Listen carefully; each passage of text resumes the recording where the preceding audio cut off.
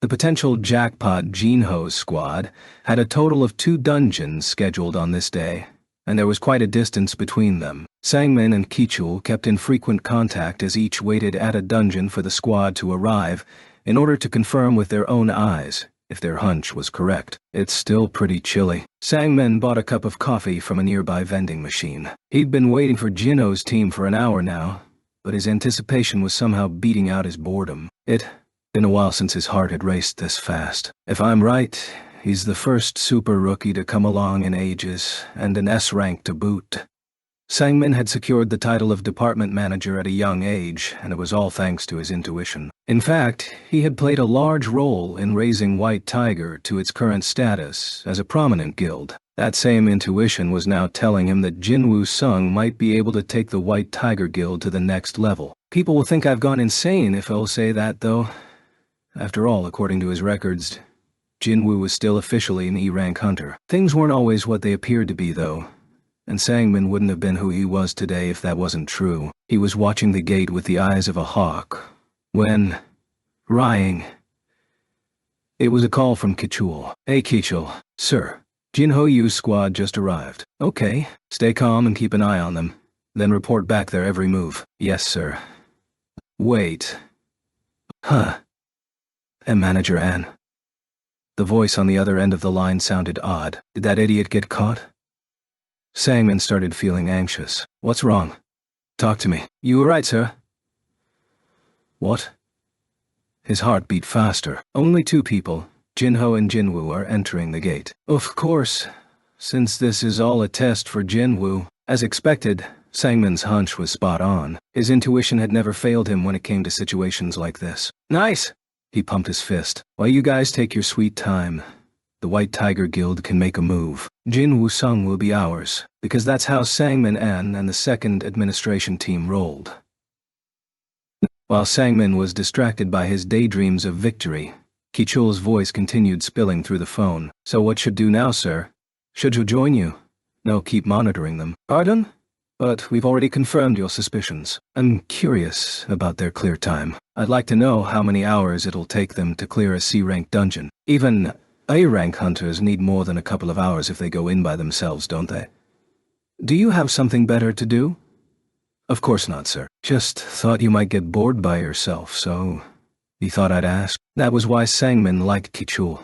He had a lightning-quick ability to adapt to situations. Don't worry about me and keep your eyes peeled for her when they leave the dungeon. Understood. I'll have my phone with me at all times, so call me right away if something happens. Yes, sir. After Sangmin finished relaying his orders and hung up, he suddenly realized just how hungry he was. Her humble guess was too focused on work.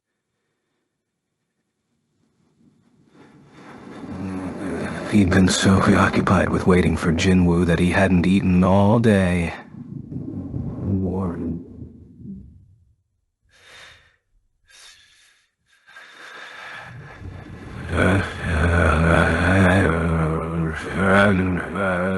And it was all. He hadn't been able to leave his position because he'd had no idea when Jinho's squad would arrive. Now that he could relax, he looked around for a place to eat before heading into a convenience store. It's not like I'm trying to save money, but even though there wasn't anyone around to judge him, he felt uncomfortable dining in a restaurant alone. After some deliberation, he decided on instant ramen from the store. He poured hot water into the ramen container and waited 3 minutes for everything to cook. He just snapped his wooden chopsticks apart when Ryan. Oh, who the hell's calling me when I'm trying to eat? A familiar name lit up his phone screen. Second in command, damn you, Kichul. Sangmin took the call and snapped. You couldn't wait to call me again? I'm sorry, sir, but what? If you called me for nothing, you're eating instant ramen for lunch for a week. Sir, they've exited the gate. Sangmin, who at that moment had raised some noodles to his mouth, froze like a video on pause. What? Jinho and Jinwoo exited the dungeon, and the squad is now getting ready to leave. He hadn't misheard anything. He rushed to check the time. It's only been 30 minutes. Did they give up on the raid? No, the gate is closing. None of this made any sense. Despite the different levels of difficulty among C-rank dungeons, It wasn't possible for a single person to clear a dungeon in 30 minutes. Check again. Are you sure the gate is closing? Yes, I'm sure. Would you like me to send you a video? No, that's fine. Sangmin hung up the phone and stared blankly ahead. What would take an A-rank hunter 2 hours to clear? Jinwoo had finished in 30 minutes. Never mind B-rank. Based on empirical data, he had to be higher than a rank. Sangmin had hit the proverbial jackpot. Okay. Boss, do you have somewhere else to be? No, why? Ilvi never seen you hunt so fast. Jinho was absolutely awestruck. He'd already known Jinwoo was strong, but the Phenom Hunter had been on a completely different level today. What Jinho didn't know was that the results had been inevitable. Jinwoo suppressed a laugh. It's because the magic beasts this time were werewolves. Title: Wolf Assassiné, a title given to those skilled at hunting wolves. When battling an animal-type monster, all abilities will increase by 40%. With the enemies being werewolves, the wolf assassin buff had naturally kicked in. His high level plus the buff meant that near C-rank magic beasts hadn't stood a chance. Yek, whimper, wichine. At the rate Jinwoo had torn through them, even 10 extra hands wouldn't have been enough to help Jinho collect the essence stones from the beast's remains. Jinho ended up drinking 5 bottles of healing potion in this dungeon alone. The concoctions were so filling that he groaned multiple times about how he wouldn't need to eat lunch. That's that. But Jinwoo looked up. He felt like someone was watching him for a while now. I don't think it's a hunter. Since Kansensumana, his eyes swept the surrounding area. But nothing caught his attention. If he wanted to, he could track down the interloper. But it would take a while, due to the lack of animosity or hostility. It could have been nothing. And sure enough, the presence soon vanished. What's wrong, boss? Nothing. Let's head out. The clock was ticking, and there was no time to waste. Jinwoo took one last quick look around and then got in the front passenger seat. Jinwoo didn't feel the gaze when entering or exiting the second dungeon. He paranoid. Either way, he was glad it wasn't a big deal. While he was lost in his thoughts, Jinho approached and hung his head. I'm sorry, boss. The other gates are too far. So this is the last one for today. That's fine. Nothing to be sorry about. There was still plenty of time before sunset, but they'd been on such a roll closing down the gates in this particular area that they had to call it quits for the day. Good work, everyone. You did all the work, Chief. See you tomorrow. Good work. Jinwoo and Jinho got in the van after seeing off the other members. I'll take you home, boss. Jinho had become his trusty chauffeur at some point. He looked completely at home behind the wheel, like this was what he was meant to do. Jinwoo gazed at him with pity. He asked to play chauffeur even though he's a little rich boy, just because he wants to try his hand at being a guildmaster. Jinho caught Jinwoo staring at him as he accelerated and chirped with a bright smile. Huh? Is there something on my face, boss? Nope. Jinwoo quickly turned his eyes ahead, as if he hadn't been caught. Something occurred to him, and he pulled out his phone to check the time. It's 4:46. He had a while before he needed to be home. And luckily, he had something else to do. It was around here, wasn't it? If memory served. Jinwoo turned to his driver. Hey, Jinho? Yes, boss. Jinho replied as he skillfully turned the wheel and smoothly maneuvered the van around a corner. Let's go to the Mirai department store. Mirai department store? Jinho was puzzled by the odd request. Yeah. Sure, it's right over there, but... Is something wrong, boss? You've been acting odd all day. You know, you've gotten pretty chatty recently. At those words, Jinho whipped his head to the front and sat ramrod straight. I'll get you there at the speed of light, boss. Hold on to your seat. With his shift in attitude, Jinho drove straight to the destination without braking once. And the pair soon arrived. Screech. The vehicle came to a stop in front of the Grand Marais department store, which was located in downtown Seoul, TMP. As Jinwoo got out of the van, Jinho also disembarked and walked over to the hunter, who stood there quietly. Our guild has to have offices in a building like this. Right, boss? He asked half-jokingly, gazing up at the structure. Alas, he received no answer. Feeling something was off, Jinho urgently looked to his side. Jinwoo was already gone. Boss. Search as he might, he couldn't find a trace of Jinwoo in the area. Buos? Okay, the boss has been defeated. The dungeon will now revert to its original state. I leveled up twice in the department store instance dungeon. Jinwoo's footsteps were light on his way home. That particular instant's dungeon key had come from a mystery box a while back and could be used only at the Mirai department store. He had been waiting for a good opportunity to go and had ended up clearing it today while he had some free time. Buos. Jinho's bewildered face while looking for him was hilarious, no matter how many times Jinwoo pictured it. At that moment, his phone rang. Ryang. He checked the caller ID, but it wasn't a number he recognized. Who? When he was in high school, all his free time had been devoted to raising his baby sister, filling their sickly mother's shoes, and he'd started working as a hunter right after graduation, meaning his network of acquaintances was rather limited. Don't usually get calls from unknown numbers. His hesitation was momentary, however, and he decided to answer the call. Hello? Hello, is this Jinwoo Sung? The man on the other end of the line had a clear voice. Jinwoo hung up as soon as he heard it. Click. Based on past experience, 99% of the time, this kind of call is either a telemarketer or a loan shark. As he went to pocket his phone, it rang again. Ring. It was the same number. Huh?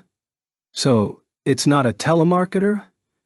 Telemarketers had quotas to fill, so they rarely called back someone who hung up on them, as it was better to call as many numbers as possible. Besides, they also knew it'd be a waste of time to try again. That means this person actually needs to talk to me. Jinwoo answered the phone properly this time. Yes, this is Jinwoo Sung. Oh, excellent. He thought, dialed the wrong number since the call cut off. Haha. Jinwoo debated for 2 seconds if he should apologize and explain that he'd assumed the man was a telemarketer or a loan shark. But he stopped, admitting that would be even ruder. After a brief silence, the salesman, no, the man with a salesman's voice, continued. Oh, right. I haven't introduced myself yet. I'm Sangman with the White Tiger Guild. Jinwoo stopped in his tracks. The White Tiger Guild is calling me? He racked his brain but couldn't think of a reason why they might reach out to him. The only connection he could remember was when they'd helped the association with the double dungeon incident. It's a bit late to be asking me about that. Jinwoo wasn't the type of person who could restrain his curiosity, so before Sangman could say anything, Jinwoo beat him to the punch. May you ask why the White Tiger Guild is calling me? It's a little difficult to talk about this over the phone, so could we meet in person? Instead of ordering him around, this man was willing to accommodate him, so Jinwoo couldn't think of a valid reason to refuse. It also so happened that he would be available the day after tomorrow. Didn't Jinho say he had to attend some kind of family thing? Jinho had apologized for breaking their streak of daily raids, as his entire family was required to attend an important event. An important event? Maybe Jinwoo watched too much TV because he imagined it to be some rich family gathering in a fancy hotel banquet hall. In any case, it meant he was free that day. Halftime on Thursday. I was wondering, are you free right now? Right now. Jinwoo checked the time. His phone read 8 p.m. It's almost 8 o'clock. I'm close by. You just need a moment of your time. Close by? In a cafe nearby. Sangmin told him the name of the cafe, which sounded very familiar. Not only did he often pass it by because it was across the street from his apartment building, but it was also where Jinho had first made his proposal. Jinwoo's eyes narrowed. They know my address. Hunters' addresses weren't readily available on the association website. The only details made public were their names and ranks. Hunters could choose to add their personal information, but Jinwoo hadn't included a single way to contact him in his profile. Despite this, not only did they know his number, but they were also waiting near his home. That meant they had done their research. Now that he think about it, things were starting to add up. Today he kept feeling like someone was watching me, so I'm assuming that was also one of your people? Jinwoo's voice deepened. At his accusation, the man readily offered a polite apology. Sorry if we made you uncomfortable. We simply wished to verify the truth. We wouldn't have bothered contacting you if we wanted to cause trouble. I guarantee you'll appreciate what Zhao have to say. Jinwoo considered a bit before answering. I'll be there soon. Okay, Hunters, Reapers, Knights, Fame, and us, White Tiger. I'm sure you've at least heard of them. Sangmin listed off the top 5 guilds in South Korea.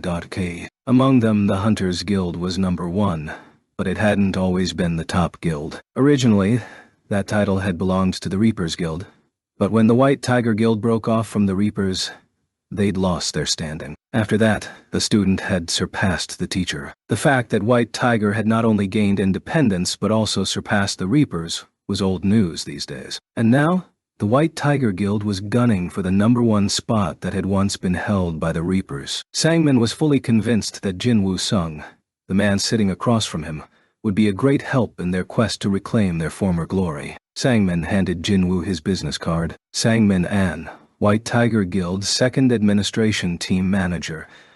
I'm Sangmin An, the manager of the 2nd Administration Team under the White Tiger Guild, one of the top 5 guilds in the nation. I'm in charge of recruiting and managing new hunters. Any other hunter would have given him a proper 90-degree bow and struck up a conversation even before receiving his business card. Unless they were an S or A rank, joining the White Tiger Guild was every hunter's dream. Truthfully, Sangmin expected the same reaction from Jinwoo, but he was different from all the others. He didn't miss a beat and calmly asked, "Why is someone from the White Tiger Guild looking me up?" Sangmin was shocked. To think he wasn't intimidated even after hearing the name White Tiger. They'd exchanged only a few words so far, but Sangmin had a feeling that recruiting Jinwoo wouldn't be easy. On the other hand, he still very much wanted to secure this up-and-coming hunter. After all, there was nothing wrong with an ambitious new talent. If you think about it, he has to have at least some ambition to be of any use. Sangmin strengthened his resolve. "I'll be straight with you. We would like to recruit you, Hunter Sung. We are prepared to double whatever Yojin Construction has promised you." He offered Jinwoo a pleasant smile. It looked like Yojin Construction was still testing out Jinwoo's capabilities. How stupid. The speed with which he could clear a C-rank dungeon, the marketing potential of a reawakened hunter, the ease with which he was handling himself in this situation, and so on. There was no reason to test him any longer. Since they don't know how valuable he is, they probably haven't offered him the right price. Sangmin was confident White Tiger could double whatever Yojin Construction had put on the table, or more. But Jinwoo's gaze turned icy. "How did you know?" What? Jinwoo's unexpected response caused Sangmin to falter, even with all his experience as a seasoned recruiter. "How did you know to find me?" It occurred to Sangmin that if words had a weight, these would have crushed him. What is this overwhelming pressure? The man in front of him seemed to regard him as an enemy. After all, Sangmin had both tailed him and contacted him out of the blue for a meeting. It was understandable that Jinwoo might consider him hostile. Sangmin rushed to explain, we didn't spy on you on purpose. We happened to receive word that someone was rapidly clearing C-rank dungeons in our area, and your name came up when we looked into the matter." Jinwoo whined in his glare. "I see." Contrary to what Jinwoo feared, it didn't seem like this man had investigated him because he'd discovered Jinwoo's secret. Jinwoo had appeared on his radar because of the speed with which he'd been clearing dungeons. "It doesn't look like he's malicious." Jinwoo's expression relaxed slightly, and the tension between the two dissipated a bit. Sangmin was relieved, but the conversation hadn't made any progress. He needed to find a way to make a favorable impression. Nothing better than sharing information for getting on someone's good side. Sangmin was a master of recruitment. He gathered himself and reassumed his professional smile. "It's supposed to be confidential information, but we're already aware that Chairman Myung Yu is looking to form a new guild." Jinwoo neither confirmed nor denied this. Sangmin continued. "I knew as soon as Ko saw you together with his youngest son, Jinho. We figured they were trying to recruit you, a reawakened hunter, for their guild." As Jinwoo suspected, Sangmin thought he was a reawakened hunter. Nice to know that that's what they think. It meant that Jinwoo didn't have to make up a story. Sangmin quickly added, "We were hoping to talk to you before you signed a contract with Yojin, so we contacted you like this in a rush. Apologize again if we overstepped any boundaries." "It's okay."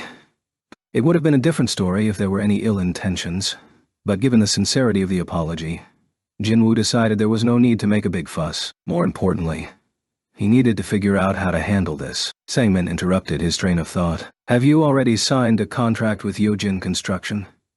Jinwoo's hesitation seemed to have given him that impression. When Jinwoo shook his head, Sangmin's slightly anxious expression immediately brightened. "Great.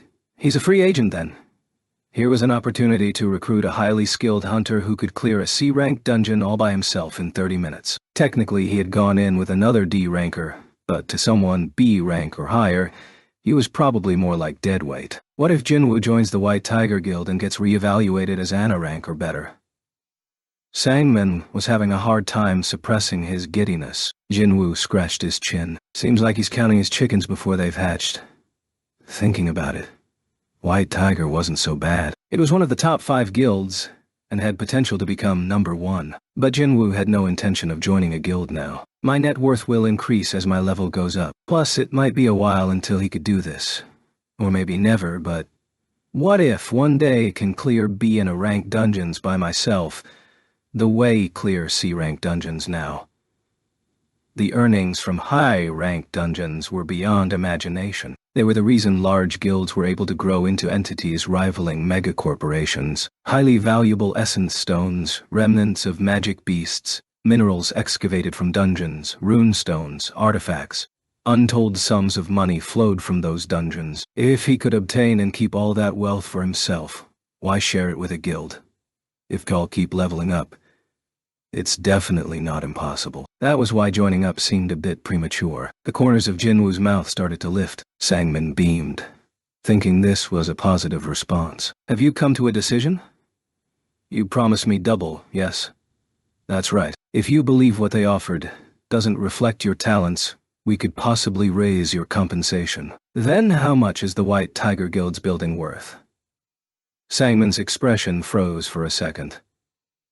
Is he doubting our financial liquidity? No. This wasn't the time to be indignant. Here was a chance to flex for the guild. There was no need to withhold the information and not tell him. This was an opportunity. Sangmin proudly answered, the appraised value is about 50 billion won. White Tiger doesn't use the entire building, but the guild does own it. Initially, White Tiger had been renting out office space, but they eventually bought the property after establishing themselves. It took only a year to do so. It was a prime example of how much money a large guild made. Had Jinwoo asked, Sangmin was ready to tell him the guild's gross and net profits. But Jinwoo's casual response rendered him speechless. Can you give me the building? Excuse me? Sangmin's eyes widened. Positive that he'd misheard, Sangmin asked. What did you say? Jinwoo patiently explained. Yujin has promised me a 30 billion won building, you see. If White Tiger's building is only 50 billion won, that's less than double. But considering the substantial value, LD be willing to overlook it. Did you say 30 billion won? Sangmin's mouth was agape.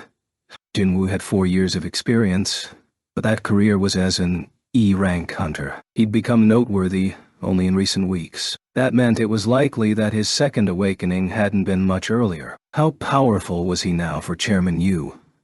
A man well known for his business acumen, to promise him 30 billion won even before his reevaluation. Wait, is he bluffing? Because there's no way. Can verify this offer? Sangmin gazed at Jinwoo suspiciously. As he did, Jinwoo took out his phone and quickly dialed someone as if having read Sangmin's mind. Ring. Click. Yes, boss. It was late, and the cafe was quiet, but Jinwoo purposefully turned the volume on his phone all the way up. Let me ask you something, Jinho. Oh, of course. Ask me anything, boss. Jinho? Jinho Yu? Sangmin swallowed nervously. Is he going to tell Jinho about our discussion? His assumptions were misguided, though, and Jinwoo brought up something unexpected. The building you said you would give me, what's it worth again? Its market value is about 30 billion won, but it'll jump once construction is completed and our guild moves in, boss. Oh, right. If you need a notarized document, can fax it to you now. Hold on. Jinwoo covered the receiver with his hand so Jinho couldn't hear and asked Sangmin, if you're having a hard time believing this, would you like to talk to him yourself? Sweating profusely, Sangmin shook his head. No, that's okay. Gotta go. You got it, boss. Sangmin's eyes were wild, a complete reversal from before the phone call. Yujin Construction promised him 30 billion won as a signing bonus even before forming the guild. And the son addresses him with absolute respect. Sangmin was stunned. The thing is, negotiating large sums of money like that is above my pay grade, so to speak. But if you give me some time, can discuss this with upper manage. Jinwoo cut him off. Then believe we're done here. Sangmin's head drooped, and he was at a loss for words. He analyzed the source of his failure. Ultimately, they lacked information. He had been unsuccessful because he had rushed things. He'd made rash, Risky moves because he couldn't contain his excitement at such a huge catch. If only he had done more research on Yojin Construction's proposal and proceeded as usual with support from the guild. Need to first report this to the guild master. If Chairman Yu valued Jinwoo at 30 billion won, then he could well be worth 50 billion, or maybe even 100 billion. It might not be too late. With the guild's help, should be able to dig up more information about him and push harder. Jinwoo interrupted his thoughts. Let me just ask you one thing. Sangmin raised his head and realized that Jinwoo's cordial demeanor had vanished. Despite the fact that it was a warm spring night, the air around them suddenly turned chilly. Gulp, ... As Sangmin swallowed nervously, Jinwoo lowered his voice. How many people know about me? Only me for now. A was rushing to try and recruit you as soon as possible, so A didn't have time to report to upper management. In truth, there was one other person who was aware.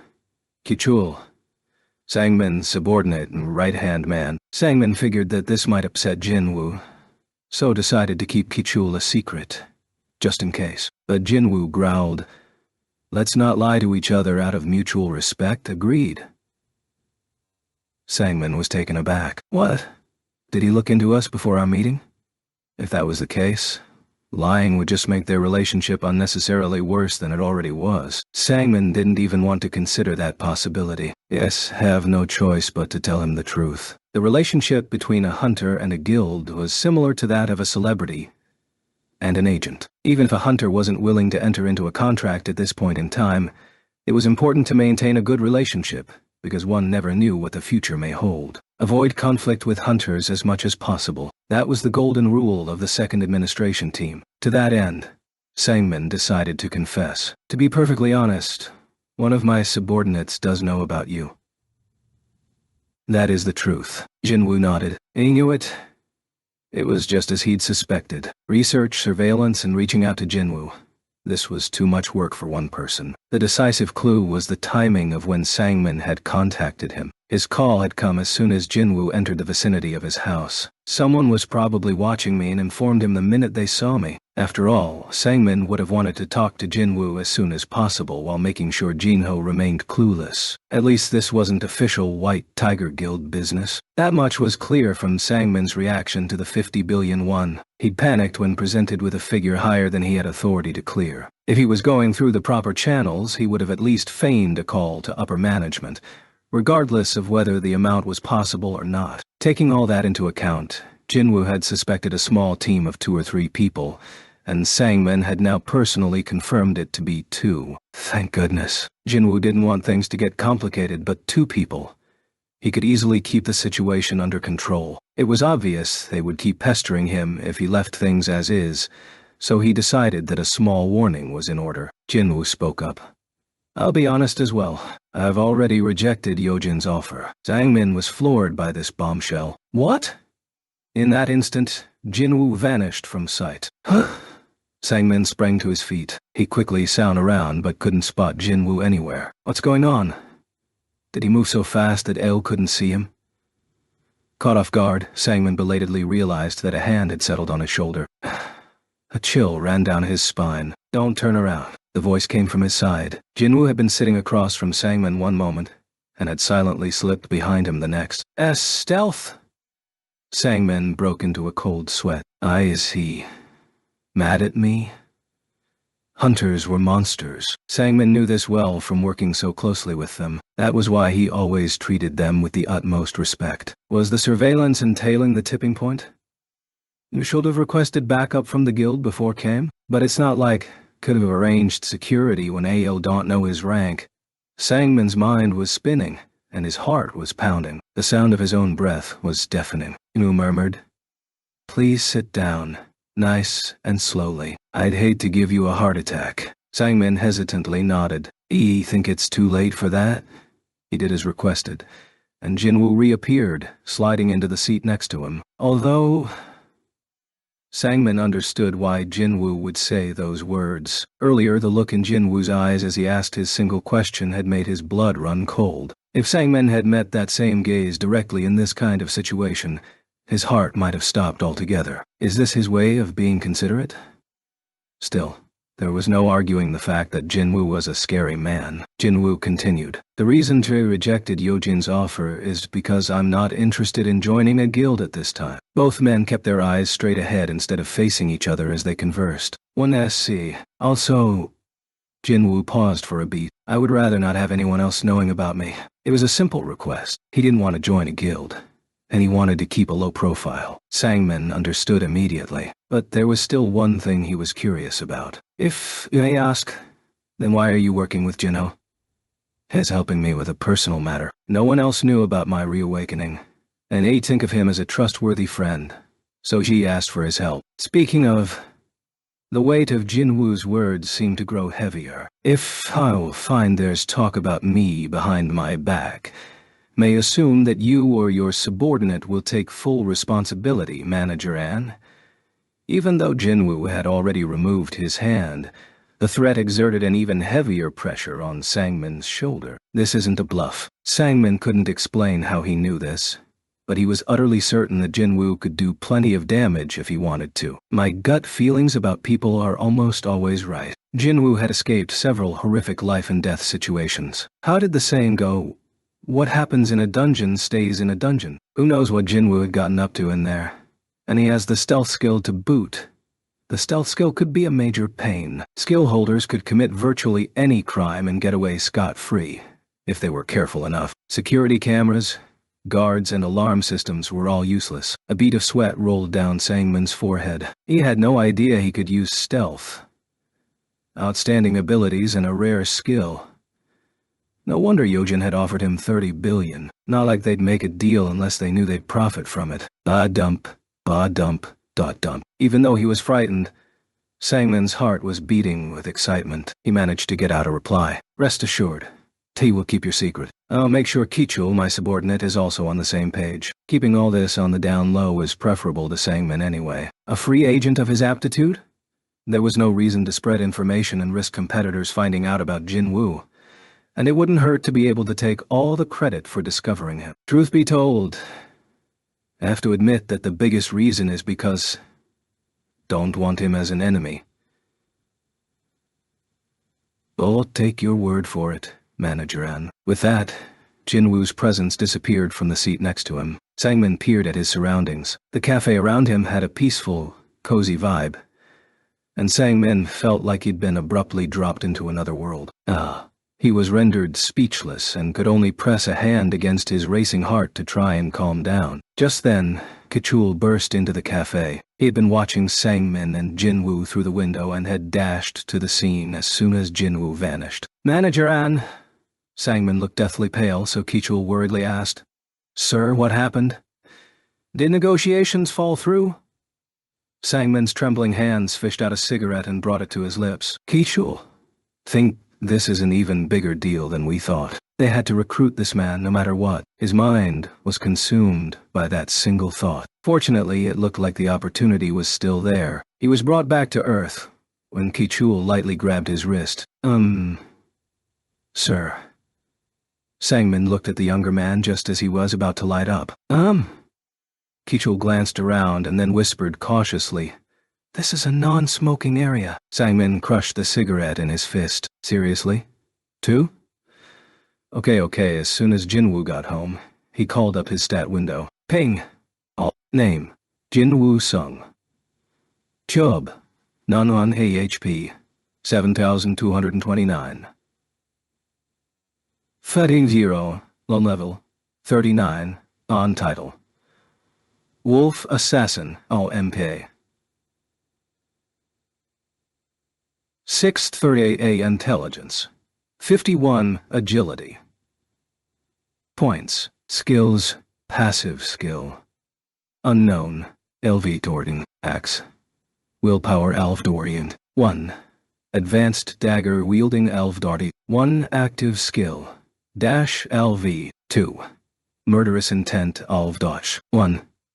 Fatal strike Alv. 1 item equipped Warden's collar. Hey.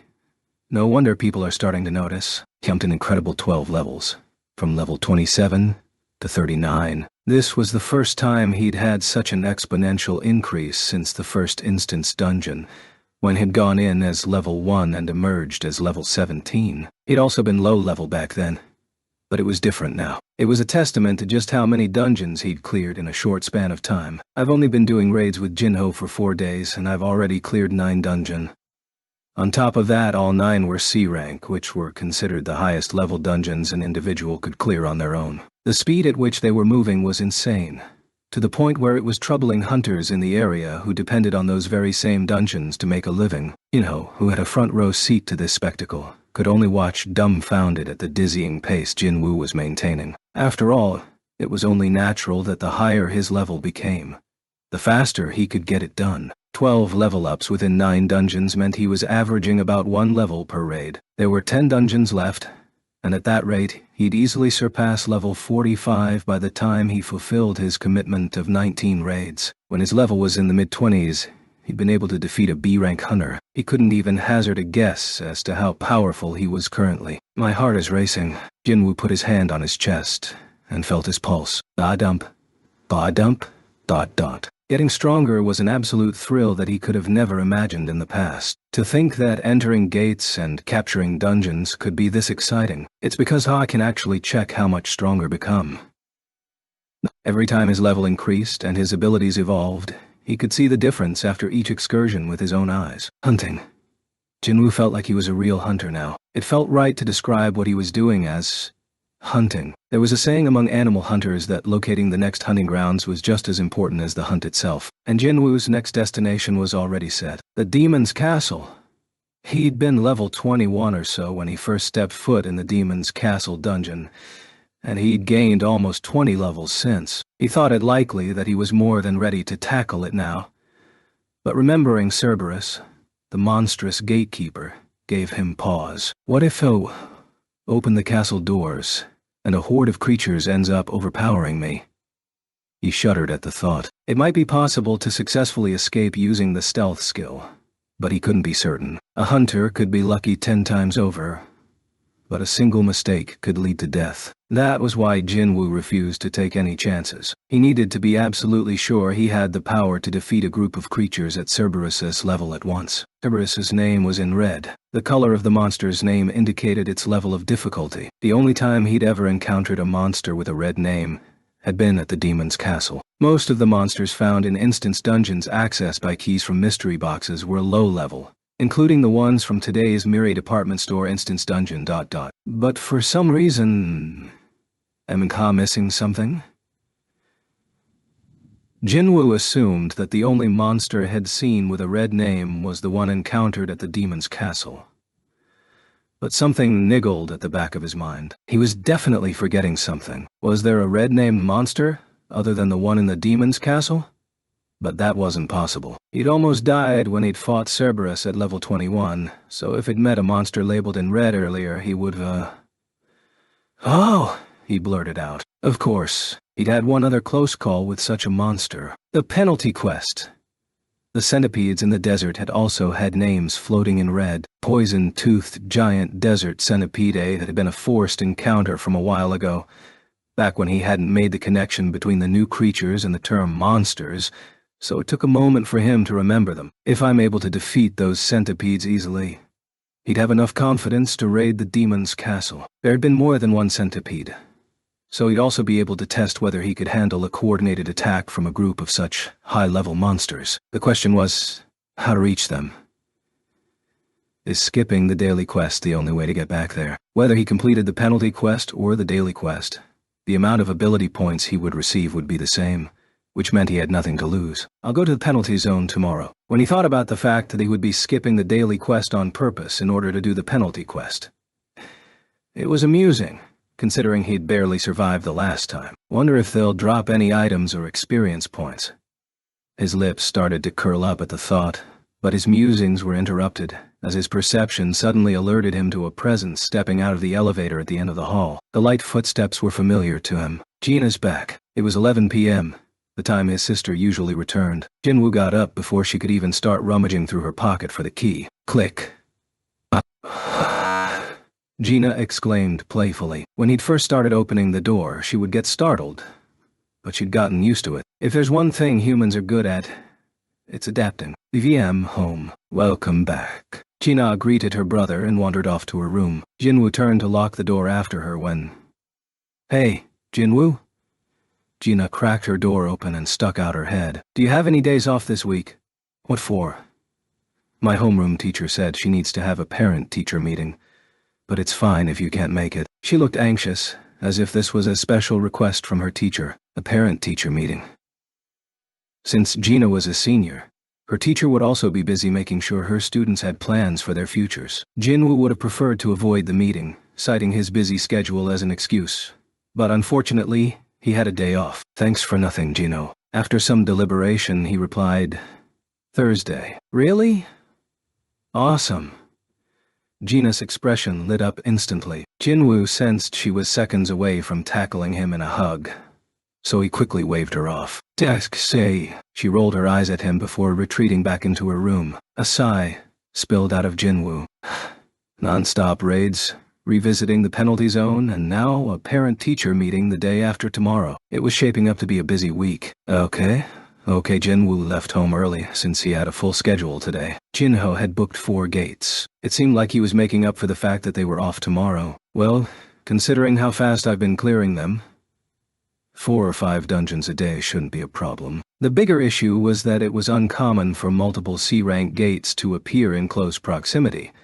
But today was their lucky day. Jinwoo arrived at the apartment entrance with a spring in his step. However, in place of Jinho's van in its usual parking spot, he detected a suspicious presence. Task. He would have let it go were it not for yesterday's events. A thought made things clear. Jinwoo easily located a man in a suit lurking nearby. He was looking at his watch, so he didn't notice Jinwoo approaching until the hunter stepped into his space and spoke up. Excuse me. The man jumped. Hunter Sung! It was like he'd seen a ghost. I guess this is the reaction I was hoping for when showing off stealth. Jinwoo tutted quietly. Are you from the White Tiger Guild? Sorry? Oh yes, I'm Kichul Hyun of the 2nd Administration Team of the White Tiger Guild. This must have been the subordinate that manager had mentioned last night. Pleased to meet you, sir. Kichul peeked at Jinwoo as he extended his hand. He obviously wanted to shake, but Jinwoo wasn't in the mood to indulge him. After a brief silence, Kichul turned red and withdrew his hand. Believe made it very clear that I'm not interested in joining a guild. Kichul hastily waved. That's not why I'm here. He then offered Jinwoo the travel mug in his other hand. What's this? Jinwoo peered at the multicolored liquid in the semi-translucent bottle curiously. Kichul puffed out his chest. It's a green smoothie. He made it myself, so he can vouch for the quality. As Kichul continued to offering it to him, Jinwoo felt obligated to accept the juice. So you've been waiting here since the crack of dawn just to give me this? Yes, of course. It's for your health. Jinwoo briefly wondered why the White Tiger Guild was invested in his health. Kichul bowed with a bright smile as he left. I'll be seeing you, sir. He waved goodbye and Jinwoo waved the bottle at him in response. Jens, what an interesting guy. As soon as Kichul was out of sight, Jinwoo examined the contents of the travel mug. He'd heard tales of top insurance salesmen winning over customers by bringing them bottled drinks. But this was the first time he'd heard of anyone bribing someone with a homemade green smoothie. In any case, can't just throw it out. Not that Kichul would, but even if the smoothie was poisoned, it wouldn't be a problem. Since Jinwoo had the detoxing buff, he figured he may as well give it a taste. Slurp. Out. Jinwoo's eyes lit up as he tried a sip. Not bad. Just then, he heard a familiar voice behind him. Boss! He turned around as Jinho approached. The always sunny-faced Jinho gestured in the direction Kichul had left. Boss? Who was that? The guy who was just here. Jinwoo merely answered. Insurance salesman. Aha. The ever-optimistic Jinho accepted this answer without a second thought. Jinwoo looked around. Where's your car? If Jinho had spotted Kichul, it meant he'd also arrived earlier. But his questionable van was nowhere in sight. Parked it over there, boss. How come? You know the murders with no discernible pattern recently committed in the area? People have been eyeing me suspiciously since don't live here. Jinwoo bobbed his head. The murders had been all over the news lately. The victims were mostly young women, and there had been 2 incidents this month already. And then, to see an unfamiliar black van loitering at the entrance of the apartment building. No wonder residents were suspicious. Slurp. Slurp. ... Just then, Jinwoo finished off the smoothie. He shook the bottle to get at any last drops before heading off to where the van was parked. Let's roll. Yes, sir, okay. Okay, this particular dungeon was crawling with lizardmen. Lizardmen, as the name implied, were a cross between lizards and humans. They were bipedal, could wield weapons, and some could even use magic. Lizardmen mages were rare, but they could be a handful. One such mage conjured up a fireball in each hand. Magic? When Jinwoo attempted to get closer, the two lizardmen guarding the mage thrust their spears at him. They had quick, reptilian reflexes, and Jinwoo was forced to jump back, narrowly avoiding impalement. Seconds later, fireballs came hurtling toward him. Boom! Foom! Look out, boss! Jinho shouted from where he was watching the fight at a safe distance. Kaboom! Explosions shook the narrow cave, and thick smoke filled the area. Cough! Cough! Jinho coughed hard as he covered his nose with the back of his hand, but he was more concerned about Jinwoo than himself. The attacks from lizardmen mages were quite destructive. His fears proved unwarranted, though, as Jinwoo emerged from the smoke unscathed. Jinho was starry-eyed. Amazing! Despite lizardmen being some of the toughest opponents one could encounter in a C-rank dungeon, Jinwoo had faced a mage's attack head-on without a scratch. He also seemed to be getting faster every day. I'm probably imagining that, right? Jinwoo spat out the soot that had fallen into his mouth. What landed on the ground was black. These bastard six. Jinwoo was not happy about having to breathe in the ash from some lizardman's flashy magic trick, and his scowl put his displeasure on clear display. Skill. Murderous intent has been activated. Daggers shot out from his furious gaze. Edge buff. Panic has been activated. All the opponent's abilities will decrease by 50% for 1 minute. Lizardman exposed to murderous intent became agitated. Greek. Scragok? Jinwoo didn't miss a beat and threw Kasaka's venom fang with all his might. The dagger flew straight and lodged itself between a guard's eyes. Shh. It was too fast for a lizardman with reduced speed to dodge. Scraw! The other guard wailed as it witnessed its comrade's death. When it lunged at Jinwoo with its spear, though, it missed. Jinwoo had suddenly disappeared. Scrakaw! The mage was worked up. Scrakaw! As the mage repeated its cry, the guard turned to it and began screeching. Skreek! The guard bared its teeth as it approached the mage, which refused to back down. Grok! Right then. Cack! A hole burst open in the guard's chest. The startled mage, now covered in blood, scurried back. Scree? Whoosh! As stealth deactivated, a spear appeared in the guard's chest, and the one holding the shaft was Jinwoo. He let go, and the impaled lizardman fell lifeless to the ground. As it did, Jinwoo retrieved Kasaka's venom fang from the other guard's forehead. Screekaw! Red flames flared in the mage's hands, but Jinwoo didn't give it a chance it needed. Dash! In an instant, the distance between Jinwoo and the mage shrank, and the mage's eyes widened. Its reptilian orbs looked slimier up close. Whoosh! Jinwoo evaded the flames shooting from the mage's hands, slipped behind it, and stabbed the dagger at its spine. Fatal strike. Shh! The mage shrieked. Scree! Jinwoo's second stab to the back resulted in a feebler scream. Shh! Gak! The mage coughed up blood as it toppled forward. Hump! Jinwoo mentally pumped his fist in victory. That was a nice, clean fight. Yes! The system chimed as if to celebrate his win. Ping! You have leveled up. Guthos reached the required level. A strange message followed the usual one. The required level? He had no idea what that could mean, but when the chime rang again, his heart started beating so fast that it almost hurt, and he had to make an effort to calm it. Ping! A job change quest has arrived. Would you like to accept the job change quest? Job change quest. Jinwoo was so focused on leveling up and increasing his stats that he'd forgotten about one line in his stat window. Name. Jinwoo Song. Level 48. None.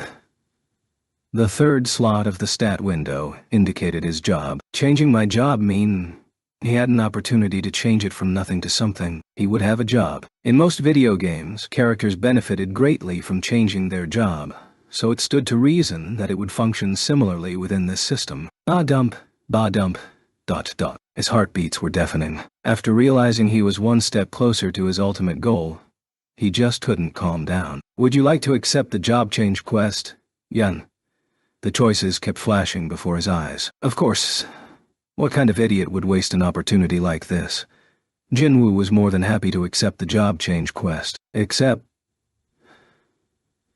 something stopped him. Hang on. There was no way to tell what kind of quest he'd get. Both his instincts and his rationality were now sounding alarms. I'm inside a dungeon. Dungeons were the most dangerous places in the world. Even if he now had plenty of experience with C-rank dungeons, a dungeon was still a dungeon. There was no need to intentionally court danger. Besides, Jinho was here too. It wasn't that Jinwoo didn't trust him, but there wasn't any reason to reveal the system to him, or attempt to explain whatever strange phenomenon might occur when he changed jobs. Things might get too complicated. Besides, depending on the quest, Jinho might be in danger. What if a monster appeared out of thin air? That would actually be preferable. Monsters he could defeat, but it could be a more extreme quest. The two urgent quests came to mind. It could tell me to get rid of the nearest hunter, and that was just one example, though this was only a theory for now. Jinho appeared in that instant. Boss, it looked like one of the fireballs had landed near him as he was covered in soot. How did you disappear and reappear during the fight? Did you always have that skill? Jinho's face was flushed and his eyes were sparkling with excitement. He seemed fascinated by the stealth skill. I think his current state is much more fascinating though. Jinwoo took a handkerchief out of his inventory instead of answering. It had been a daily quest reward from the day before yesterday. Be boss? He rubbed Jinho's face with it. Ack! Yeah. The once white fabric was now black. Jinho took the handkerchief Jinwoo passed over and realized his state. Embarrassed, he quietly wiped himself clean. Jinho, yes, boss. Just remembered that I'll have something I need to do. Jinho spun around. Does that mean you have to leave? Once I'm done here. Yeah, understood. Then I'll cancel the reservations for the other gates. Jinho didn't want to show it in front of Jinwoo, but he found the cancellations regrettable. I'm running pretty low on cash. He was funding this entire operation with his own savings, and he had no other paid work. He was limited in how much he could borrow because he was keeping everything a secret from his father. Association policy stated that he couldn't get refunds for canceling. It was basically flushing money down the toilet, so how could he not feel bad? To make matters worse, Jinho was spending a lot more than he'd planned due to their unique method of clearing gates. That was more money gone. His shoulders slumped helplessly. However, Jinwoo nonchalantly responded, "Why cancel and waste money?" Jinho blinked. But if you don't enter a gate within 2 days after booking, the permit gets revoked anyway, boss. Jinwoo was fully aware of this. Leave it to me. Did Jinwoo already have a solution? Jinho had no idea but felt he could count on him. Okay. Meanwhile, at the White Tiger Guild headquarters. Manager Ann, do you have a single thought in your head?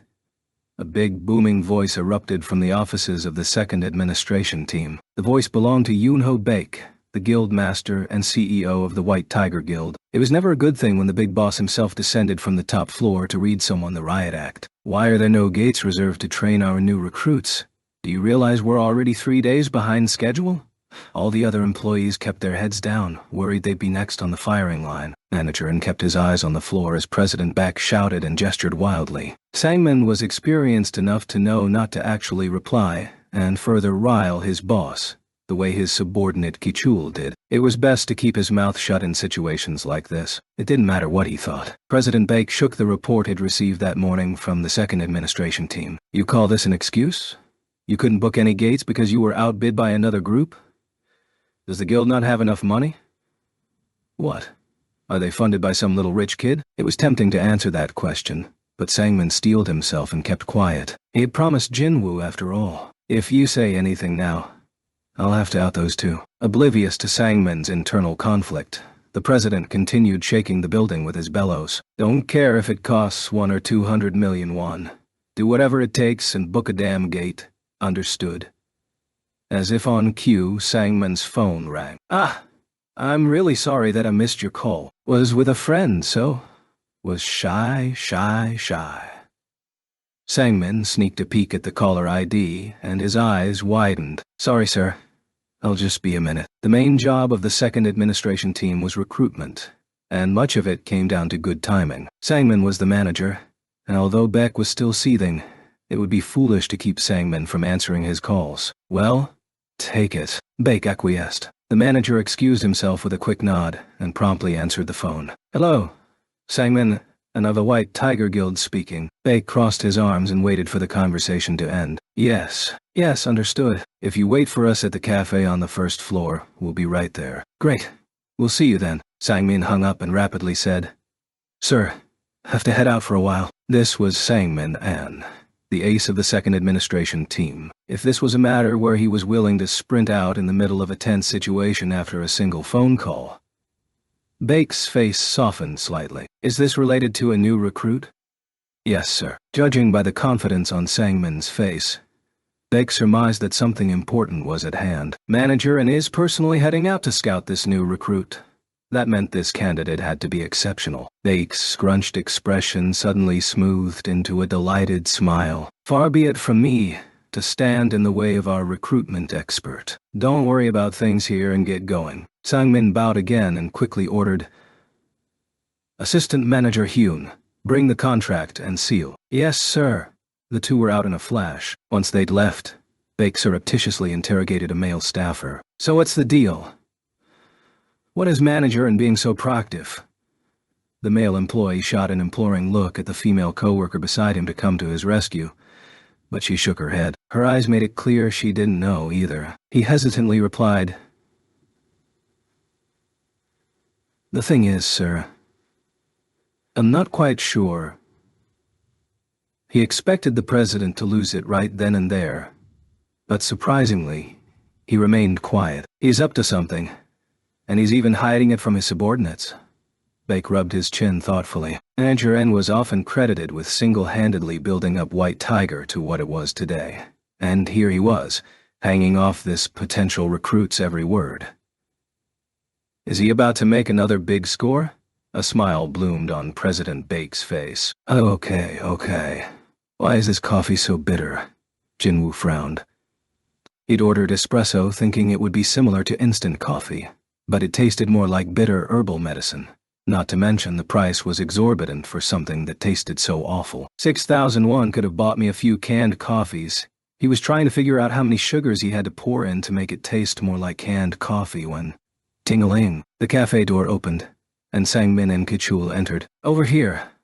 Jinwoo waved his hand. Sangmin's and Kichul's faces lit up as soon as they spotted Jinwoo, like two kids who'd spotted Santa Claus. Didn't expect to see you again so soon, Sangmin offered in greeting as he sat down across from Jinwoo, with Kichul taking the seat next to his manager. He exchanged nods with Jinwoo. Sangmin wanted to strike while the iron was hot, so he reached for the contract as soon as he was seated. First, let's discuss terms. It was clear he was extremely eager to get Jinwoo to sign with them, but Jinwoo instantly rejected him. I'm not here about the contract. Sangmin's hand stopped in midair. Kichul also looked dumbfounded. The manager haltingly asked, So then, what brings you to the White Tiger Guild? His disappointment was as great as his expectations. The super rookie had walked in on his own 2 feet but refused to sign as soon as he saw the contract. Had he changed his mind in that short span of time? As Sangmin tried to make sense of it, Jinwoo answered him mildly. I'm here because... want to help you. Excuse me. Pardon? Sangmin and Kichul shared the same reaction. As they exchanged surprised glances, Jinwoo continued calmly. You said you were having a rough time training new recruits because our squad was sweeping up all the C-rank gates. That's correct. We can't exactly take new recruits to higher-rank dungeons because we're having trouble reserving C-rank ones. And that's why I'm here. Sangmin cocked his head. Sorry, but I'm not sure follow. Jinwoo decided to stop beating around the bush. We wish to sell you 3 permits we have for C-rank dungeons.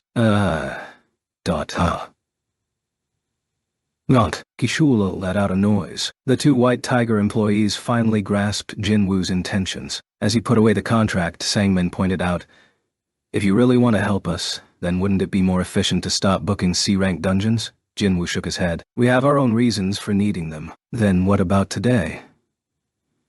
Jinwoo smiled pleasantly. I wanted to help you out with your dilemma, of course. Could they trust those words?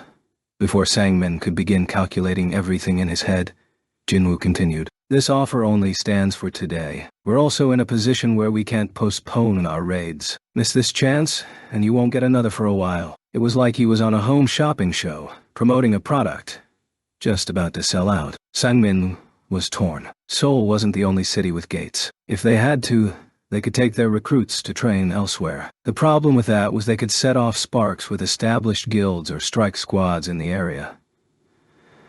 What's more, doing so could give whatever large guilds overlooking those regions, like the Fame Guild in Hanam or the Knights Guild in Yeongnam, a reason to look down on them. The White Tiger Guild could develop a reputation as incompetents, unable to train their rookies on their home turf. We wouldn't be able to deny it either, because that was the cold, hard truth. And if other prominent guilds considered them a laughingstock, what self-respecting newbie would want to work for them?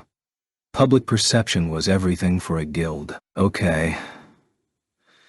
Sangmin came to a conclusion after much deliberation. Please sell us the permits. 3 is perfect for our needs. How much would you like for them? The White Tiger Guild had plenty of money, but there was no point trying to compete financially with Yujin Construction. Besides, Sangmin also wanted to maintain a good relationship with Jinwoo. Shouldn't he be grateful Jinwoo was willing to give him the gates? He was less grateful for the price. 300 million won for one.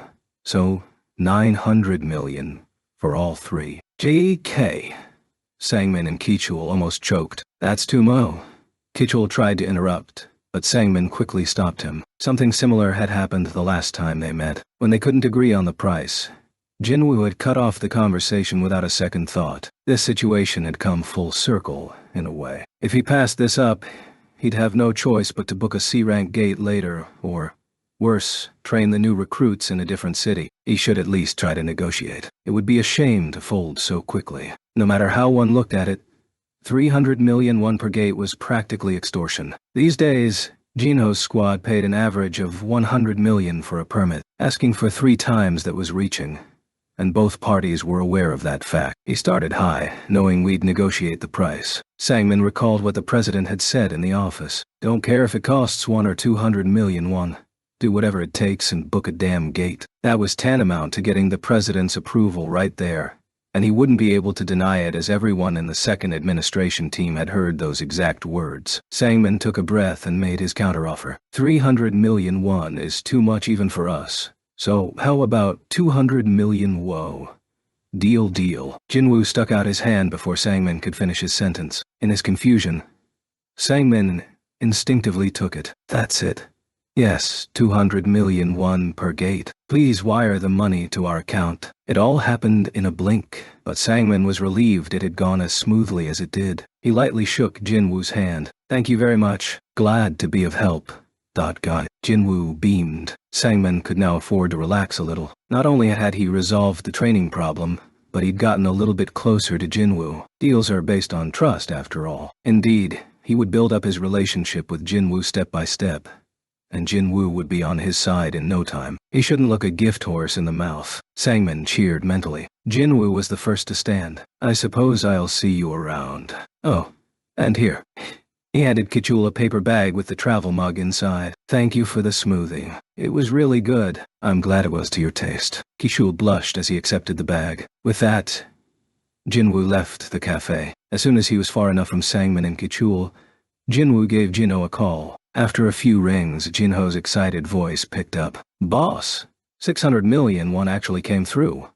Titan Jinwoo wore a satisfied grin. It had been a successful transaction. He was able to sell the permits for double the price they'd paid instead of letting them go to waste. It was a huge win. Jinho was incredulous. Boss, how'd you do it?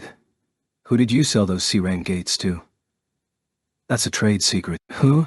Rest up. I'll see you in 2 days. Leaving Jinho baffled, Jinwoo swiftly hung up. Click.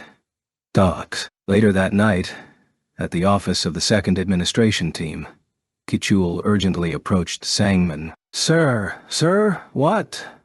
Sangmin took his eyes off his computer monitor. Kichul urgently pointed at his phone. Please take a look. What is it? Sangmin's eyes narrowed as he focused on the screen. It was the Hunters Association official website. accessible only by hunters. Specifically, Kichul was on the page that listed gate locations and showed permit auction prices in real time. What the... 2. Why are there so many unclaimed C-rank gates in our area? And they're all going for less than 10 million. That means... Sangman's mind raced. Jinho's squad didn't book a single gate today. He then remembered what Jinwoo had said. Have time on Thursday. Tomorrow was Thursday. Jinho's squad hadn't been planning to go on a raid from the start. Sangman had unwittingly overpaid for the permits. Huh. Sangman had to laugh. The clue had been there all along. But he'd come to the realization too late. That was his mistake, but at least it had helped calm down the president. We've been duped, Manager Ann. At that moment, Sangman received a text. Ding. It was from Jinwoo. With this, we're even. I'll forget the fact that you spied on me. He's a tricky one, isn't he?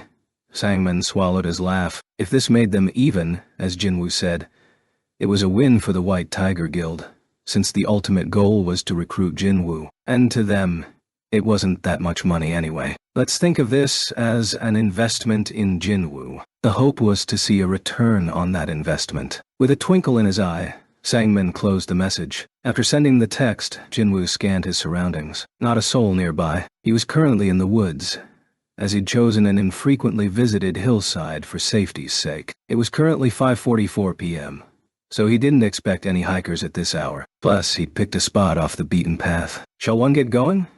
Jinwoo accessed his inbox. Would you like to accept the job change quest? Ian?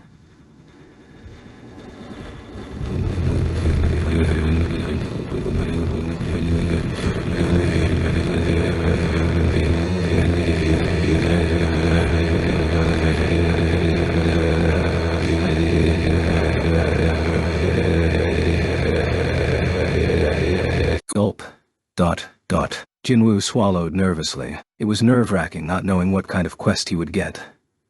But more than that, he felt excited. When Jinwoo had been searching for a suitable place to accept the quest using his phone, he'd also looked up information about changing jobs, new skills, progress rewards, job-exclusive weapons, job-related quests, and so on. This was all information from video games. But the general consensus was that changing jobs had tons of benefits. And for me, level 40 was when Cal could do it. Of course, it wasn't all good news. Jinwoo also came across some more ominous posts online. What do you do if you chose the wrong job? Shit, if known, would have picked a different class. I made the wrong decision, so I'm now giving up my favorite game and going back to my boring reality. Do have to delete my character? Zeta, well, that was to be expected when looking through video game forums. Jinwoo didn't think he had too much to worry about, since he fought almost exclusively using a dagger anyway, and all his skills were reminiscent of an assassin type, like dagger-related skills, or stealth. Plus, he'd heavily invested his ability points into strength and agility, so he couldn't imagine getting any job other than an assassin class. With that on his mind, he summoned Kasaka's Venom Fang. The hilt of the dagger fit perfectly in his hand. This feels right to me. He gave a resolute nod. With the weapon gripped tightly, Jinwoo looked at the message floating in midair. Okay then. Jinwoo readied himself to face the unexpected and submitted his answer. Would you like to accept the job change quest? Yuan. Accept. As soon as he did, more messages popped up. Ping. You have accepted the job change quest.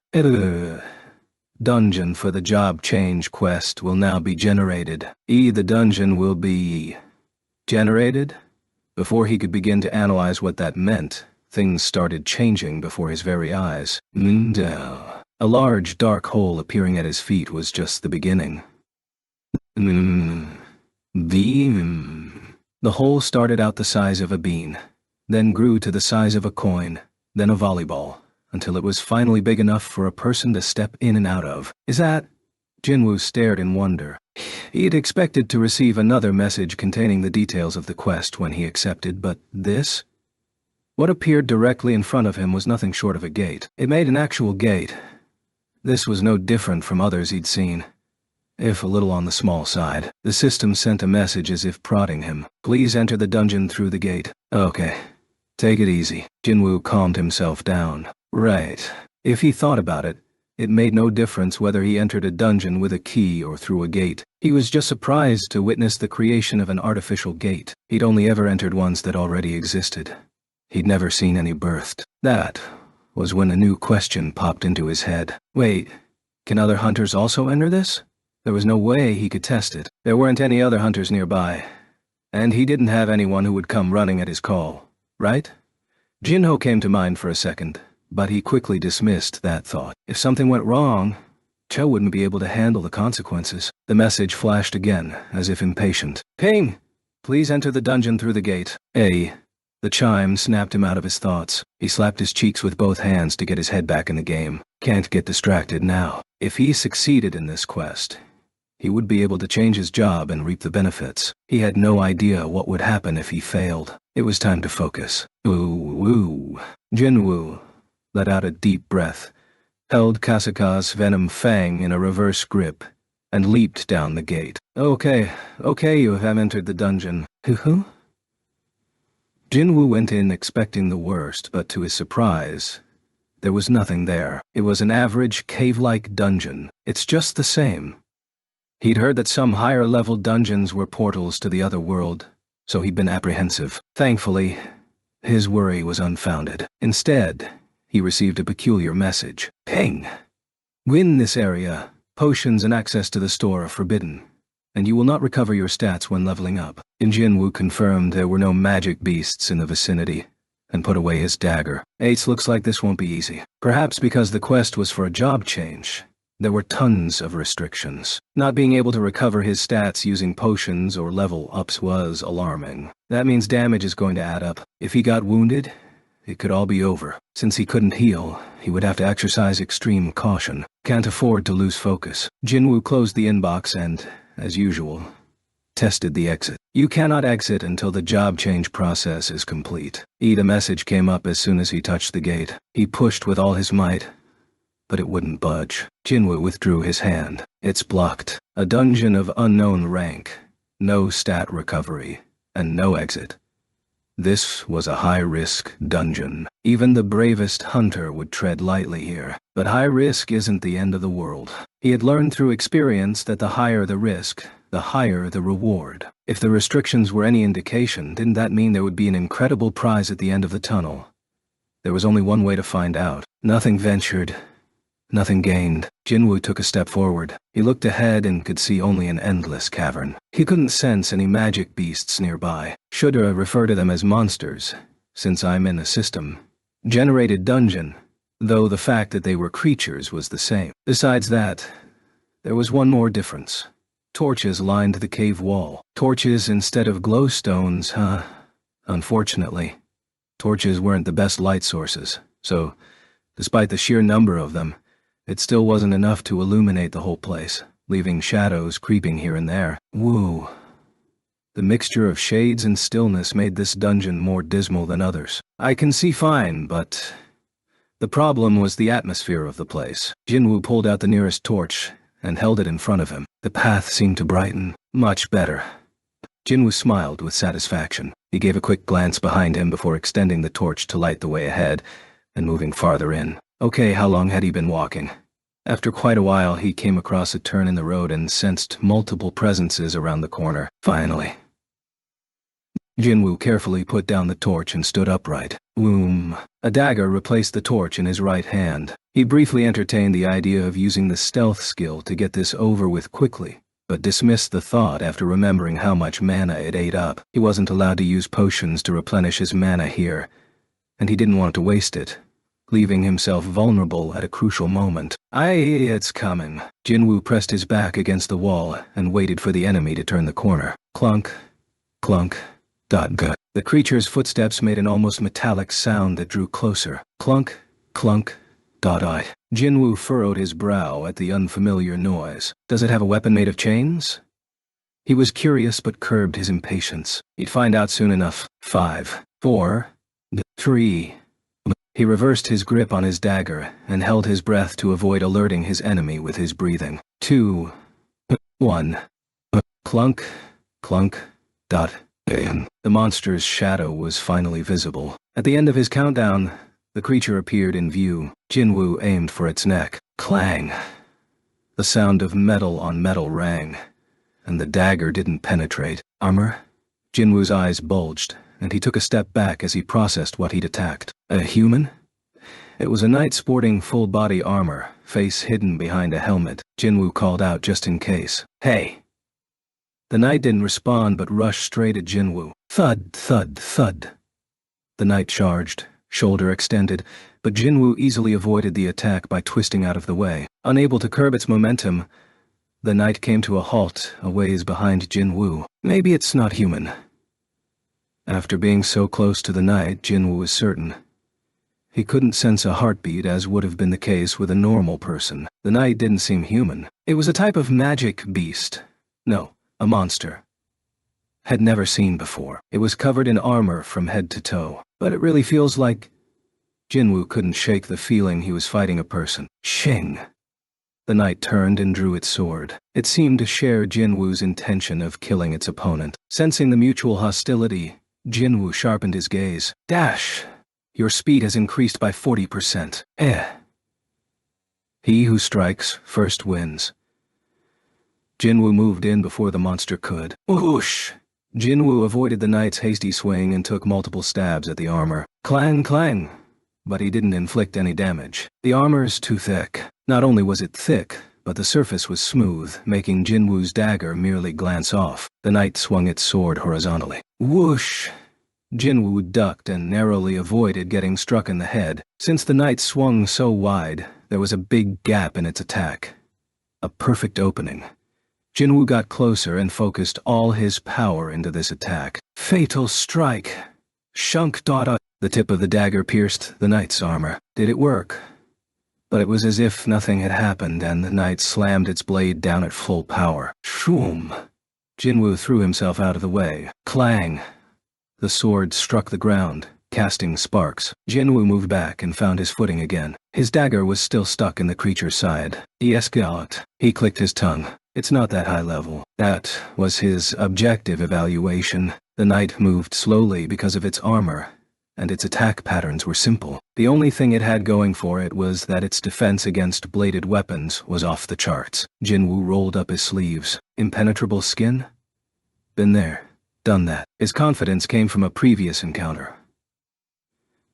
The boss monster blue venom-fanged Kasaka had broken a mana-powered steel sword with a single headbutt, but Jinwoo had managed to defeat that gigantic snake. Compared to the Kasaka, this knight is, well... The reassuring thought brought a tiny smile to his face. Thud, thud, thud. The knight trusted its armor and charged at Jinwoo again. See? It's a simple creature. The hunter easily dodged the knight's shoulder and moved behind it to put it in a headlock. Kirk! Of course, the creature's armor also protected its neck and kept it from being suffocated. Kirk! Jinwoo's muscles bulged, and his veins popped out as he squeezed with all his might. His aim wasn't to strangle the knight. He gritted his teeth hard and put all his strength into it. As he did, crack! The knight's helmet popped off with a terrible noise. Jinwoo was finally putting his over 100 strength stat to good use. Got it. With its head separated from its body, the knight dropped to its knees, lifeless. Thud. You have defeated a knight. A short and sweet message appeared to signal the end of the fight. Something sparkled on the knight's armor to indicate the presence of loot, but Jinwoo's attention was elsewhere. What? There's nothing inside? The helmet in his hand was empty, just in case he checked inside the armor. But that was empty as well. So he fought a moving suit of armor. As he reached that conclusion, two more knights rounded the corner. They were rather late to the fight. Clunk, clunk, da-da. The knights, or rather, the suits of armor, drew their swords in unison upon discovering Jinwoo. Shing! Shing! Jinwoo tossed the helmet aside and warmed up his neck and shoulders. He already knew how to deal with these adversaries. This is where it starts. Thud. Thud. Thud. Thud. Jinwoo smirked at the charging knights. The first stage of this dungeon would be a piece of cake. Okay, perhaps it was because of all the restrictions, but the rate of item drops was quite high. Jinwoo had defeated only 3 knights, but 2 had each dropped an item, which made the current rate 66.6%.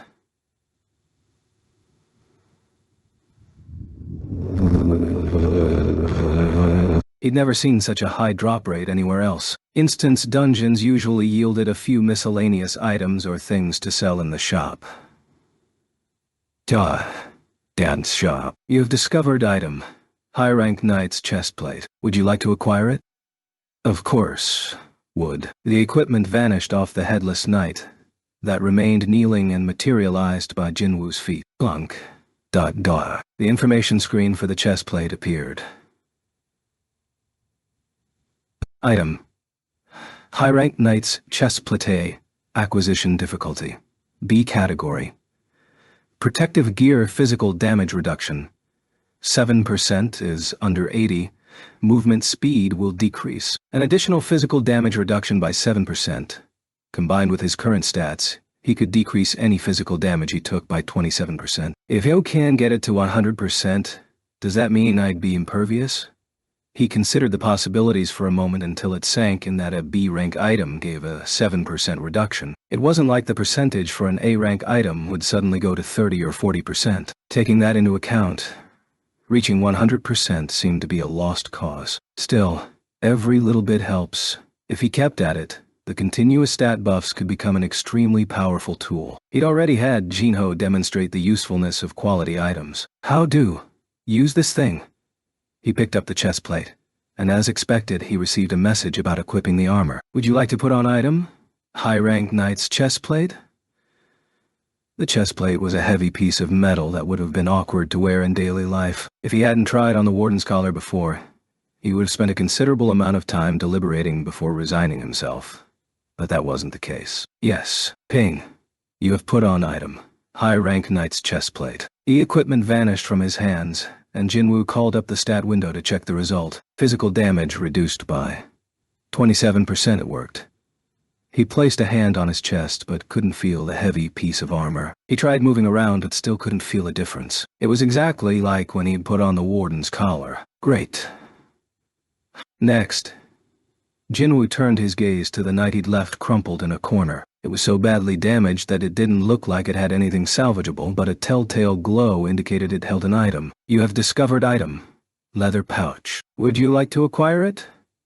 Jinwoo felt a little guilty for the destruction he'd wrought on the knight. He wasn't used to fighting barehanded, and had trouble controlling his own strength. With a solemn expression, Jinwoo approached the knight and extended his hand. Acquire. You have opened item. Leather pouch. ET.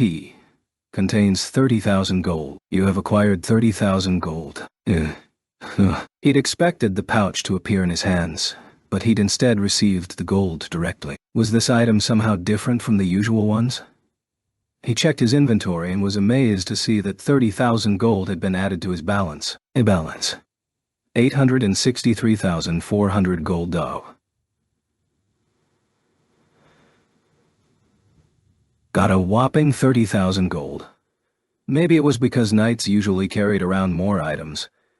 He recalled how in video games, the player would often acquire more by defeating human-like monsters over other creatures. Thinking about it, it made sense that one would get more items from a human being than an animal or an insect. It was possible this rule of thumb was being reflected in this situation as well. In any case, this was welcome news. He was saving up gold to buy items from the shop, so a find like this was a big help. Is there anything else can take? People often say that there's no end to humanity's greed. Jinwoo set aside his main reason for being here and inspected the knights with avarice shining in his eyes. All the suits of armor were worthless, as he'd crushed them in battle, but the swords caught his eye. He can work with those. The swords looked shiny and brand new. Since they weren't daggers, he had no plans to use them himself, but he figured he could sell them in the shop. If that was a no-go, he could always make a pretty penny selling them to hunters. Jinwoo picked up a sword, but as soon as he did, it quickly rusted over and crumbled through his fingers. It happened in the blink of an eye. LS, this because it's not an item I'm allowed to take. That was too bad, but there was nothing he could do about it. Jinwoo dusted off his hands and picked up the torch he'd put down earlier. He turned the corner where the knights had been lurking and saw that the path continued on with no end in sight. He still had a long way to go. Okay. It was like reviewing his notes for a test. It was a funny comparison, But that was what popped into Jinwoo's head. In the past 2 hours, he'd run into 4 different kinds of monsters within the dungeon. Knights, mages, assassins, and archers. Using stealth this time? An assassin suddenly dropped from his radar. Jinwoo didn't panic, but instead increased his perception, and he soon picked up on the presence of someone sneaking up behind him. Clang. He blocked the assassin's dagger with Kasaka's venom fang, sending his assailant stumbling and leaving an opening for a quick counterattack. Venom fang hit the assassin's chest dead center. Shock. You have defeated an assassin. You have leveled up. The fatally wounded assassin silently disintegrated into a puff of black smoke. Thump. Its leather clothes fell to the ground. Why are all these monsters humanoid? Every time he killed one, it felt like... Jinwoo shook his head. Thankfully, he couldn't see their faces. The knights wore helmets, assassins and archers wore leather headgear, and mages wore hooded robes. Jinwoo was about to continue along the road when suddenly... Flash! There was a burst of light right in front of his eyes. A mage that had been casting under its breath from a hiding spot had completed its spell. Kaboom! Then came an ear-splitting explosion. Alas, by that time Jinwoo had already made his way behind the mage. Sensing a threat from behind, the panicked mage rushed to cast another spell, but Jinwoo was faster, making a diagonal strike with his dagger. The mage also turned to smoke. Thump.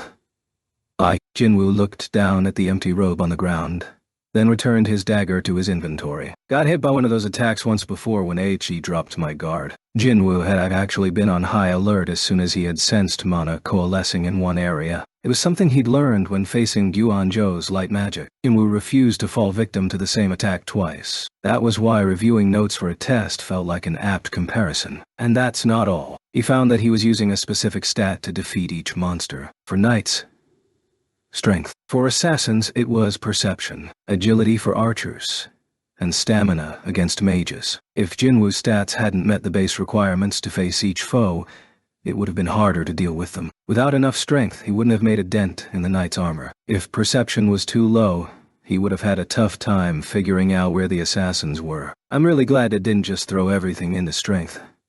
His intelligence stat was still a little low, but as long as he kept an eye on his mana usage, he'd manage. You have opened item. Leather pouch. It contains 20,000 gold and a canteen of lukewarm water. You have acquired 20,000 gold and a canteen of lukewarm water. Jinwoo immediately took the canteen out of inventory and gulped down the water. Phew. He could slowly feel exhaustion setting in. How much farther do I have to go? Was there even an end?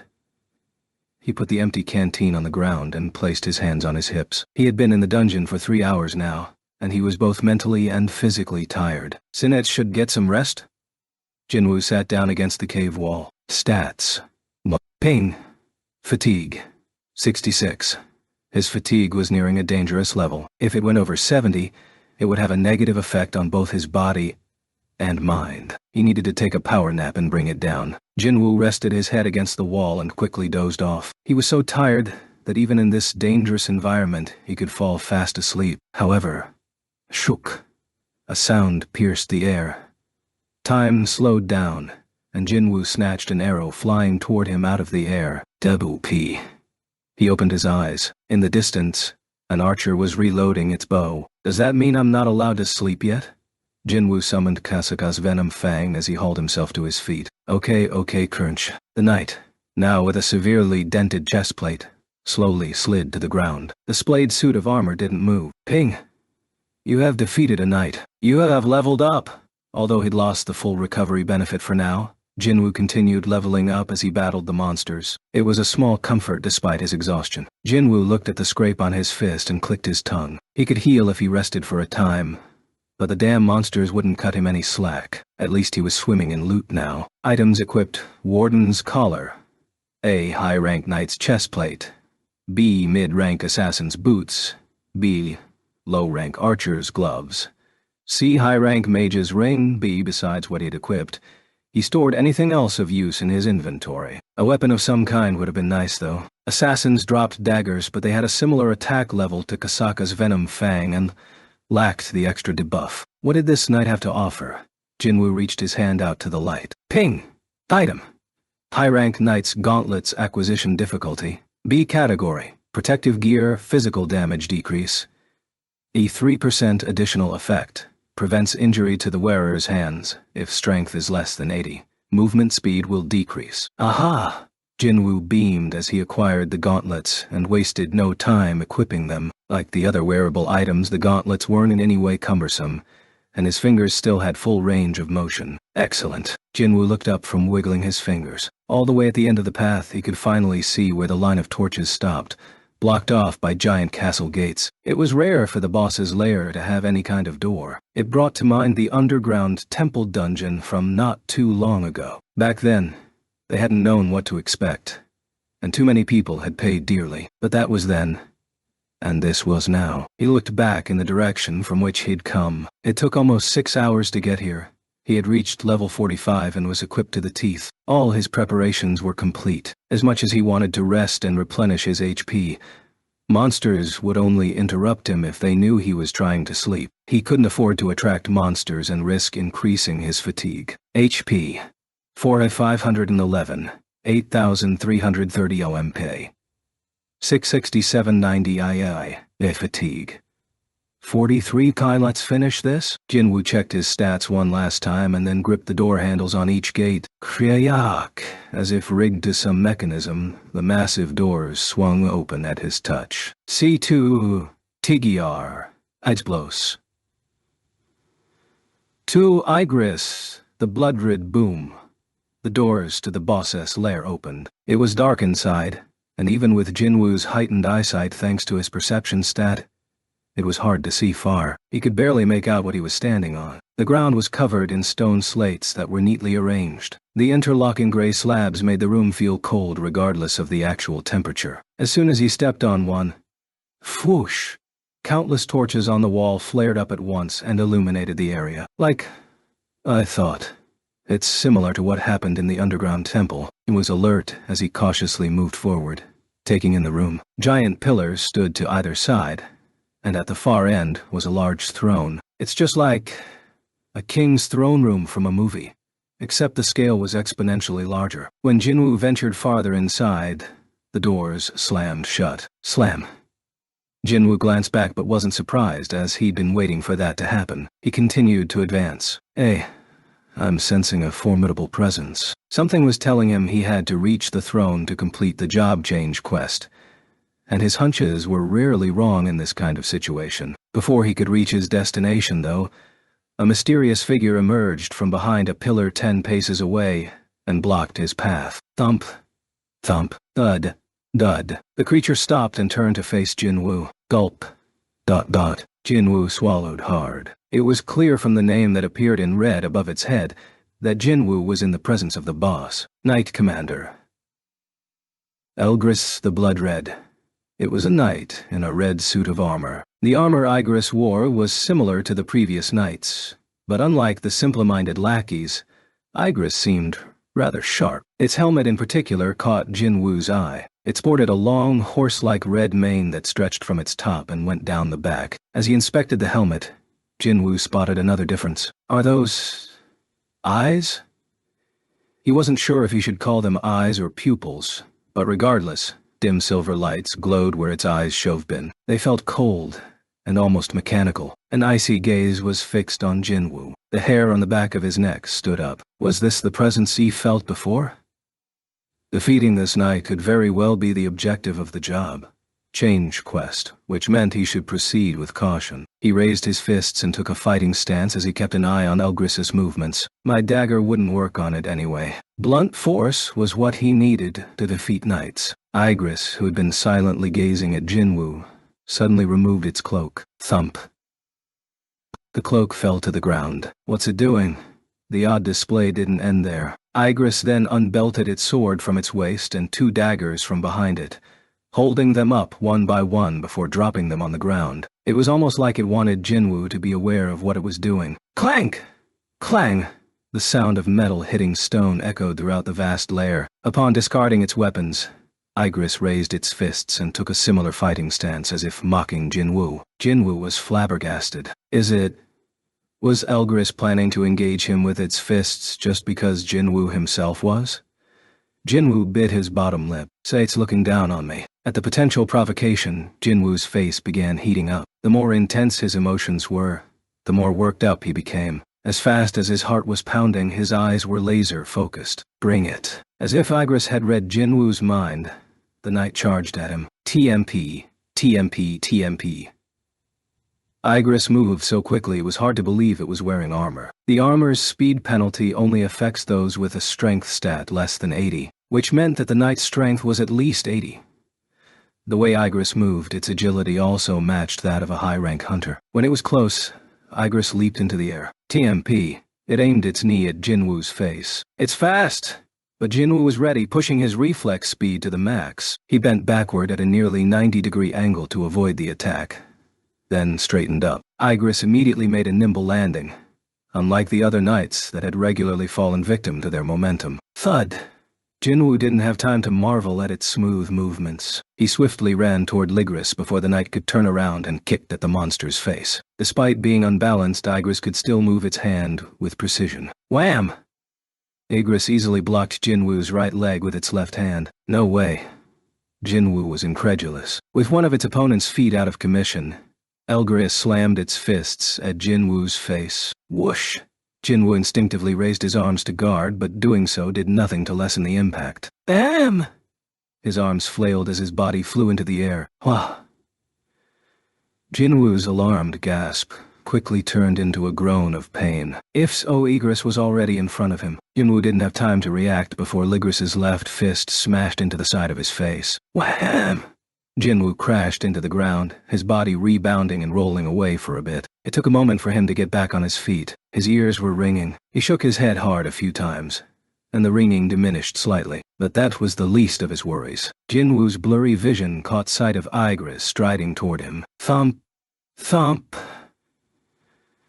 Jinwoo forced his eyes wide open and tensed his legs. Igris came to a stop right in front of him. That was when the true pummeling began. Igris didn't even try to block Jinwoo's strikes, but instead weathered the punches and then delivered its own. Bam!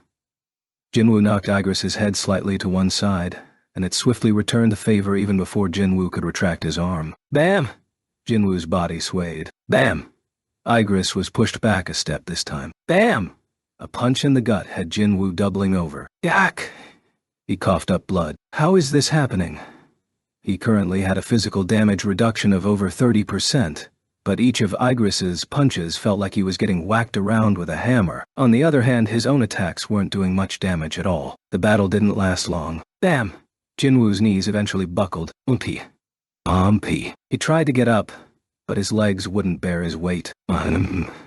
So, the knight ignored Jinwoo's befuddled look and outstretched its hand toward its sword across the room, and the blade flew into its hand. The knight gripped the sword with both hands, moved to Jinwoo's side, and raised the point to the sky. Jinwoo realized Ligris's plan. It wants to behead me. It was really living up to the title of Knight Commander. When Jinwoo offered no resistance, Igris proceeded with the execution. Of course, Jinwoo had absolutely no intention of going down without a fight. The blade dropped. Whoosh! And as it did, Jinwoo raised his left fist and blocked the strike. Clang! It was the sound of metal hitting metal. The gauntlets Jinwoo had recently acquired protected his hands. Flinch!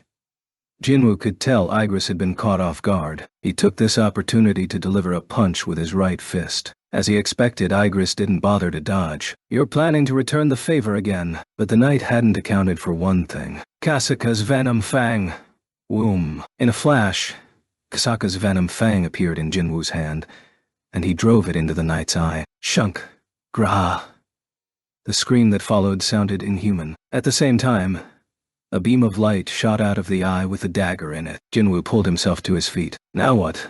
Taking out one eye wasn't going to end this battle. He needed a finishing move. He was then struck with an idea as he recalled a terrifying attack that had almost killed him once. He decided Igris should get a taste. Jinwoo was already on the move before he realized it. He lowered his stance and wrapped his arms around Igris's waist. Then, he started running. Krah! Igris struck Jinwoo's back several times, and the hunter struggled from the pain. Jinwoo gritted his teeth and held on tight. Rather, he sped up. Dash! Your speed has increased by 40%. Jinwoo's legs went faster, and his whole body shook at the velocity. Yes, just like this. He would crush Ligris. Keeping a firm grip on his opponent, he hurtled toward a wall. Of course, the impact would also have devastating consequences for him, but he had one more passive skill up his sleeve. The gap closed in a blink of an eye, and the wall was right there. Boom! Igris crashed into the wall. As it did, a notification displayed. Ping! Skill. Willpower has been activated as your HP is below 30%. Your damage will decrease by 50%. The force of the impact was so great, the entire layer quaked briefly. Ugh.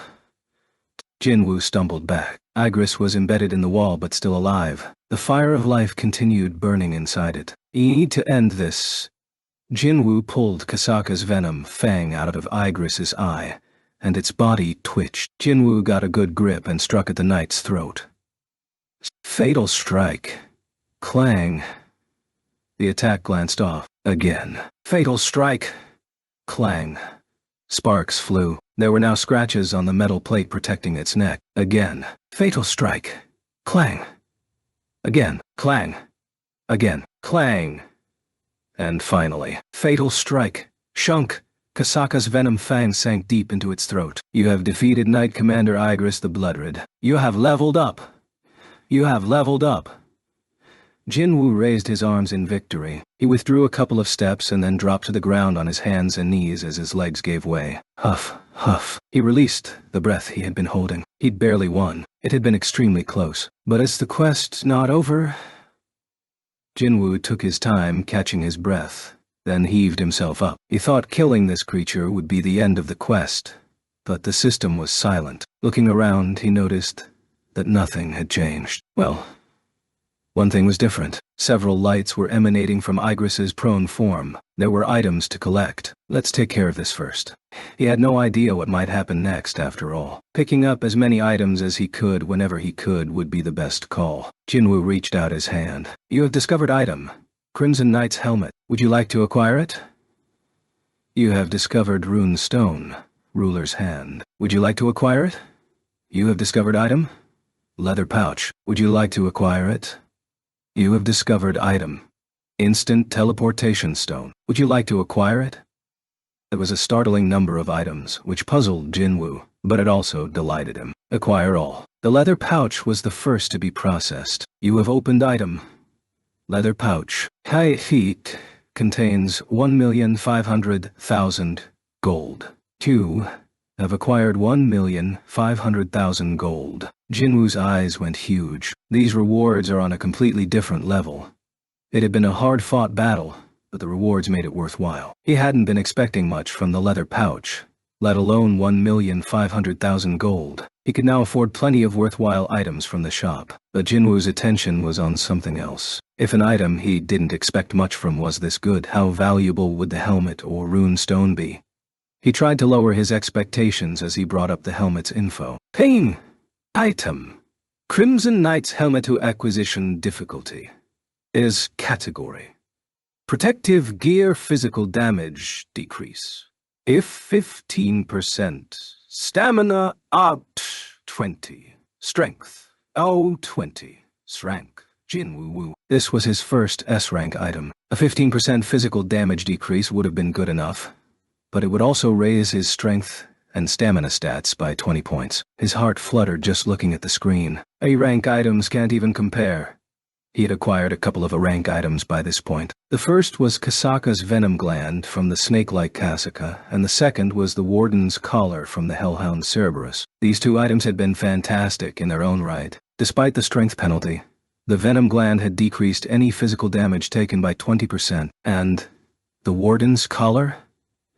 As an item that increased his agility and perception by 20 points each, the collar was one of the best items available. But this new Crimson Knight's helmet offered a boost similar to both those items combined without a stat penalty. It really is the best. Jinwoo was aware he was standing in the middle of a boss lair, but he couldn't stop smiling. That he genuinely liked its design was the cherry on top. Too bad it'll be invisible. The blood-red helmet with the long flowing mane was like a work of art. For a brief moment he thought about trying on the full set of armor if he could. However, what could have been?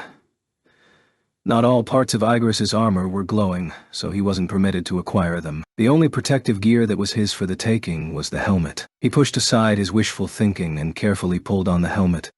Whoom.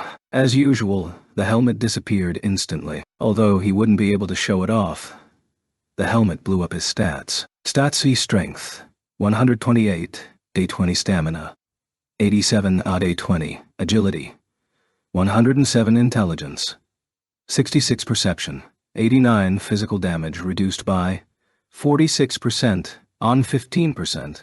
The numbers in the brackets represented the stat increases that came from wearing the helmet. His strength, stamina, and physical damage debuffs had all jumped significantly. He couldn't be more satisfied. His heart raced as he took in the stat changes. Wait, no. He frowned. The quest isn't over, so let's not get too excited just yet. Besides, he had more items to check out. His gaze shifted to the other two items in anticipation. Runestone. Ruler's Hand Item. Instant teleportation stone of the two walnut-sized stones. The instant teleportation stone grabbed his attention first. I know what runestones are, but what was an instant teleportation stone? His curiosity was sated when the information screen came up. Ping. Item. Instant teleportation stone rank. Category. Consumable. This item can be obtained only from a job change quest. Crush the stone to be instantly teleported outside the dungeon. If unused, it will automatically be destroyed once the job change quest ends. Cannot be stored in the inventory. Its activation method was identical to that of a rune stone, except it was for escaping from the dungeon instead of learning a new skill. Wait, the job change quest isn't over yet? If it had been, the stone would have crumbled by now as per the description. Since it was still intact, that could only mean... Jinwoo felt a chill creep up his spine. It was strange. He had just obtained one of the top items that would help him escape the dungeon. Yet at the moment, he had an ominous feeling. If this stone could be used in regular dungeons outside the system, all hunters would be scrambling to get their hands on one. This small rock was worth one's life, so what price tag wouldn't they pay?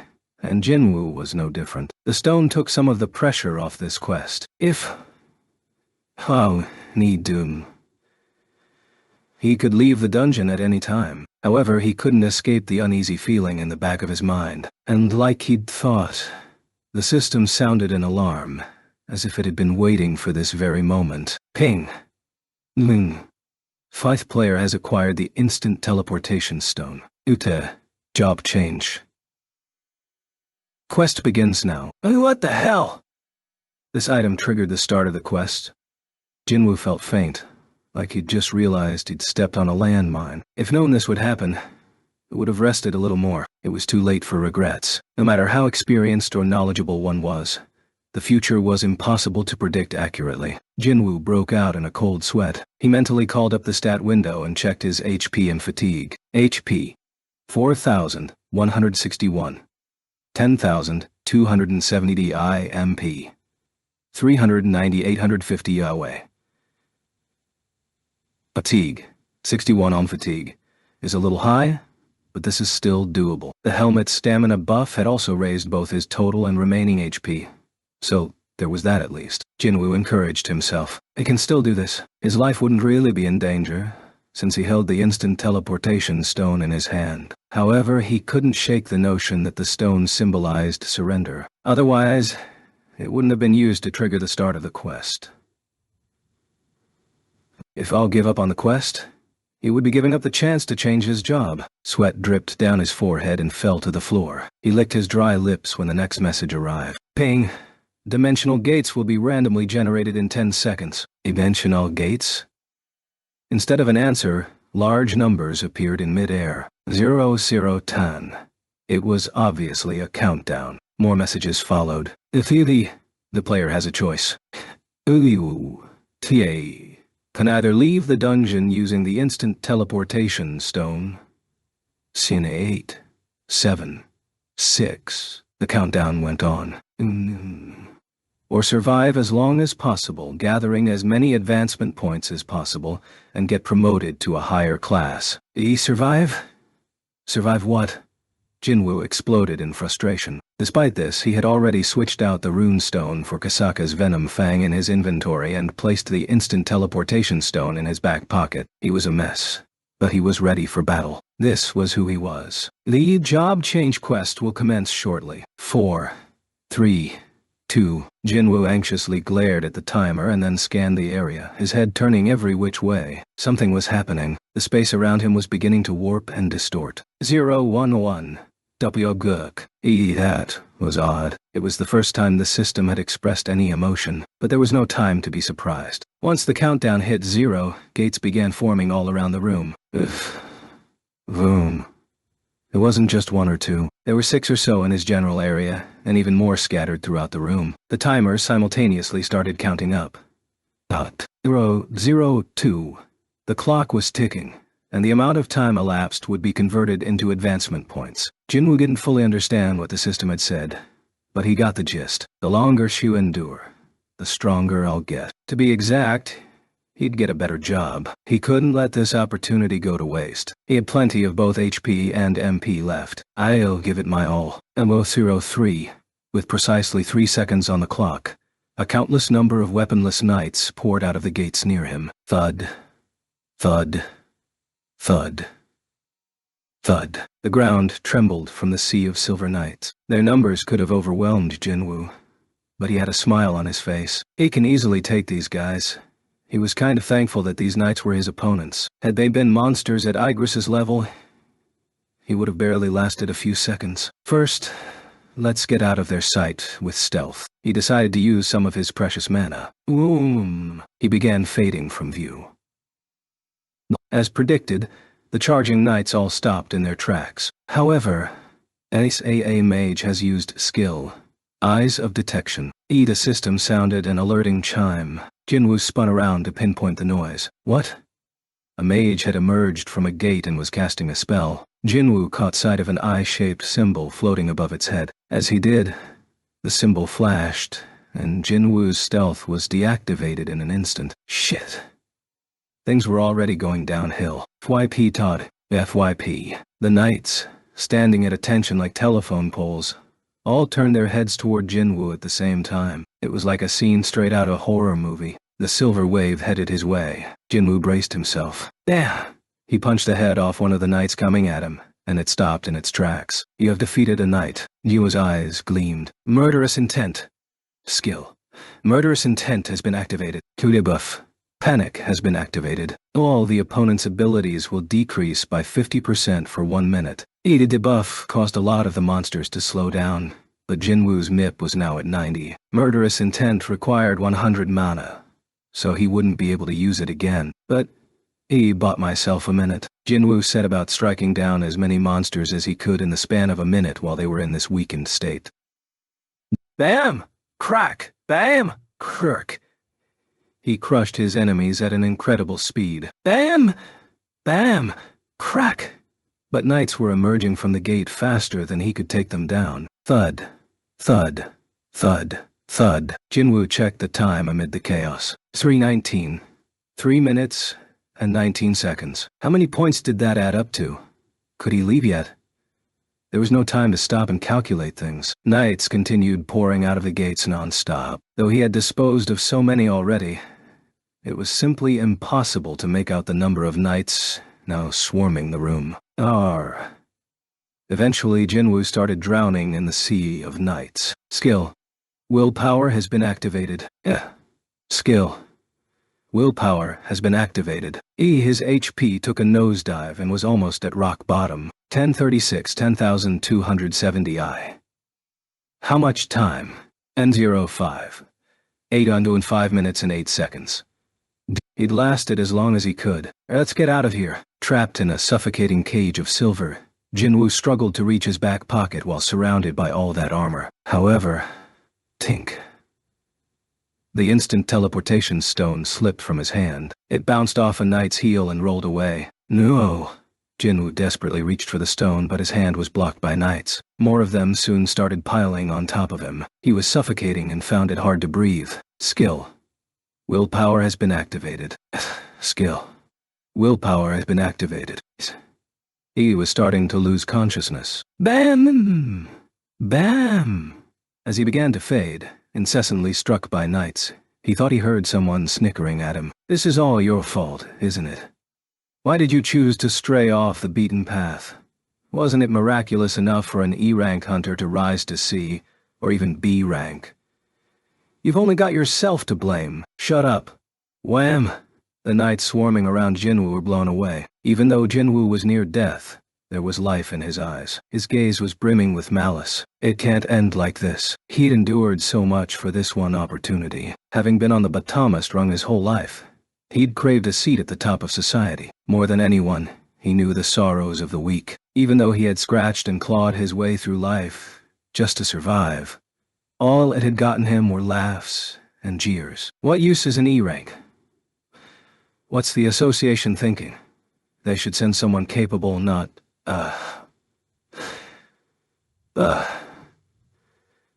bet he just cowered behind other hunters. He'd been handed a ladder to climb up to the place he'd gazed at longingly for so long. So how could he be expected to just sit back and stare? Hell, no. He remembered now. He remembered the voices that had just been echoing in his head. It was their voices. The voices of everyone who had ridiculed him behind his back. Well, they could scoff all they wanted. He'd keep struggling with every breath left in him. It didn't matter if he had 10 HP left or even just 1. He would keep going to the bitter end. He'd fight until he couldn't fight anymore. Ah! Jinwoo launched himself into the fray. Whack! He threw a punch and dented a knight's chest plate, sending it flying backward and taking down the ones behind it as well. The knights started charging at him once again. Jinwoo fought back even harder. Bam! Bam! Bam! It didn't matter if they met Jinwoo's fist, elbow, knee, or foot. Every enemy that came in contact with him crumpled like a paper doll. Your fatigue is over 70. Your movement will be limited. Jinwoo slowed as warned, but the malice in his eyes still shone brightly. Knights that didn't go down after 1 or 2 hits would rejoin the brawl, and he would strike them 3 or 4 more times to make sure they stayed down. Crack! Meanwhile, another countdown had started. Absorbed in the battle, Jinwoo didn't notice it until the countdown had reached single digits. What? Is the quest going to be over? For a moment, he had hopes, but they were quickly dashed. 0627. The timer was still going, so the countdown didn't seem to be related. 4, 3, 2. Is this a countdown to my death? Something like that had happened before. Right when all of this started. The system had told him he would die in 0.02 of a second if he didn't become a player. So if that was the case, Jinwoo glared fiercely. I'll make it count until the last second. Bam! Crash! 2 more knights went down. However, despite Jinwoo's determination, his body was a mess. He could barely keep his posture. He had trouble lifting his arms to block the knight's blows. One came at him from the front, another from the rear. Boom! Jinwoo groaned as they smashed into him from either side. Other knights pressed in from every angle as if they didn't want to miss a single opportunity. Besieged, Jinwoo couldn't move a finger. Thud, thud, thud, thud. The knights continued piling on, and the silver wave became a silver mountain. Jinwoo's breathing grew labored. Huff, huff. It felt like he was about to suffocate to death. Jinwoo's hand, which protruded through a gap in the crush of knights, uselessly reached to the sky. HP 93, 10,270 I. It was futile, but still, Jinwoo didn't give up. Not yet. I can still. As the hand reaching toward the heavens clenched into a fist, the mysterious countdown announced its result. You have not completed the daily quest. You will be transferred to the penalty zone. EO 3. 3 quest results.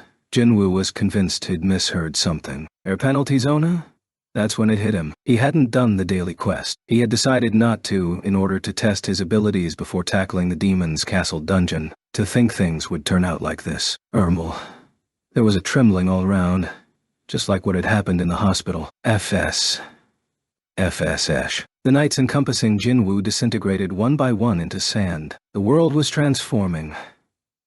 The absurdity of it all made Jinwoo chuckle bemusedly. For some reason, the system message he'd received before the quest began kept replaying in his head. Good luck. Did it mean that the quest was so difficult that he'd need luck on his side?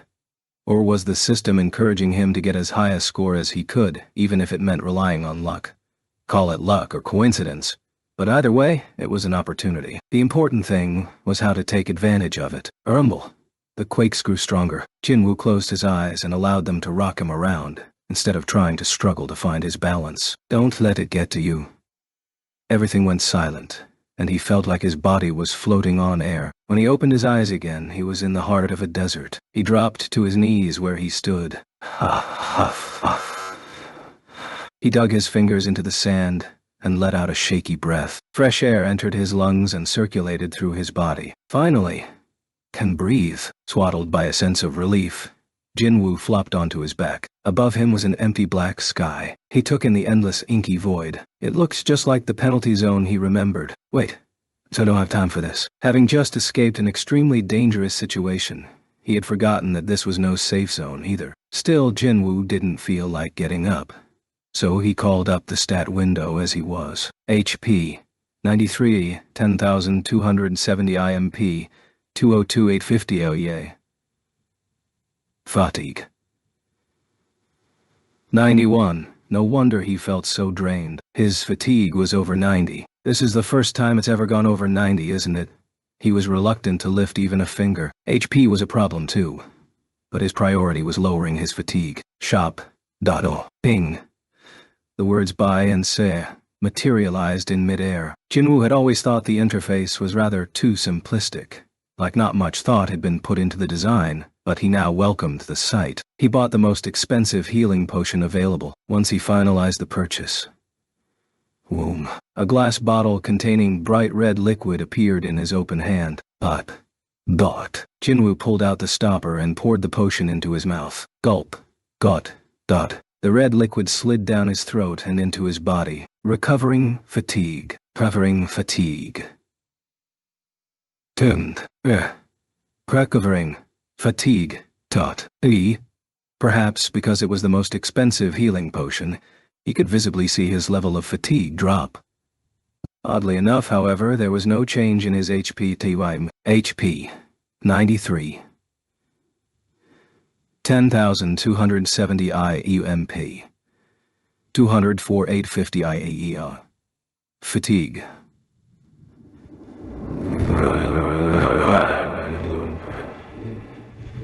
His HP remained the same even as he finished drinking the potion, which was a direct contrast to his fatigue, which was now at 0. Why is that? Jinwoo received an answer after he shook the last drop of potion into his mouth. Ping! Healing potions cannot recover HP when it dips below 10% of your total HP. But, simple enough. It was because his HP was too low. Makes sense. Healing magic also had limitations. So this concept was nothing new. Just as a healer's level determined their healing ability, the potions could not treat anything outside their restrictions. There's a limit to what healing potions can do. Good to know. If he were to rely too heavily on potions without knowing this, it could have really bitten him in the ass one day. This was why first-hand experience was crucial. How did it go again? What doesn't kill you makes you stronger. That's why experience was everything. Luckily, Jinwoo had already survived the penalty zone once before. It's about time. Right on cue, Jinwoo sensed the presence of some kind of life form squirming underneath him. He tucked his legs in and sprang to his feet. His body was light as a feather. The potion had filled him with energy. EMP. Jinwoo stuck the landing and looked back. FS. As he predicted, the spot where he'd been lying was now a sinkhole. Used to think I'd if I fell down one of those. Now he stood at ease, watching the hole curiously. The bottom of the pit started bubbling. A pillar of sand shot up, and a tremendous centipede emerged. Grrrah! It was exactly as he remembered. He was terrified when Tao first saw one of these. This time, it was like he was watching a video in slow motion. Jinwoo looked to the space above its head. There, he could clearly make out the red letters. Poison-toothed giant desert centipede. Its name was in red, the same color as Cerberus at the demon's castle. Just then, he received the quest message. Ping! Penalty quest. Survival objective. Survive the required time. Required time. 4 hours remaining time. 4. Jinwoo was pumped when he read the message. I've bought some time with this. He still had a chance, since he hadn't used the instant teleportation stone to escape. I'll probably be transported back to there as soon as he finished this penalty quest. And if the system counted the time he spent in the penalty zone and the overall time endured, he'd earn a huge amount of advancement points. He couldn't be sure if that was how it would work. If he thought about how the system was geared to benefit him, he was certain that there'd be a positive outcome from all this. 4 whole hours. He had been forced to reach for the instant teleportation stone in under 10 minutes, yet he'd somehow gained 4 hours for free just because of the penalty zone. There was only one problem. Could he get out of this place safely with only 100 or so HP?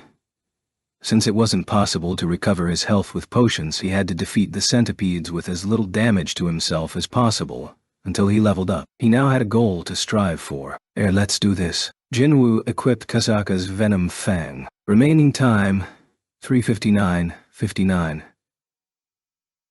As soon as the penalty quest began, Jinwoo rushed forward even before the centipede had a chance to make a move. Closing the gap between them in a split second, Jinwoo jumped at the creature. TMP. With one strong leap, he landed on a leg about halfway up the length of its body, and proceeded to hack at the creature while climbing it. Shunk! Each stab from Kasaka's Venom Fang left a cut that leaked fluids. Cree! The centipede screeched and thrashed about with every slash, like it was in pain. Dash! Jinwoo's speed shot up. TMP, TMP, TMP, TMP. The hunter made his way to the top of the creature in a flash, where he gripped his dagger with both hands and prepared to strike. And fatal strike. With the skill activated, he stabbed the centipede with all his might. The blade penetrated the centipede's head. Kirk. Level of skill. Fatal strike has increased. Yeah. It had been a while since it heard good news of any kind. The damage from the leveled up fatal strike seemed to be substantial, as the centipede violently flailed. Scree! Scree! But Jinwoo didn't stop there. He maneuvered his way to its back, where it was wide open and defenseless. Shunk! He drove in his dagger, tightened his grip on the handle, then slid down the centipede's back. A strength of over 120 coupled with a fall from the height of a 5-story building carved the centipede's back open spectacularly. TMP. Jinwoo landed safely. Scree, scree, scree. Fluids exploded in a geyser as the centipede convulsed and crashed into the ground. Whomp.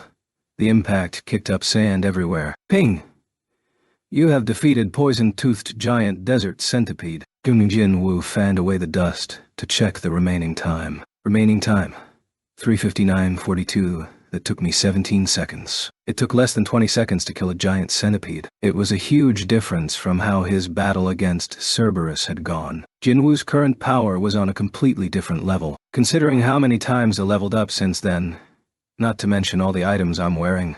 It made perfect sense. He was positive he could finish off the centipedes without losing any HP I'd want. The problem is, are there enough of them to kill so I can level up? That was the key to succeeding at the job change quest. The only thing awaiting him if he couldn't recover his HP would be certain death. Just then, more columns of sand shot into the sky. Having smelled the blood of their kind, a number of centipedes were now converging on the area. Gurrah! Gurrah! Jinwoo's expression brightened. How many of them are there exactly? Seeing all their heads poking out of the sand, Jinwoo couldn't keep the grin off his face. Okay. You have leveled up. You have leveled up. You have leveled up. You have leveled up. 4 hours later, after battling all those centipedes, Jinwoo had leveled up 4 more times and was now at level 51. The penalty quest was at its end. Penalty. Quest. Survival objective. Survive the required time. Required time. 4 hours remaining time. 03:19. It was almost time to return. Jinwoo took in the sight around him. The corpses of centipedes littered the desert. Thanks to their sacrifice, he had been able to recover his HP.0. Too bad there weren't any item or gold drop, although that would have defeated the point of the penalty zone. In any case, it was time to get ready. When balance 3,115,629 gold humanoid monsters often dropped bags of gold, and Hyde earned an additional 1,500,000 gold from Igris. So, he had lots to spare. Jinwoo spent most of it on a single weapon. He'd spotted something that was just what he needed. Item: Night Killer acquisition difficulty B category. Dagger attack power 75, a sharp and sturdy dagger designed to penetrate armor. The blade has a sawtooth designed to prevent it from glancing off armor. Buff: Kill the knights. Damage output increases by 25% when facing armored opponents. It was a weapon made for battling armored adversaries and cost 2,800,000 gold. It would mean spending the majority of his savings. But there was no reason to nitpick about the price. Gold doesn't mean anything if I'm dead. He made the purchase without thinking twice. You have purchased Night Killer. You have purchased bandages. Jinwoo also bought some bandages. He gripped Night Killer with its scary-looking sawtooth blade in his right hand and wrapped them together tightly with the bandage. Swish, swish. Night Killer felt like an extension of his hand as he took some practice swings. At least I won't drop it. For a second, he considered securing Kasaka's venom fang to his left hand, but ultimately decided against it. It would have been too awkward having both hands bound. He decided that it would be better to have one free. As he put the remaining bandages into his inventory, Jinwoo spotted the rune stone he had acquired from Igris. Oh yeah, forgot had this. Rune stone. Ruler's hand. You may obtain the skill by crushing the stone. Jinwoo needed whatever help he could get, whether it was an item or a skill. Without further ado, Jinwoo crushed the rune stone. You learn skill. Ruler's hand. E-skill. Ruler's hand. LV. B1 active skill. No mana required. The user can physically manipulate objects without touching them. Oh. The description brought to mind the moment when Elgris had stretched out its hand toward its sword across the room. So that's how it moved a sword. A skill that would allow him to move objects with a single thought. And it didn't require any mana, either. If this skill can really move around anything, it'll be a game changer. Jinwoo tested the skill on nearby centipede corpse. Object cannot be moved due to low proficiency. Object cannot be moved due to low proficiency. It appeared as though Jinwoo needed to level up the skill before he could move heavier objects. Then how about this? Jinwoo dropped Kasaka's venom fang at his feet, then held out his palm. The dagger shot into his hand. Tack. Wow. He snatched the blade's hilt and looked at it with wonder. This'll be a big help. With that, he was ready to go. When he raised his head, time was almost up. Remaining time. 004 outdo at 3 seconds remaining. There was a message from the system. Ping. Thy penalty quest will terminate shortly. E? And another message followed. Ping. As you have attempted to hunt in the penalty zone, the difficulty of the next penalty zone will be upgraded accordingly. E? The adjustment was most likely to make hunting harder, so it would feel like an actual punishment. But will there be a next time? Jinwoo took a deep breath. Now back to the job change quest. There had to be several hundred monsters awaiting him in the boss's lair. Their numbers might have increased. To put it nicely, he was being transferred back to the dungeon, but the reality was more like he was being thrown to the wolves. HP, mana, fatigue, items, skills, and determination. Currently he was in a much better position than when he'd first set foot inside the job change dungeon, but he still couldn't help feeling anxious. Dump. Bah dump. Bah dump. ... His heart beat so hard it almost hurt. He closed his eyes, trying to keep his cool. Finally, the chime sounded. Ping! You have completed the penalty quest. This is my last chance. Jinwoo opened his eyes again, and was met with the sight of all the Silver Knights simultaneously slowly turning in his direction. However, they were not his priority. His eyes sharpened in focus as he scanned the area. Gotta start with the mages. His reasoning for this was simple. If I'm right, he hoped to confirm a theory he'd come up with in the penalty zone. Thud, thud, thud, thud. Knights charged at him aggressively, But Jinwoo calmly stepped onto the shoulders of the knight in the forefront and launched himself into the air. From that vantage point, he could see the whole room. Where are they? Eek there. He spotted a mage not too far from him. He knew it. He had been correct about what he had witnessed earlier. He wasn't just seeing things. When Jinwoo had reached his hand out through the horde of knights, he'd seen something through a small gap that hadn't made sense at the time. A mage was casting spells without pause. There was nothing out of the ordinary about a mage using magic. But Jinwoo was convinced that something was off. If you think about it, where was the magic? Only the knights were directly attacking Jinwoo. He could hear the mages chanting, but none of it resulted in a show of actual power. With one exception. When one of them negated his stealth skill with Eyes of Detection, the knights around him had paused momentarily. Initially, Jinwoo had assumed the knights had frozen because their target had disappeared. But he'd had the belated realization while hunting centipedes in the penalty zone. Around the time he'd killed the 8th centipede, he'd pumped his fists in celebration when the standard level up message appeared. "You have leveled up!" His HP had recovered fully, but his happiness was cut short when he had sensed something wasn't right. Is he to level up here, so why couldn't he level up over there? The system had warned him about the loss of HP recovery when leveling up but hadn't said anything about not being able to level up at all. Thinking back, he was able to level up 5 times before the start of the job change quest.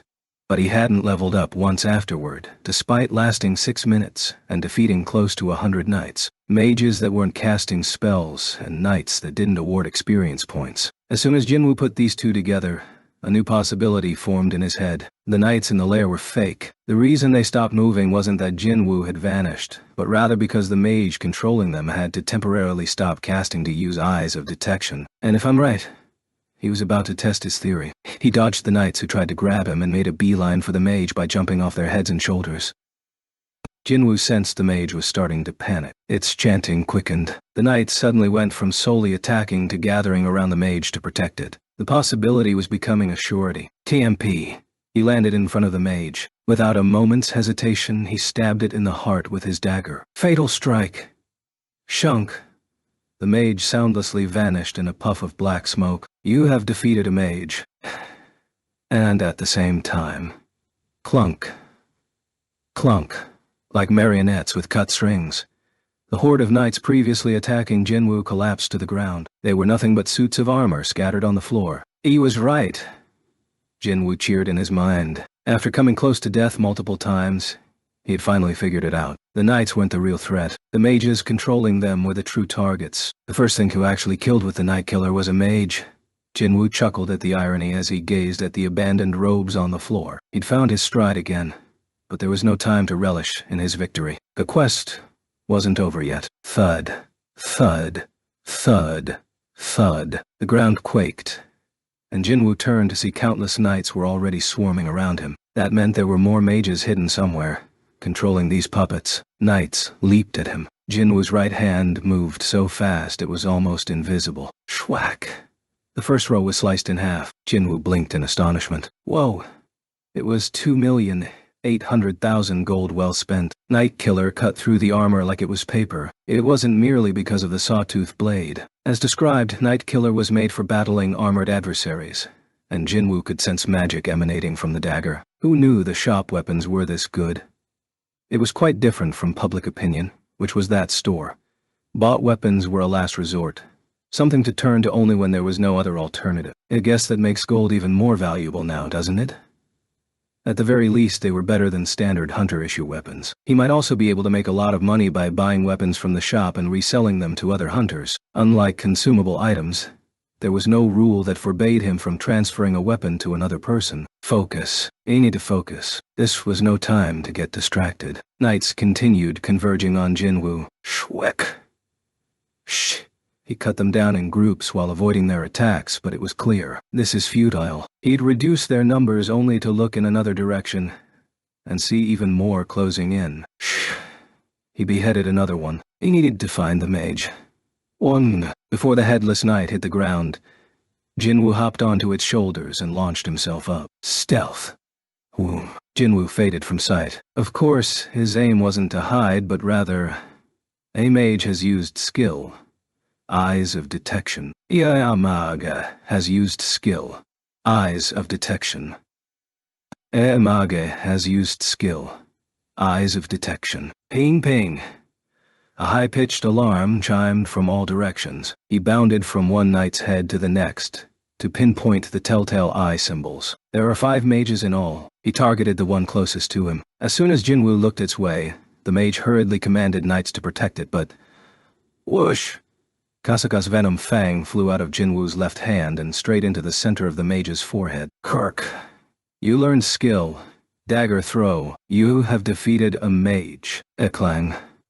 Hundreds more knights collapsed. 4 left, leaping off one knight's head to another. Jinwoo swiftly made his way to his next target. Wait. He looked back at Kasaka's venom fang, which he hadn't retrieved. It was time to use his new skill, Ruler's Hand. When Jinwoo reached out toward Kasaka's venom fang, the dagger flew back like a magnet. Yes!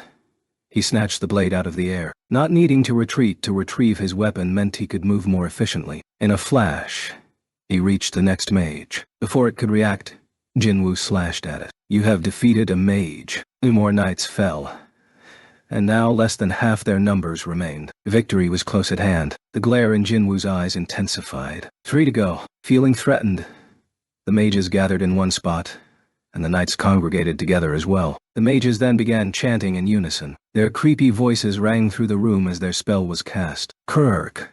Kirk!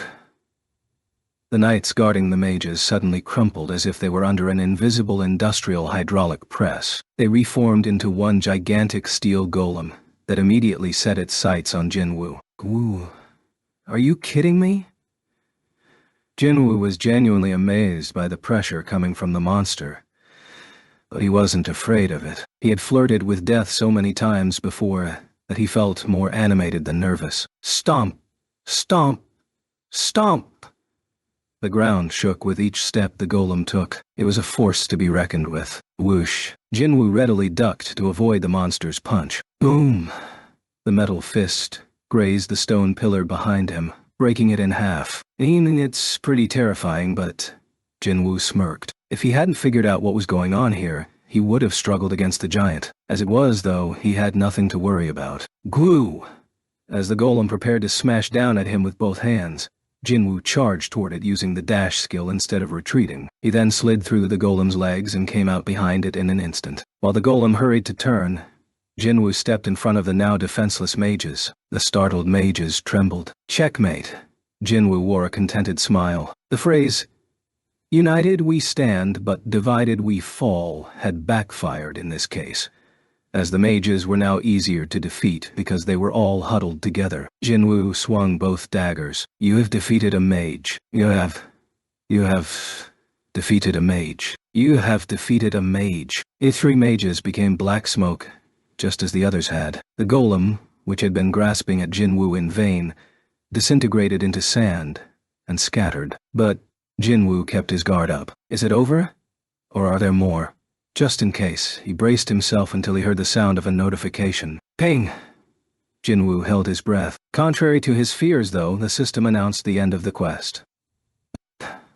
The job change quest has concluded, as all of the monsters in the trial room have been defeated. Your job will be assigned shortly. Depending on the advancement points acquired, you may progress to a higher class. Only then was Jinwoo able to let out his breath in relief. Woo. It had been a difficult battle. If he'd been preoccupied with the instant teleportation stone, he wouldn't have figured out how to defeat these monsters.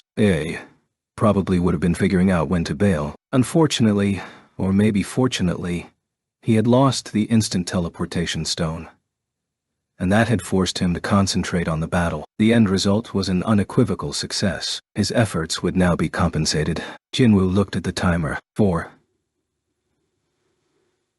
29, 16. The timer was frozen. He had survived 4.5 hours in the dungeon. But that wasn't all. It was a quest he could have cleared simply by enduring, but he'd forcefully ended the quest by killing all the monsters. He started getting anxious about how many points he had earned and what job he'd be able to choose based on those points. An appropriate job will be assigned after analyzing your actions. He sounds good. If his job was decided by how he'd responded, then the odds of him ending up with a class that would only bring him trouble would be negated. He was thankful for that. Wherever the player goes, The angel of death follows. Whatever path the player takes, it is littered with corpses, and the stench of blood remains. The words were a little harsh, but he couldn't exactly refute them. It was all to level up, but he'd repeatedly killed monsters until he couldn't level up anymore in instants, dungeons. And he'd hunted down every single tiny magic beast hiding in regular dungeons, and even though it had never been his intention, there had been a few times he'd fought other hunters. The angel of death, corpses, the stench of blood.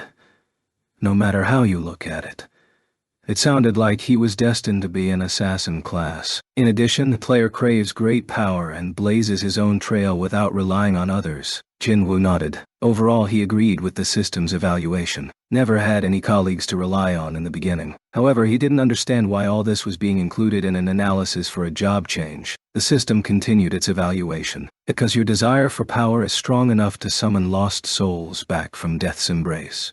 An army of the undead that answers only to you will clear you a path without the help of others. Army of the undead.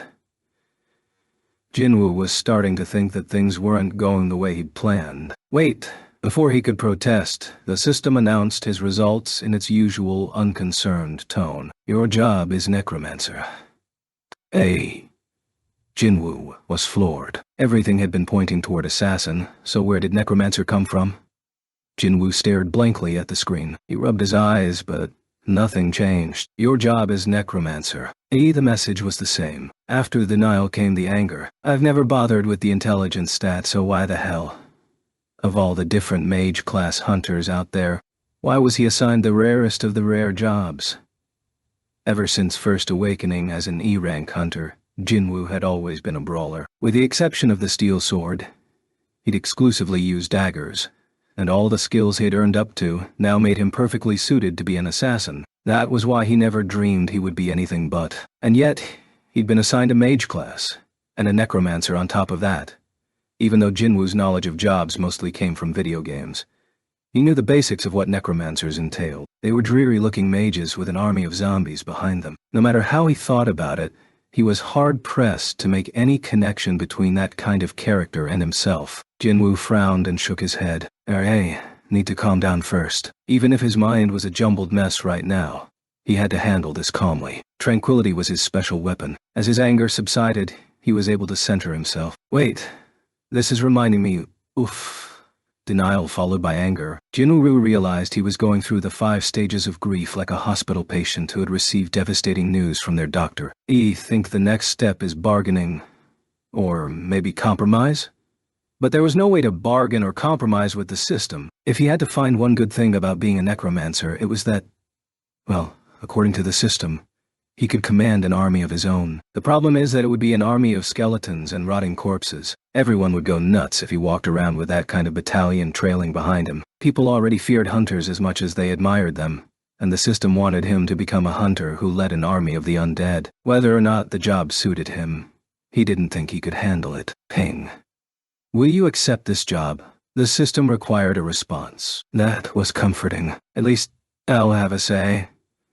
Jinwoo gave a sigh of relief. If the system wasn't forcing it onto him, it meant that there would be other opportunities. If that was the case, there was nothing to think about. Jinwoo happily declined the offer. No. As he did, the system asked him again. Necromancer is a hidden class. Will you still decline? Even though it was a similar question, his answer didn't come as easily the second time. He hesitated to reply. A hidden class. It sounded like something out of a video game, but hunters with unique abilities did actually exist. He'd heard stories of a hunter who could generate a shield and one who could give buffs. Rumor has it that Yunho Baek, Guildmaster of the White Tiger Guild, has the ability to transform into a magic beast. Hunters with special capabilities were recruited by large guilds and enjoyed extraordinary privileges. Is a hidden class something like that? If that was the case, it might be good to accept. What the system had said popped into his head. It recommended the necromancer job because desire great power. That meant necromancers were that powerful. Considering how most awakened beings with rare abilities were support-type hunters, this was encouraging, a special ability for fighting. Jinwoo started to get excited. If only Kuru could experience what it would be like to be a necromancer. This wouldn't be as hard a decision. But it was never that easy, was it? He couldn't exactly make things happen to suit his wishes, and he'd never even heard of a hunter with this kind of power before. How could a mage control his own army and fight at the same? He didn't have to finish that thought. Jinwoo looked at the remnants of the knights around him. Those mages. The mages from the job change quest could have been demonstrating the necromancer abilities. The knights were their armies. There's no doubt. It wasn't easy battling knights that rushed into battle with no regard for their own lives. If he hadn't worked out how to defeat them, or if the mages had been skilled fighters, instead of all this scrap metal, I'd be the one on the ground. Jinwoo turned away from the knights and raised his head. His eyes were sparkling. I'm already a brawler. That was the difference between him and the mages. If a mage who could hold his own could also command an entire army, wouldn't that be the absolute worst nightmare for his enemies? And maybe had always dreamed of clearing a B-rank dungeon or higher by himself. Jinwoo swallowed hard. If he continued to level up even after becoming a necromancer, the troops under his command would become stronger as well. The results of that synergy were unimaginable. He wouldn't be leveling up alone. His army would advance as well. Is it possible? Suddenly, he got goosebumps. Jinwoo looked up at the floating window. It was still waiting for his reply. Necromancer is a hidden class. Will you still decline? It wasn't rushing him to make a decision like it usually did. Jinwoo thought to himself. Is this what you wanted? Of course, there was no answer. After much agonizing, he eventually reached a decision. If this would grant him power, then he would gladly accept. There was no hesitation this time. Will you accept this job? Yes. The system instantly displayed subsequent messages. Ping. Your job has been finalized. Depending on the advancement points acquired, you may be offered the opportunity to advance to a higher class. No starting calculations. Calculating advancement points. While the system was calculating, Jinwoo unwrapped the bandage on his right hand. Because he'd clutched the dagger so tightly, his palm was swollen and red. I have blisters. He sucked in a breath. This could easily be healed with a drop of healing potion, and not being able to use potions was proving inconvenient. He finished unwrapping the bandage and was about to put Night Killer into his inventory when the notification sounded. Ping. Jinwoo reflexively turned. You have exceeded the expected time limit. Bonus points will be awarded. Bonus points? He'd figured as much. Don't know what the expected time limit was, but AA definitely lasted for a long time. Jinwoo was looking pleased with himself when he was inundated with messages. You did not use the instant teleportation stone. Bonus points will be awarded. Leftover HP is over 50%. Bonus points will be awarded. You defeated all the enemies. Bonus points will be awarded. Your total advancement points exceeded the achievement threshold. Aced on the contract. A special reward will be offered. Ping, ping, ping, what the? All the beeping rang in his ears, but he didn't pay it any attention as his mind was already on something. A special reward? The words jumped out at him. A reward? And a special one at that. He stopped short of putting Night Killer into his inventory and focused on the message. His eyes were glued to the screen. Before long, more messages followed. Ping! Your job has changed from Necromancer to Shadow Monarch. You have learned job-exclusive skills. You have acquired bonus stats. You have acquired title. The one who overcame adversity. Shadow Monarch. Overwhelmed by the unfamiliar terms, Jinwoo hurriedly called up his stat window. Name: Jinwoo Sung. Level 51. Joba. Shadow Monarch. There it was. It's not Necromancer? The system had clearly said Jinwoo would be able to upgrade to a higher class depending on the advancement points he'd earned. It had also mentioned that his total advancement points had exceeded the achievement threshold. The end result was Shadow Monarch. Then was this the special reward the system was talking about? Jinwoo was suddenly struck speechless. Something strange and inexplicable was happening before his very eyes. Past the message holograms, black smoke was exuding from the fallen knights littered on the ground. Nothing like this had occurred prior to the job change. Without their masters, the monsters were basically scrap metal, and yet Jinwoo closed the stat window and scanned the area. It wasn't just one or two of them. The black smoke was coming off all the nights. Shadow extraction is possible. Shadow extraction is possible. Shadow extraction is possible. And with every glance at a foe emitting the black smoke, a message popped up saying that he could perform a shadow extraction. Extracting a shadow? Jinwoo couldn't explain it, but it looked to him like the swirls of smoke were writhing in pain. It felt as if they were reaching out to him, asking him to save them. Were those actual screams he could hear? He was utterly certain he could save them from their pain. Shadow extraction. Please designate a command word for skill. Shadow extraction. I have to personally choose a command word? Jinwoo thought about it for a second before instinctively blurting out a word. Our eyes. As soon as he spoke, low moans came out of nowhere as the shadows of the night squirmed. Almost like they were alive. Jinwoo inspected his surroundings again. All the shadows around him were shifting. Soon, a black hand rose up out of a shadow. It slammed into the ground and pulled itself up. Holy shit! Jinwoo's eyes were about to pop out of his head. It looked like a person, or rather, a soldier, in the shape of a human. One by one, knights covered in pitch-black armor rose from the shadows. This is a skill? By the time Jinwoo pulled himself together, there were tens of soldiers standing at attention. Shadow extraction. Successful. Tens of knights surrounded him. What in the... Jinwoo walked up to the knight closest to him. He placed his hand on the armor, which felt like actual metal. It wasn't just that it looked like armor, but these were genuine knights ready to march into battle. They're humanoid, but they weren't. Jinwoo couldn't detect any signs of life from them. They didn't breathe or have heartbeats. Furthermore, Jinwoo held in a gasp. When he looked into the eye holes of the helmet, it was like staring into the proverbial abyss. He slowly stepped away, because it felt as if his body would be sucked into the darkness. This thing was made from a shadow? Jinwoo called up the skill window. As the system had informed him, there were new job-exclusive skills there. Job-exclusive skills. Active skill. Shadow extraction. Alvborda. 1. Shadow storage Alvotgorum. 1. He decided to start with the first one on the list. Skill.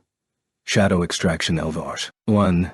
Job. Exclusive skill. No mana required. Extracts mana from a body whose life has come to an end and transforms it into a shadow soldier. Odds of extraction failure rise depending on the target's stats and the amount of time between death and extraction. Active shadow extraction. 30-30. After reading that description, Jinwoo understood the identity of the soldiers. Anyways, they're all undead. Shadow soldiers. Creatures extracted from the shadows of the dead. Jinwoo gulped. If they really are my army. Jinwoo extended his arm to the right. The soldiers simultaneously turned to the right. He slowly moved his hand in front of him. The soldiers turned in unison to face front. Jinwoo stood in the heart of the army. He lowered his hand simply to calm himself. But then... thud. Shy. The soldiers took a knee as one. He could move them according to his will. Jinwoo couldn't help his exclamation or his delighted grin. Okay. This is pretty awesome. Shadow Monarch. CC. Pound. Shadow Monarch. Oh. Right. A thought crossed his mind. This isn't time to dawdle. He'd just witnessed the power of his new skill. He could turn monsters he'd defeated into his soldiers. And there was one monster nearby that he absolutely had to make his minion. He climbed to the top of the pile of armor that once was the Iron Golem. From this higher vantage he was able to scan the whole dungeon at once. Jinwoo squinted. And there it was. He immediately headed in that direction. TMP. TMP. TMP. TMP. He was so impatient that he arrived in a matter of seconds even without using dash. Gulp.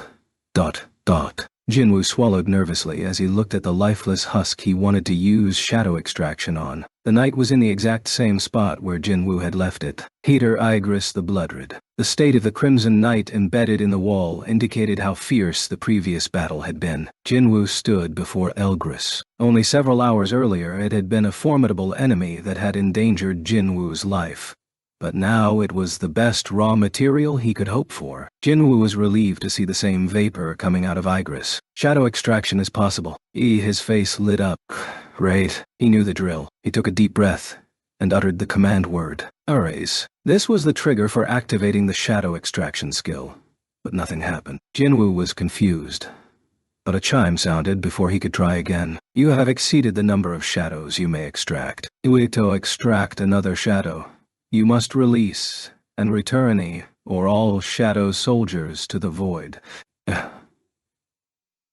Shadow soldiers sent to the void may not be recalled. I'd seen that at the end of the skill information. Active shadow extraction.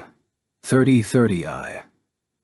The maximum number of shadows he could extract was 30, which meant his current army stood at 30. Jinwoo turned around. The shadow soldiers had followed him and were now standing at attention. When did they follow me? They moved as silently as shadows, which was fitting, given what they were. Getting back to the point, in order to extract Igris's shadow, the system said he had to release one of them. He felt bad about getting rid of any of his soldiers. Even though he'd known them for only a few minutes, he was already attached to them. Jinwoo reluctantly scanned his troops. Each time his eyes focused on one, its name and level appeared. Shadow Infantry Alv. 1 regular rank Shadow Infantry Alv. 1 regular rank. They all had the same name and level. Their origins are identical, so... And then he came across 3 that stood out from the infantry in the back of the group. Those are... Unlike the infantry, this trio wore robes. Shadow Mage Alv. 1 on elite rank Jinwoo quickly made the connection. They were the 3 mages who had controlled the Iron Golem. They too had become undead with his command. 27 infantry and 3 mages. This was why being rare was to one's advantage. He exempted the mages from his selection, as they were fewer in number, and eventually settled on an infantry soldier next to him. Apologis. Release. No. F-U-ish. The soldier turned into black smoke, which dispersed in the still air, leaving no trace. Jinwoo looked apologetically at the spot where the soldier had stood before refocusing his attention on Igris. He'd had to sacrifice one of his precious soldiers to make Igris a shadow. This had better pay off. He struck while the iron was hot and attempted the extraction right away. Arise. Igris' previously motionless shadow began to twitch as if it were coming to life. Let's go. He squeezed his fists tight. He had a good feeling about this. The beginning? Shadow extraction. Attempt. Attempting to extract... What would Igris look like as a shadow? Jinwoo's palms were sweaty in anticipation. But then... Tink! A message appeared, accompanied by an alarm that sounded like metal snapping. Shadow extraction has failed. What? You have 2 attempts remaining. Phew. He let out a sigh of relief when he saw he had a couple more chances. It did say something about that. The explanation had mentioned that the extraction failure rate increased according to the target's ability level. But he was still taken aback when it actually happened. Since this was his first failure, it felt like a slap in the face. It also seemed like there was a limit to how many times he could try. He'd have 2 chances left. If he failed both times, would Igris return to the void like the soldier he had sacrificed? Thinking about the worst-case scenario made him anxious, so Jinwoo shook his head to clear it. Let's not be so negative. Just think positive. Ask and ye shall receive, right? He attempted an extraction for the 2nd time, filled with a mix of apprehension and eagerness. Alright. But his hopes were shattered. Tink! Shadow extraction has failed. You have 1 attempt remaining. Igris was as much of a pain in the ass dead as it had been when it was alive. Jinwoo hadn't wanted to consider the possibility of failing twice, but... Phew. The hunter exhaled hard. There were no more chances after this. This was his last shot. He closed his eyes and cleared his thoughts. This might all come down to probability. Or maybe he wasn't feeling desperate enough. He slowly opened his eyes. It felt like the vapor emanating from Igris was reaching out to him, pleading for rescue. Jinwoo's face turned solemn. He extended out his hand as if trying to take the smoke by the hand. Arise. He didn't do it on purpose. Jinwoo didn't realize it in that moment, but his voice was grave and rang through the room. And then... Woo-ah. Out of nowhere came a chilling moan, and a cutting wind blew through the room. Is this... Jinwoo's face lit up. The same phenomenon had occurred when his soldiers first rose out of the shadows. Like he thought, once the moaning ended, a long black arm emerged out of the shadow. The moment the hand touched the ground, a message materialized. Shadow extraction successful. Jinwoo cheered. Yes. His success tasted sweeter because it had followed 2 failed attempts, and there was even more good news. The voice of the Shadow Monarch has awakened the dead's fighting spirit. Shadow enhancement. Successful. Uta Shadow will start with a base level of 7. Enhancement successful? A soldier's base level could be higher than 1? Jinwoo was in disbelief. Just as the message had said, the newly spawned knight was labeled as level 7. Huh! Jinwoo exclaimed. Igris looked just as he remembered, with the long mane on the helmet, armor of a refined design, and a majestic cloak. The only difference was that the once blood-red armor was now as black as night. Other than that, everything else was identical. If he didn't know better, Jinwoo would have mistaken this for Elgris coming back to life, but the reborn Elgris held no hostility for Jinwoo. He stood there silently awaiting his orders. Dump, dot, dump. Jinwoo's heart raced as he gazed upon Igris. He had a smile on his face, but something struck him as strange. Jinwoo's gaze moved to the space above his creation's head. Where's his name? Elvid. 7. Knight rank instead of a name. There were question marks. His rank is different too. Jinwoo knew Elgris's level would be higher because of the enhancement, but Igris seemed quite different from the infantry. Had the system read his mind? It sent a message with impeccable timing. Ping. You may bestow names upon shadow soldiers of a knight rank or higher. The bestowed names will be kept until a shadow is released. Please, choose a name. A name. Jinwoo felt lost at this unforeseen request, but then smiled in relief as he remembered that this creature already had a name. Continuing to use it shouldn't present a problem. Please choose a name. The message flashed, as if urging Jinwoo to call the soldier's name. He opened his mouth. Igris, the blood. Wait a minute. Jinwoo would have to refer to the knight by whatever name he chose, which meant having to call Igris by his full name whenever he needed him. Just the thought made Jinwoo cringe. That's way too cheesy. Ultimately, he decided to simplify the name. Igris. Would you like to use Igris? Sure. As soon as Jinwoo responded, the question marks above the knight's head were replaced with his name. Igris Elvdart-Awash. 7. Knight rank. Even though Jinwoo was recycling his minion's previous name, he felt proud of what he had just accomplished. It made it feel like Igris was his. My very own soldier. Jinwoo turned around. 29 other shadow soldiers were awaiting his orders. It was still a small number. Only 30. It could be because his skill level with shadow extraction was still low, or maybe he needed to further increase his intelligence stat. One thing was for sure. His ranks would only grow. Have a legit army. It wasn't an army of skeletons and rotting corpses, but an army of shadows. Now, there was only one problem left. How was he supposed to go anywhere with these guys? The thought gave Jinwoo a major headache. It doesn't matter whether they're skeletons or shadows. Jinwoo would definitely attract attention walking down the street with them. Not only that, but this was beyond the capabilities of an awakened being. He would be under constant scrutiny. Or worse, they might demand he disband his army. Jinchul-woo, the head of the Hunters Association surveillance, tough-looking people like him would come around every day causing a fuss. Jinwoo felt frustrated just imagining it. That was probably why the other skill existed. Skills. Jinwoo called up the skills window. Job exclusive skills. Active skill. Shadow extraction.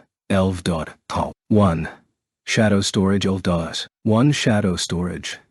The skill he had skimmed past before. It was clear from the name that this would be exactly what he needed. Okay, skill. Shadow storage. Elv. 1 job exclusive skill. No mana required. Shadow soldiers can be stored by absorbing them into the caster's shadow. Stored soldiers can be summoned or reabsorbed at any time. Number of shadows stored. 0, 20.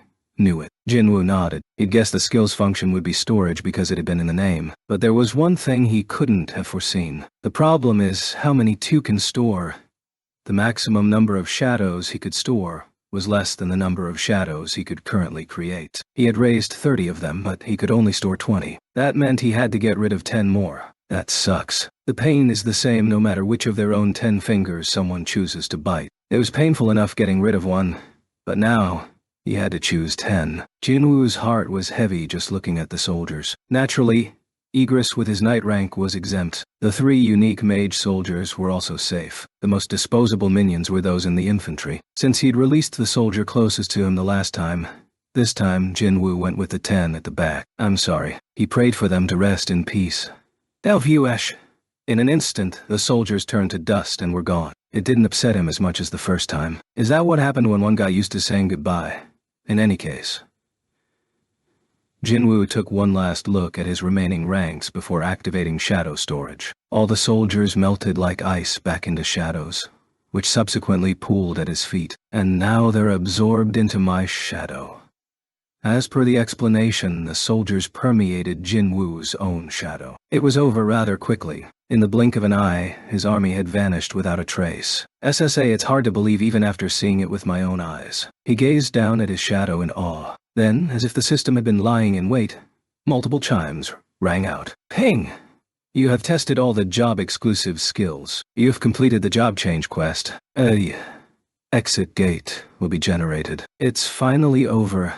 It had been a long and difficult journey. Jinwoo took one last look at the dungeon and was overcome with emotion. Evidence of hard-fought battles could be seen throughout. Crushed knights, cracked walls, a toppled pillar. The iron golem responsible for toppling the aforementioned pillar was now a pile of scrap metal. But he'd certainly been well compensated for all the trouble he'd encountered here. He'd earned a new job and new skills as well as his own powerful army and countless items. He curled his lips into a smile and, without looking back, turned away from the dungeon. The gate leading to the outside world was waiting as if to congratulate him on a safe return. As soon as he set one foot through the gate, his environment instantly transformed. He was back at that empty patch on the hill, the very spot where he'd accepted the job change quest. It was already 5 o'clock in the morning, almost sunrise. Jinwoo winced when he saw what time it was. If Oh knew it was going to take this long, he would have told Gina beforehand. Thankfully, there had been times back when he worked for the association that he'd come home late because the raids had taken longer than expected. He looked over his shoulder. The gate he'd just exited was already gone, as if it had never been there. Looking at the empty space, it felt as if he'd been in some kind of twisted dreamland until now. But there was no way it could have just been a dream. Jinwoo thought of his soldiers with their inky black armor. As soon as he did, they emerged from his shadow. At first, he'd regarded them as monsters, shadow soldiers, beasts that had strolled out of shadows of the dead at his beck and call. But if they were monsters, what would one call the person who created and commanded them? Jinwoo smirked. I guess they can call me whatever they like. Jinwoo recalled the shadows.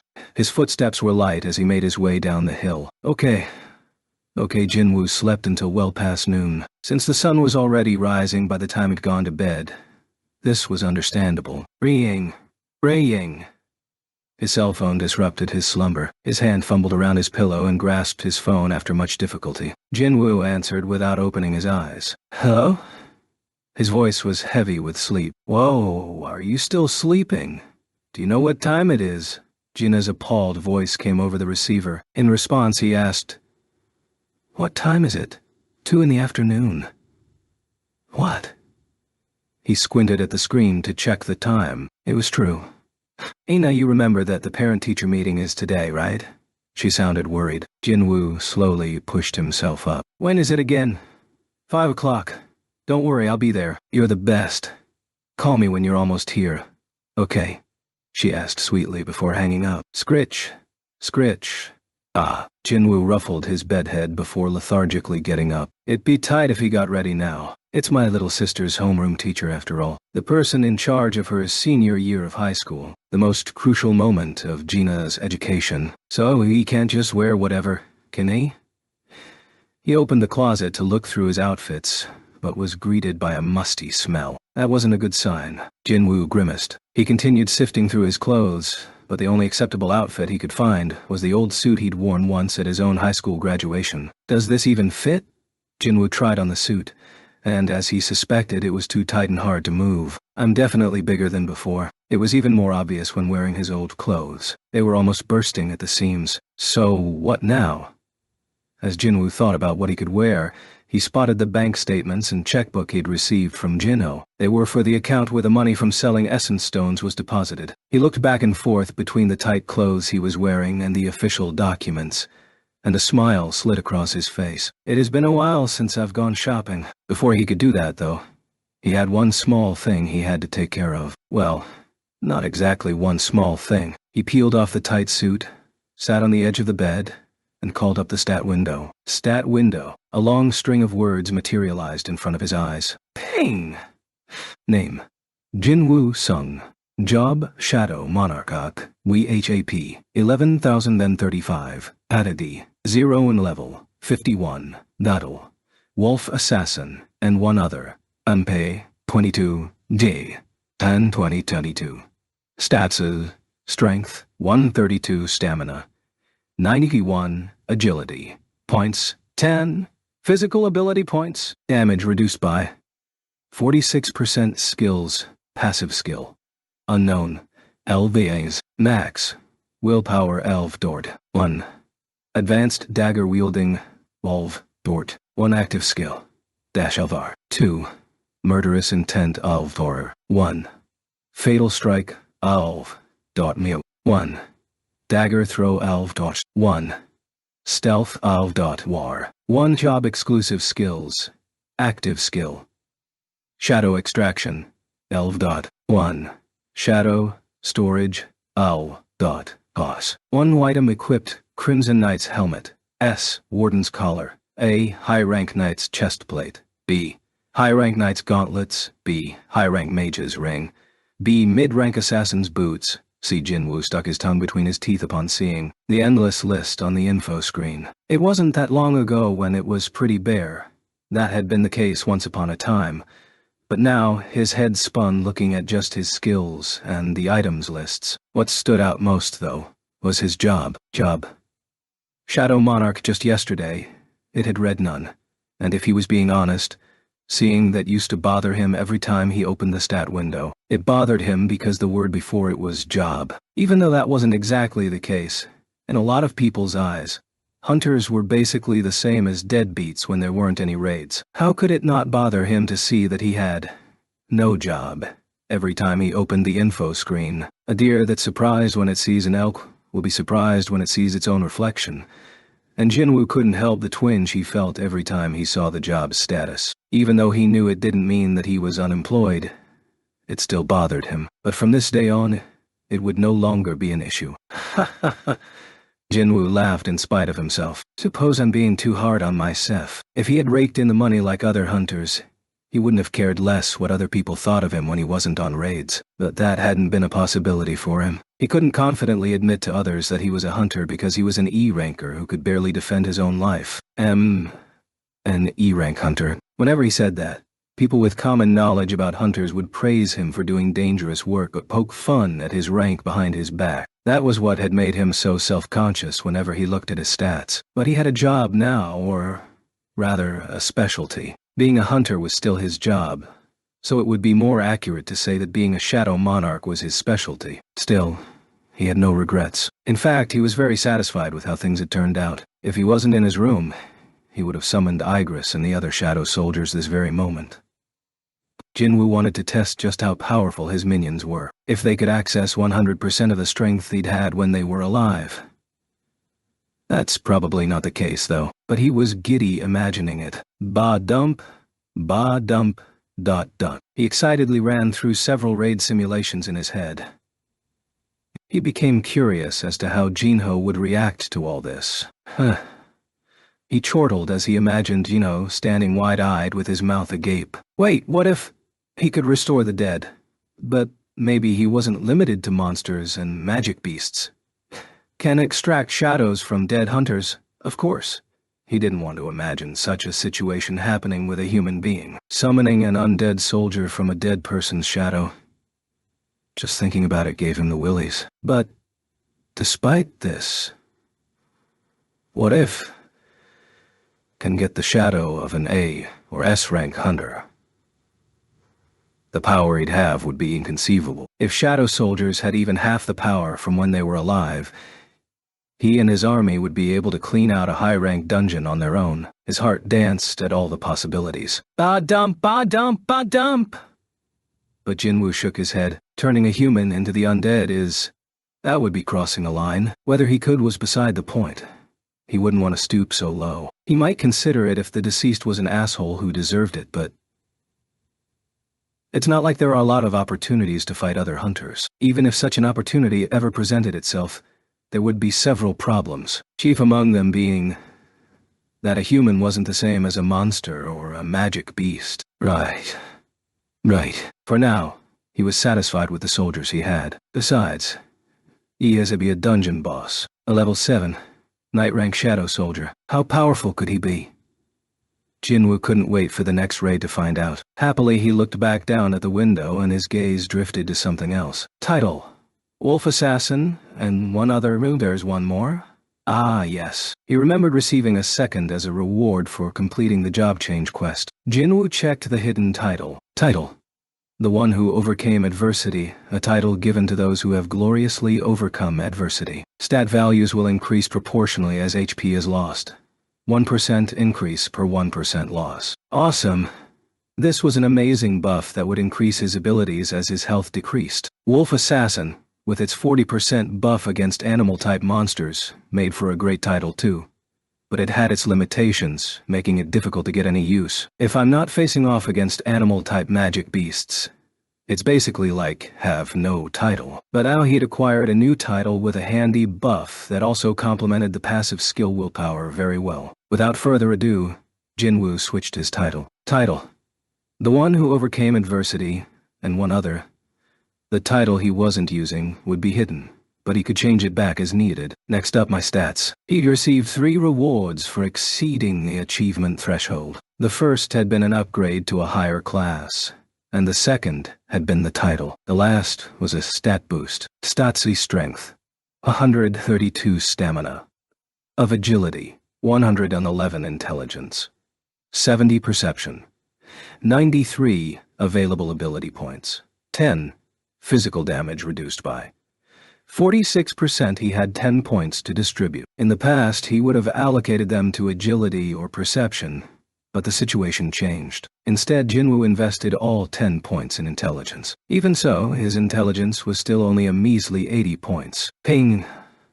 Stats Strength, 132 Stamina, 91 Agility, 111 Intelligence, 80 Perception, 93 Available Ability Points, 0. Physical damage reduced by 46% when compared to strength or agility. His intelligence was really lacking. It was even lower than stamina, which he'd ignored for a while when he had decided to focus on raising agility. Clearly, Jinwoo had severely underestimated the importance of the intelligence stat. He had no idea would be using magic. His plan for the time being was to invest any ability points he received in intelligence. That being said, he wasn't planning on changing his fighting style. The new skill Wu received is also an assassination type anyway. During the course of the last battle, he'd gained a new skill, Dagger Throw. Obviously, this was a skill pertaining only to daggers. Skill: Dagger Throw Elv. 1. Active Skill. 1.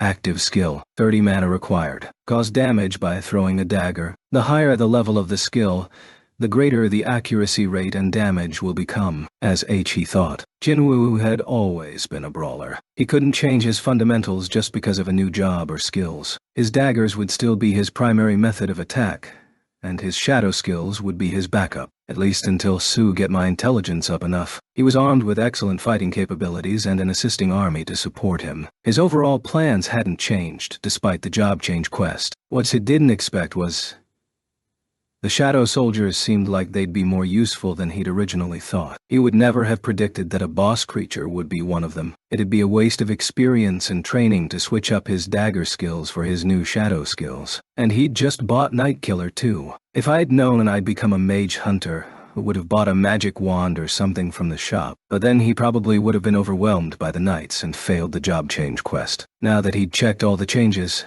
Jinwoo closed out the stat window. Wait, what time is it?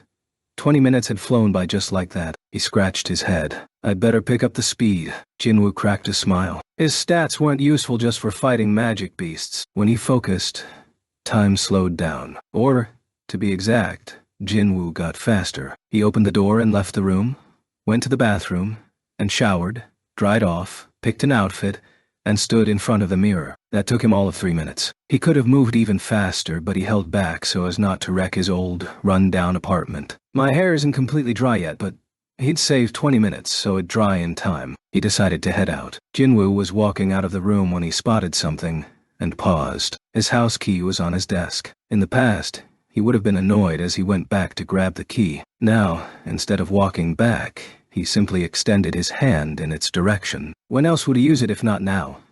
Ruler's hand. The key inched slowly toward him at first, but soon flew into Jinwoo's palm like it was being drawn to a strong magnet. Shh! Jinwoo grinned as he caught the key. With that, Jinwoo, who had finished getting ready to leave in a matter of minutes, started whistling as he closed the door behind him. Jinwoo first stopped at the bank. He was curious how much money he'd saved up from selling essence stones. Although he'd been too busy to come, as the squad leader, Jino was the one in charge of the essence stones. He had told Jinwoo that he sold the essence stones as soon as the raids were done for the day and deposited the money into the account. He never mentioned in detail how much money there was. He goes on and on about anything and everything except finances. Jino didn't seem to have much interest in the topic. Maybe because he'd grown up rich and earned around money. It was the furthest thing from his mind. His main topics of conversation were celebrities, raids, and his favorite movies and songs. Though it was difficult to call it a conversation, Jinho did most of the talking with Jinwoo pitching in occasionally. Now that he think about it. Despite being very talkative, Jinho never mentioned his family. That was interesting. That had been the case for as far back as Jinwoo could remember. From the very first time they'd met. Just as Jinwoo concluded that this was odd, he arrived at the bank, picked the wrong day. The ATMs were undergoing maintenance, so he had no other choice. Jinwoo entered the bank, took a number, and waited his turn to see a teller. Hello. It was a female teller with a bob cut and a bright smile. She politely asked, "How may I help you?" "I'd like an updated bank statement, please." "Certainly." Still smiling, the female teller took his documents. Jinwoo looked around while he waited. The place was busy despite being an ordinary weekday afternoon. While he was people watching, the teller's eyes suddenly shot open in shock after seeing his account balance. Whoa! Balance! 1,482,920,000 won. She checked the numbers again, but it was definitely over 1,000,000,000 won. Plus, this wasn't an amount he'd saved up over time. More than 100 million won had been deposited daily for the past week or so, but he looked so young. The teller had assumed Jinwoo was a college student who'd come in to update his mother's account, but now she saw him in a completely different light. Her next question was more in her own self-interest. "Oh my, may I ask what you do for a living?" Her cheeks were flushed, and she peeked at Jinwoo as if embarrassed about asking a personal question. He responded nonchalantly, "I'm a hunter." She was already nodding before she realized. So, the rumors were true. "I've heard that hunters earn quite a bit." She'd had no idea their income was this good. She suddenly felt inferior about being an ordinary salaried employee. A minute ago, he'd been a regular customer like everyone else, but now he was someone from an entirely different world. He must be a high-rank hunter. After all, this was not the account balance of your average hunter. This was her first time meeting a high-rank hunter. The extraordinary circumstances made her heart skip a beat. Ba-dump, ba-dump, ... Her heart beat faster. A young client with a balance in the billions was considered a VIP at the bank, and as a hunter, he was a VVIP. She went into sales mode in order to keep this particular VVIP, pulling products from the bank onto the counter. "Our bank has just released a new product only for our VIP clients, you see." Her smile was genuine, not businesslike. Her eyes were fixed on Jinwoo. His hair was a bit messy, and he looked like he'd thrown on whatever clothes were lying around. It seemed like she was catching a glimpse of a day in the life of a capable man who had barely made time for this errand in his busy schedule. "This product has very good reviews from our clients. Would you like to sign up for it?" Jinwoo declined. "No, thank you." "Oh, see?" The teller sounded disappointed. Worried that things might get drawn out, Jinwoo decided to take his leave. Thank you for your help. Have a nice day. He ignored her eyes following him as he left the bank. As soon as the door shut behind him, "Who?" Jinwoo breathed a sigh of relief. He'd noticed the way she looked at him differently once he revealed his job as a hunter. The stares and attention of strangers were common for most hunters, but it was all still new to him. I suppose need to get used to it. Things would get even worse after he was re-evaluated and assigned a higher rank. He'd heard there were tons of reporters and fans who hounded hunters. Looking up, he spotted a soft drink ad featuring a popular hunter on a billboard on the side of a skyscraper. Before Gates appeared, that billboard had probably featured a pop idol or star athlete. That's right. In this day and age, hunters received more attention and adoration than celebrities. Jinwoo wouldn't be an exception. Really, the only people who didn't like hunters these days were employees of insurance companies. Putting that aside, Jinwoo was able to check his balance after leaving the bank. He was gobsmacked. 1,480,000,000? He'd made close to 1.5 billion, won from 9 raids. That averaged out to 160 million won per C-rank dungeon. He'd made 180 million won and the C-rank dungeon had raided with Dongseok's squad. That put the average income from a C-rank dungeon between 150 to 200 million won. No wonder the teller was impressed. Okay, he'd checked his balance, and after treating himself to a new suit from a department store, Jinwoo got a nice haircut nearby since he still had time left. He was a totally different person from when he'd left home. It really is nice to have money. They say, clothes make the man. Jinwoo looked at his reflection in a store window and rolled his shoulders back. Perfect. At least I'll make a good first impression. He straightened out his clothes before checking his phone and seeing that it was already 4:20. Gina said to get there by 5. If he left now, he'd arrive right on time. Taxi. The taxi pulled up to the front of Gina's school at exactly the time she'd specified. Jinwoo saw his sister waiting for him. Gina. It took a moment for her to recognize him. Jinwoo? She blinked. Are you really Jinwoo Sung? Don't you recognize your own brother? Her voice raised as she looked him up and down. You look like a different person. What? Did you want me to wear flip-flops and sweatpants to this meeting? Wow.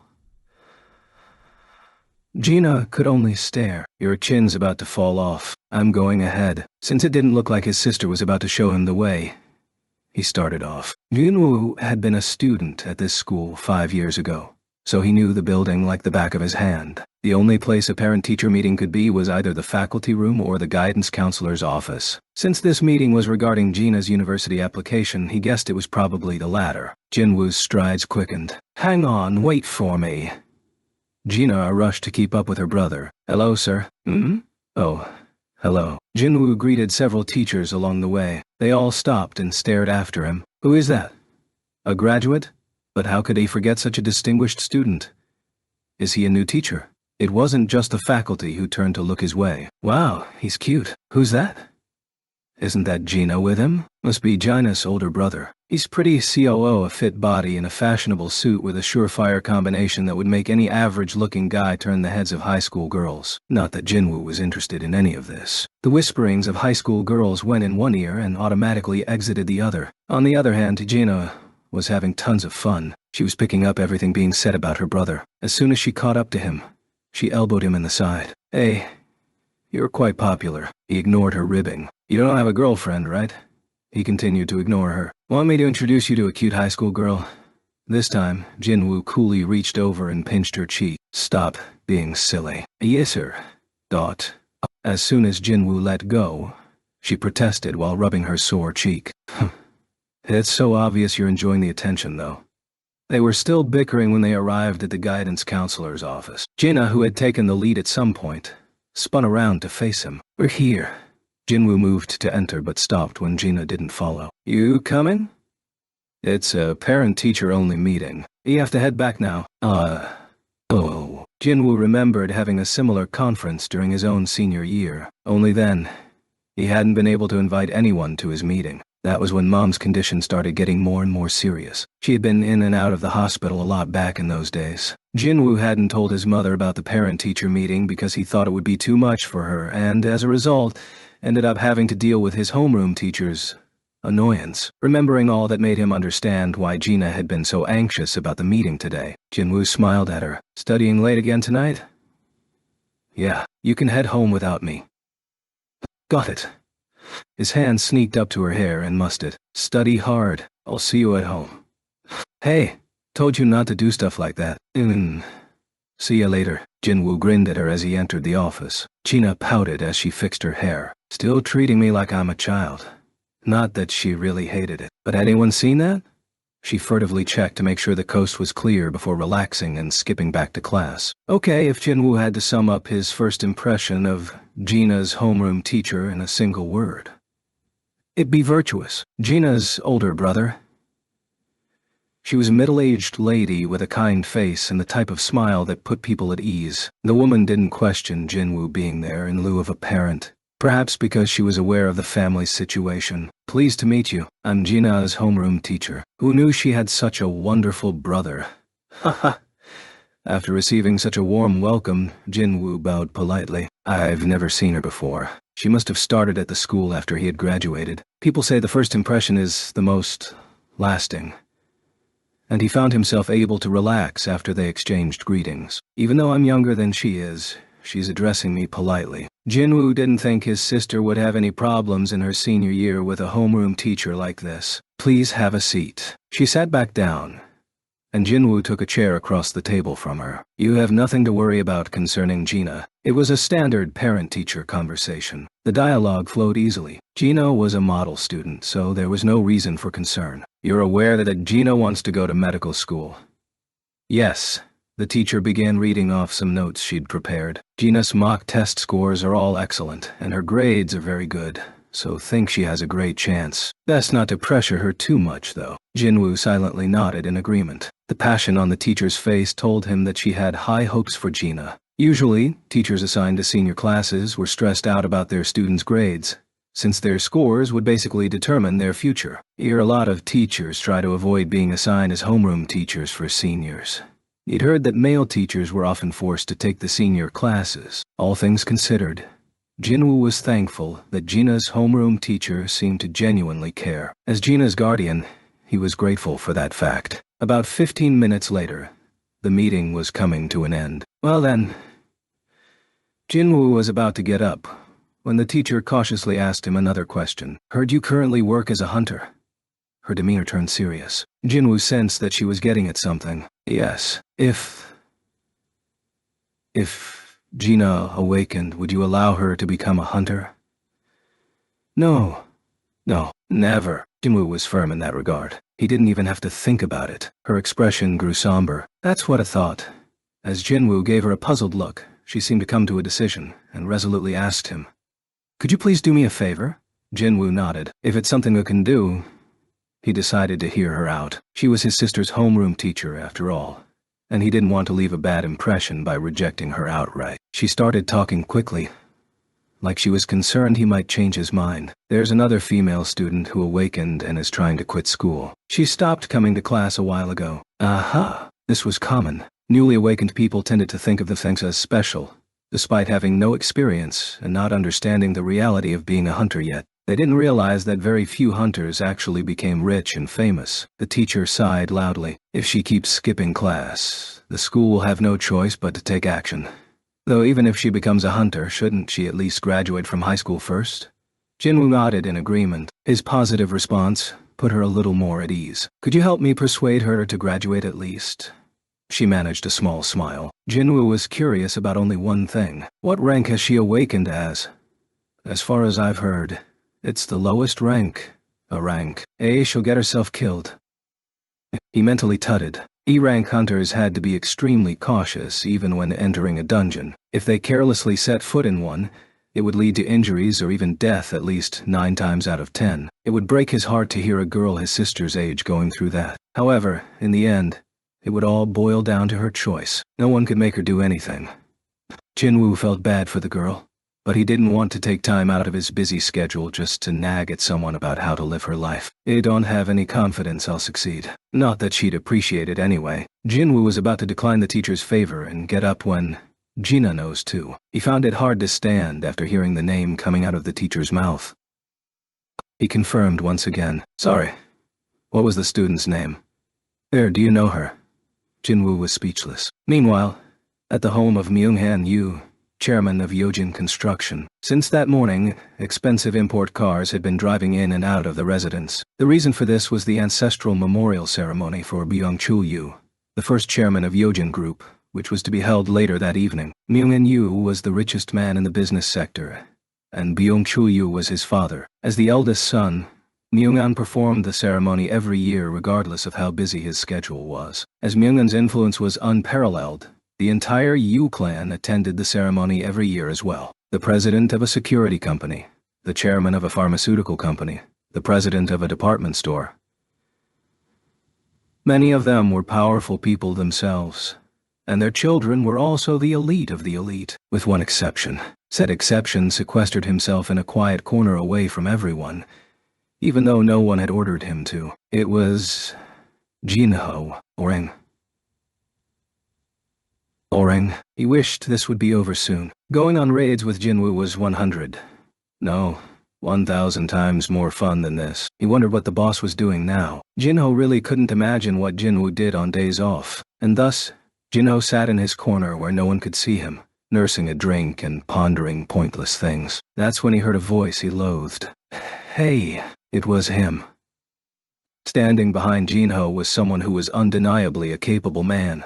A shining example of an elite, tall and sporting expensive frames. He was Jinzung, Jinho's older brother. He was also the heir apparent of the Yujin construction empire. Jinzung got right in Jinho's face and looked down at his younger brother. Stop acting like a brat. Our relatives have arrived, so you should come and greet them too. Only leave me alone. Remember that every stupid thing you do reflects poorly on father. There was no love for his brother in Jinsung's overtly dismissive words. The dislike was mutual, but Jinho didn't have the guts to stand up to him. His feelings weren't unfounded. Jinsung was a prodigy among prodigies and claimed the #1 spot in anything and everything. It wasn't just his grades either. After he'd graduated, Jinsung helped his father with various business ventures, all of which flourished. Compared to his older brother, Jinho didn't have anything to brag about. He'd barely even gotten into university. Jinho always felt small next to him. Pathetic.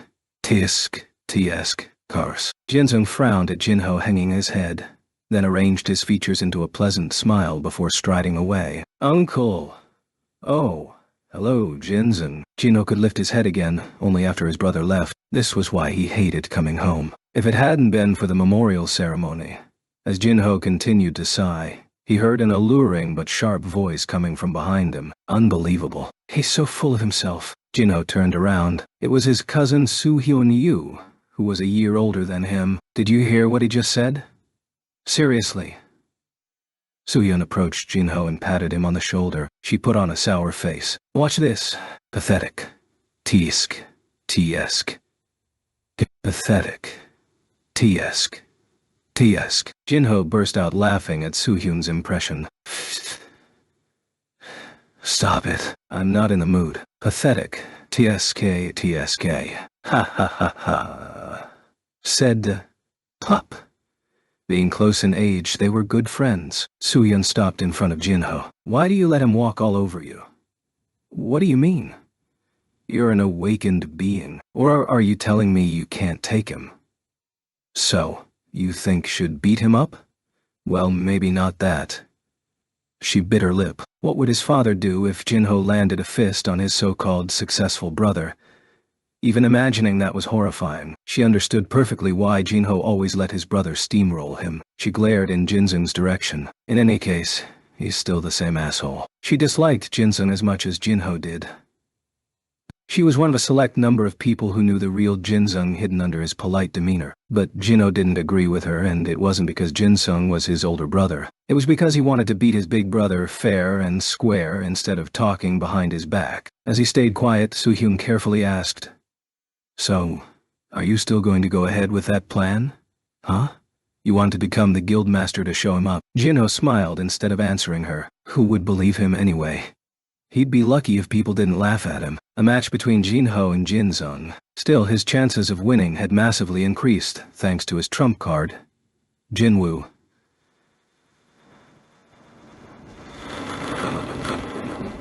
If O can just get a guildmaster's license, It was doable. Yes, he could do this. Soo-yeon saw the determination in his eyes and put her hands on her hips before saying firmly, "I'd rather die than work under that jerk. They don't want to fight with your father, so you'd better do this." That was how Soo-hyun cheered him on. She was a former child actor who had awakened as an A-rank hunter. Add the fact that she came from a mega-rich family and she was one of the most sought-after hunters in Korea. She'd turned down all their offers and chosen to model from time to time instead. However, she'd recently received an offer she couldn't refuse.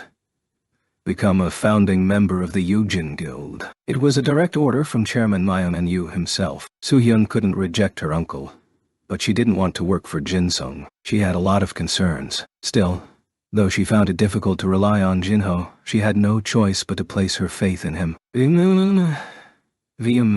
Soo-hyun gestured to the phone vibrating in Jin-ho's pocket. "Aren't you going to answer that?"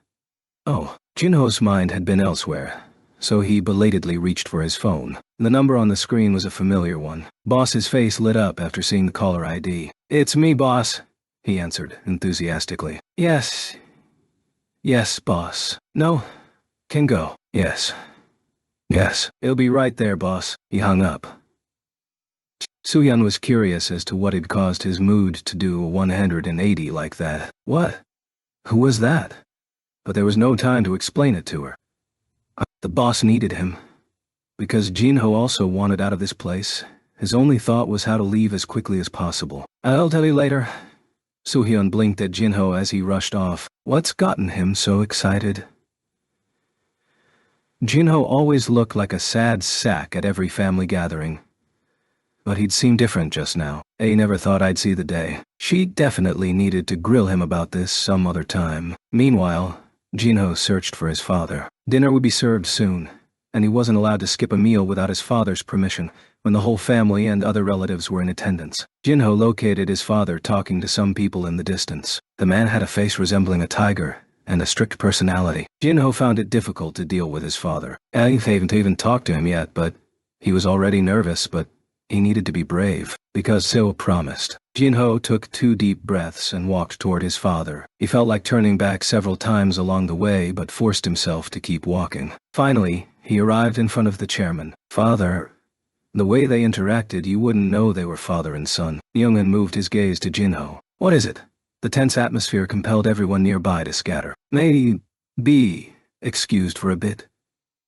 Jin-ho's voice was especially meek when he talked to his father. "I'll be back before dinner." Yes. Myung-han looked like he might cause a scene, but instead, he heaved a deep sigh and reluctantly gave his permission. "Go on then." Jin-ho brightened and bowed. "Thank you, father." Then he was off like a bullet. Stone-faced, Myung-in was watching his son leave when his wife approached. "Honey, got a phone call from Vienna." He'd been waiting on this news. Myung-han's face finally showed some interest. "What was the result of the competition?" "She won." "No wonder, given that she's your daughter." His smile was so brief that someone watching him would have thought they were seeing things. When is she coming back to Korea?" "Shay's so busy this semester that she can only make it back during the break." Myung-in frowned. "I clearly told her to be here for her grandfather's memorial ceremony." "Oh, honey. Thus, young people nowadays don't think memorial ceremonies are important." Tisk. Dot. Gah. His wife straightened the chairman's tie and spoke tenderly to him. "And, dear, how about paying Jin-ho some attention?" This again. A tiger must care for a tiger cub, not a kitten. Both the tiger cub and the kitten came from me, and they're your children as well. Do you know that was the first time I've seen Jin-ho smile in your presence since he graduated from middle school? Was that right? Myung-in perked up and fixed his gaze in the direction Jin-ho had departed, but even that was brief. He answered flippantly, "Maybe he has a girlfriend. In any case, everyone is waiting for us. We should head inside." Okay. At the Hunters Association headquarters in Gurogu, Seoul, an employee inspecting devices stopped in front of a small manometer. What's wrong with this?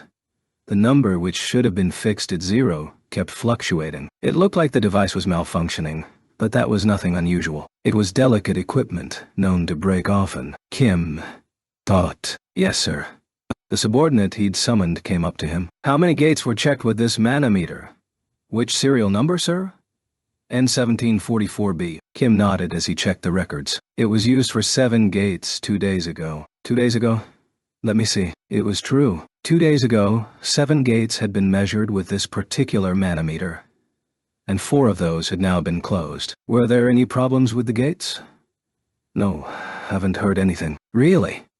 The employee scratched his stubbled chin. Whenever there was an error with a manometer, raid permits for the gates that had been measured with were cancelled right away for obvious reasons. What would happen if hunters entered a gate thinking it was a C rank when it was an A or B in actuality?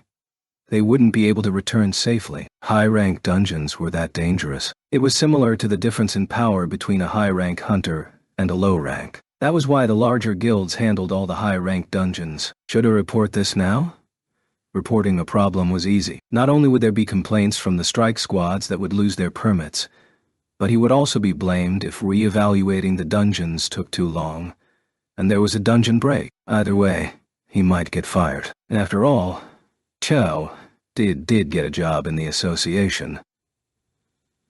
The Hunters Association was regarded as a public enterprise. To work there, you had to get a certain score on the civil service examination. He felt helpless just thinking about losing his job. That can't happen. He shook his head. It was also pretty clear to the subordinate what he was torn about. He cautiously asked, "Then, what should we do?" It had been 2 days. If there was a problem, surely something would have happened by now. It should be fine. Is that okay? You think anything would happen? It's already been a couple of days. Guess so. The underling nodded in agreement. Just report that N11744B was fine until yesterday, and note that it started malfunctioning today. Understood. Okay, Sangmin.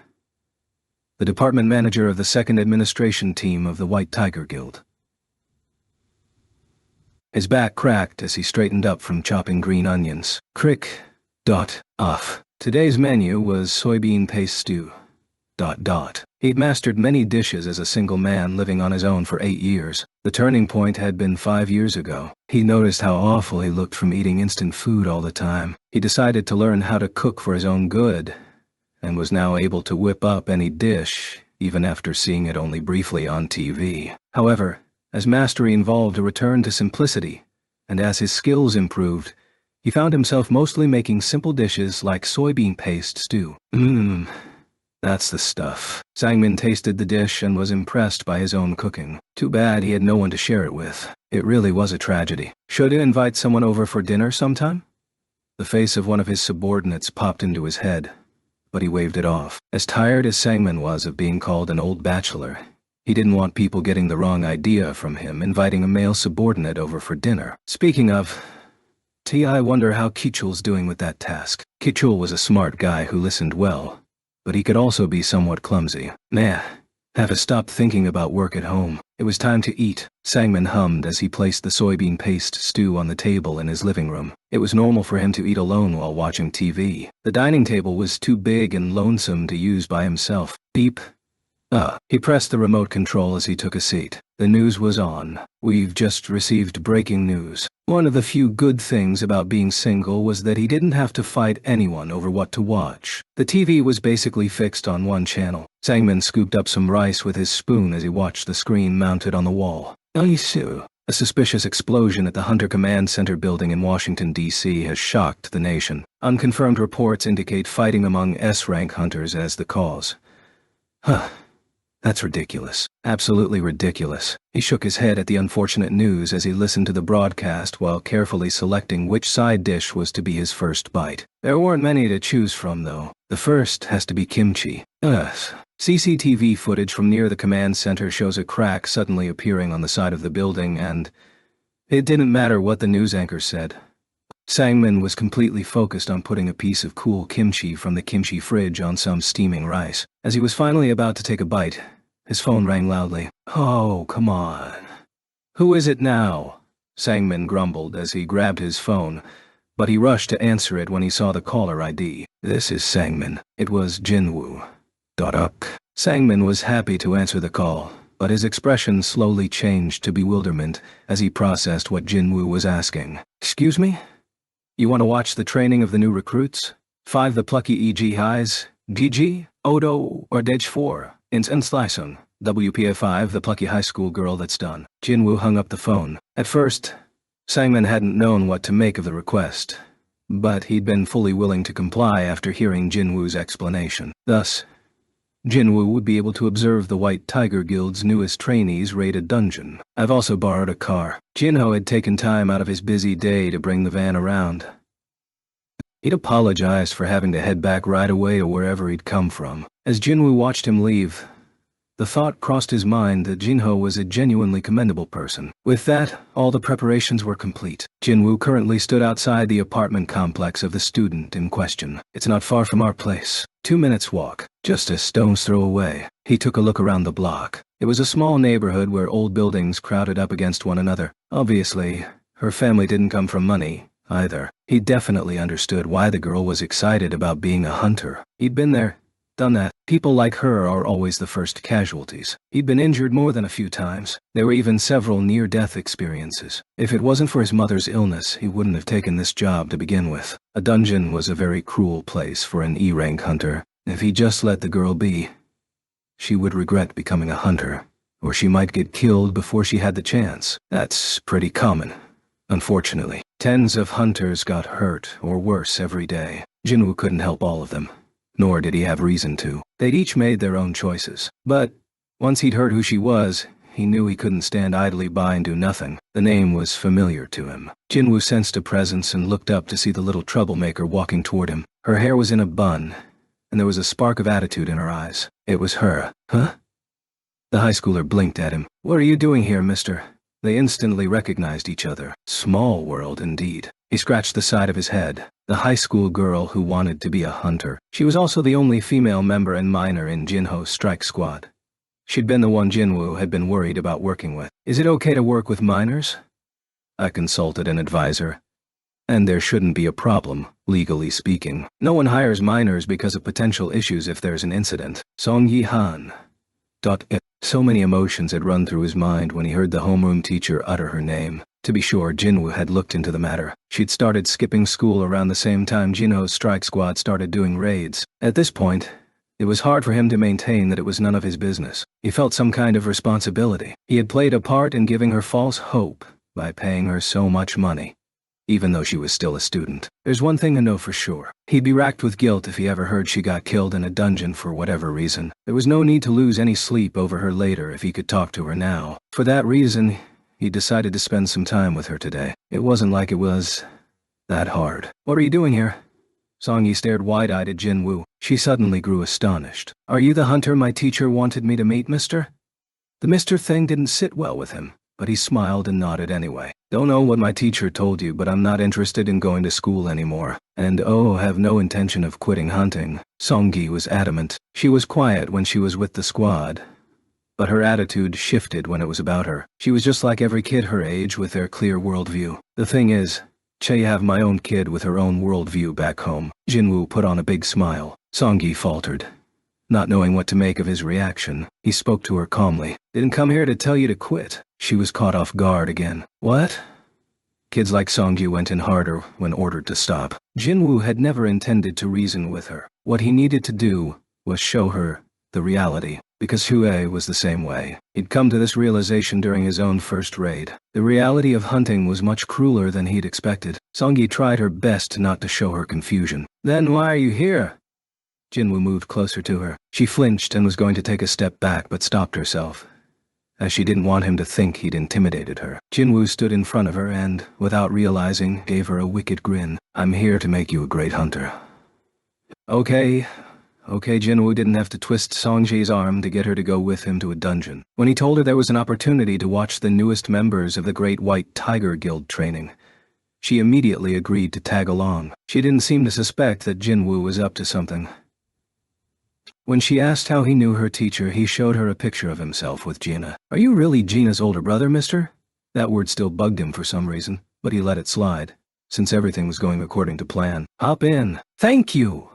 Jinwoo took Songyi to where the White Tiger Guild rookies were planning to do some nighttime training. He was told they'd start at 9, so there was plenty of time to get there. Ruum, thought he. The black van that was far too big for just 2 passengers seemed to drift around a bend. Were his agility and perception stats responsible for this? Even though he hadn't driven since he'd first gotten his driver's license, Jinwoo found it easy to maneuver the vehicle. Whenever he focused, the other cars started to remind him of snails. These stats are quite versatile. Sitting in the passenger seat, Songyi asked, "Does Gina really study all the time at home too?" Rumor has it she put up pages of an English dictionary as her bedroom wallpaper so she can study even as she falls asleep. Was there really a rumor like that about her? To Jinwoo, she was just a sleepyhead who loved fried chicken. Gina is just like you. When she comes home, she plays games, eats, and sleeps. Though the majority of the time, she sleeps. No way. Then how are her grades so good? I have no idea, either. When she was in middle school, she used to go to the arcade all the time with me. They continued their conversation until they arrived near the gate. Jinwoo parked the car. Church. Her. This specific neighborhood had been designated as a concentrated area for gates. It was easy to find parking because so many residents had moved out. Jinwoo had heard somewhere that around 80% of the houses had been abandoned. There was also talk of the whole place being leveled once the remaining residents left. TMP. Jinwoo and Songji got out of the van. There was a sense of foreboding permeating the air. Ooh. Jinwoo thought he heard cheering coming from the shadow beneath his feet. Was that all in his head?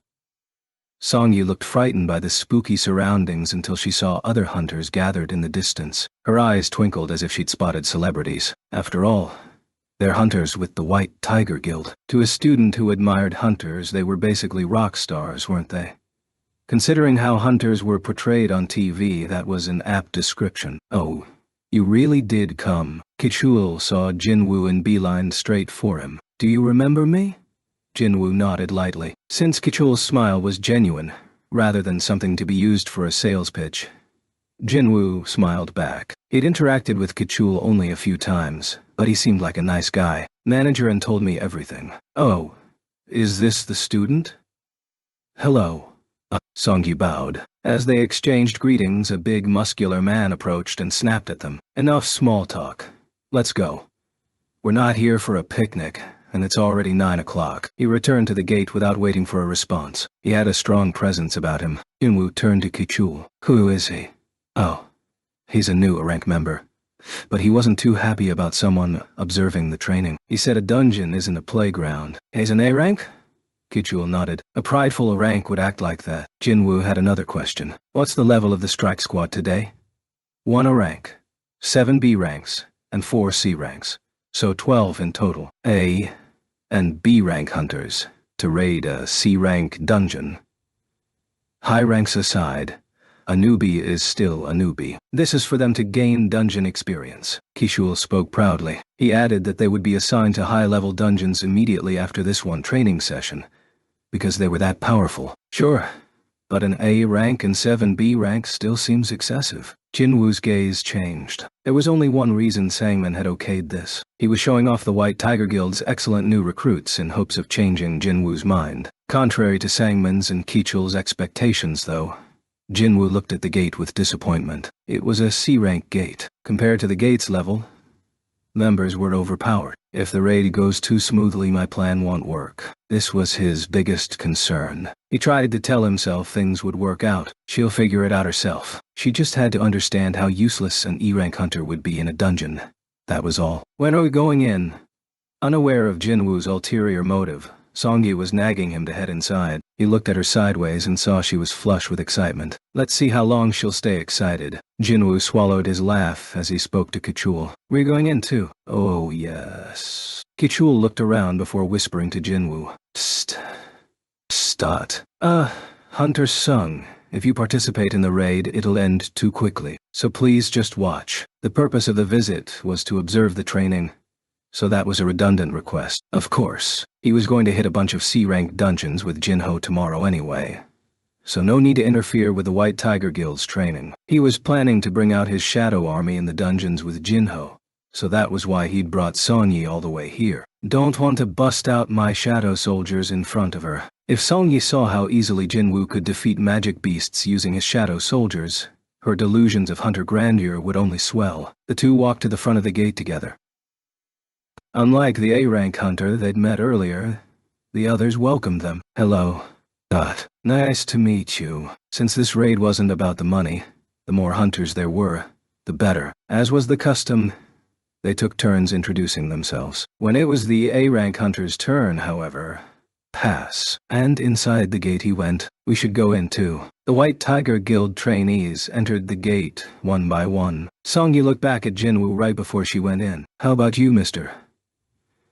Jinwoo crossed his arms and replied, You first. She looked nervous but nodded and ran in. Jinwoo gave a small sigh as he stood before the gate. He sensed someone was watching him and looked over to see Kichul waving and cheering him on. He turned back to the gate. Wait. Its surface continued to vibrate and ripple. The gate is supposed to stop moving and look like a black membrane when no one is passing through it, but this one continued to undulate like waves. There was something different about it. Jinwoo tapped the gate with his finger. Shloop. B. The surface was a sticky goo. It stuck to his finger and stretched like gum as he pulled back. It can't be. Jinwoo whipped around, and he and Kichul exchanged urgent looks. Kichul could also tell that something had gone wrong. Jinwoo shouted, Call your main strike squad, now! Before he could say any more, Jinwoo was sucked into the gate. What was that? AA assistant manager? Kichul ran toward the gate. 3 more White Tiger employees rushed after him. Kichul stood in front of the gate, looking dumbfounded. No ko. Way the hunters weren't the only newbies. He'd also brought new office staffers for training purposes. Of course, none of them was familiar with this kind of phenomenon. The other staffers looked at Kichul, the panic clear on their faces. Assistant Manager Hyun. The surface of the gate is turning red. The red color spread outward like someone had spilled a drop of blood on the surface. Kichul ignored the others and hurriedly made a call. Click. Yes, Kichul? Sir, it's a red gate. The gate the trainees entered just transformed into a red gate. What? Sangman's tone became aggressive. What the hell are you talking about? How can a red gate spawn from a C-rank one? Kichul looked back to see that the gate was entirely red now. The rippling on the surface had slowed. He swallowed hard. I'm not sure either. But it's definitely a red gate, sir. What? The red gate? OUC 6. The red gate. What do you mean, a red gate? Yunho Baek, president of the White Tiger Guild, had rushed to the site as soon as he received the news. Kichul, the man in charge of trainees, looked ashen. Sir, it's... I need to see for myself. President Baek breezed past the employees in front of the gate, who were standing gravely, as if attending a funeral. It's really a red gate. His expression turned grim. What was a red gate? It was a dangerous connection to the other world, which hunters could escape only by either killing the boss or waiting for a dungeon break to occur. Once a hunter went inside, that was it. The red gate would block out all external forces. It would be impossible to enter or exit. The president touched the surface of the gate. It was, as he suspected, rock hard. This is not good. No matter what they did, they wouldn't be able to help the hunters on the inside. He barked at Kichul. Wasn't this supposed to be a C-rank gate? It was, sir. Did you have the association confirm? Yes. Bass. They insisted it was a C-rank gate. Those sons of bitches.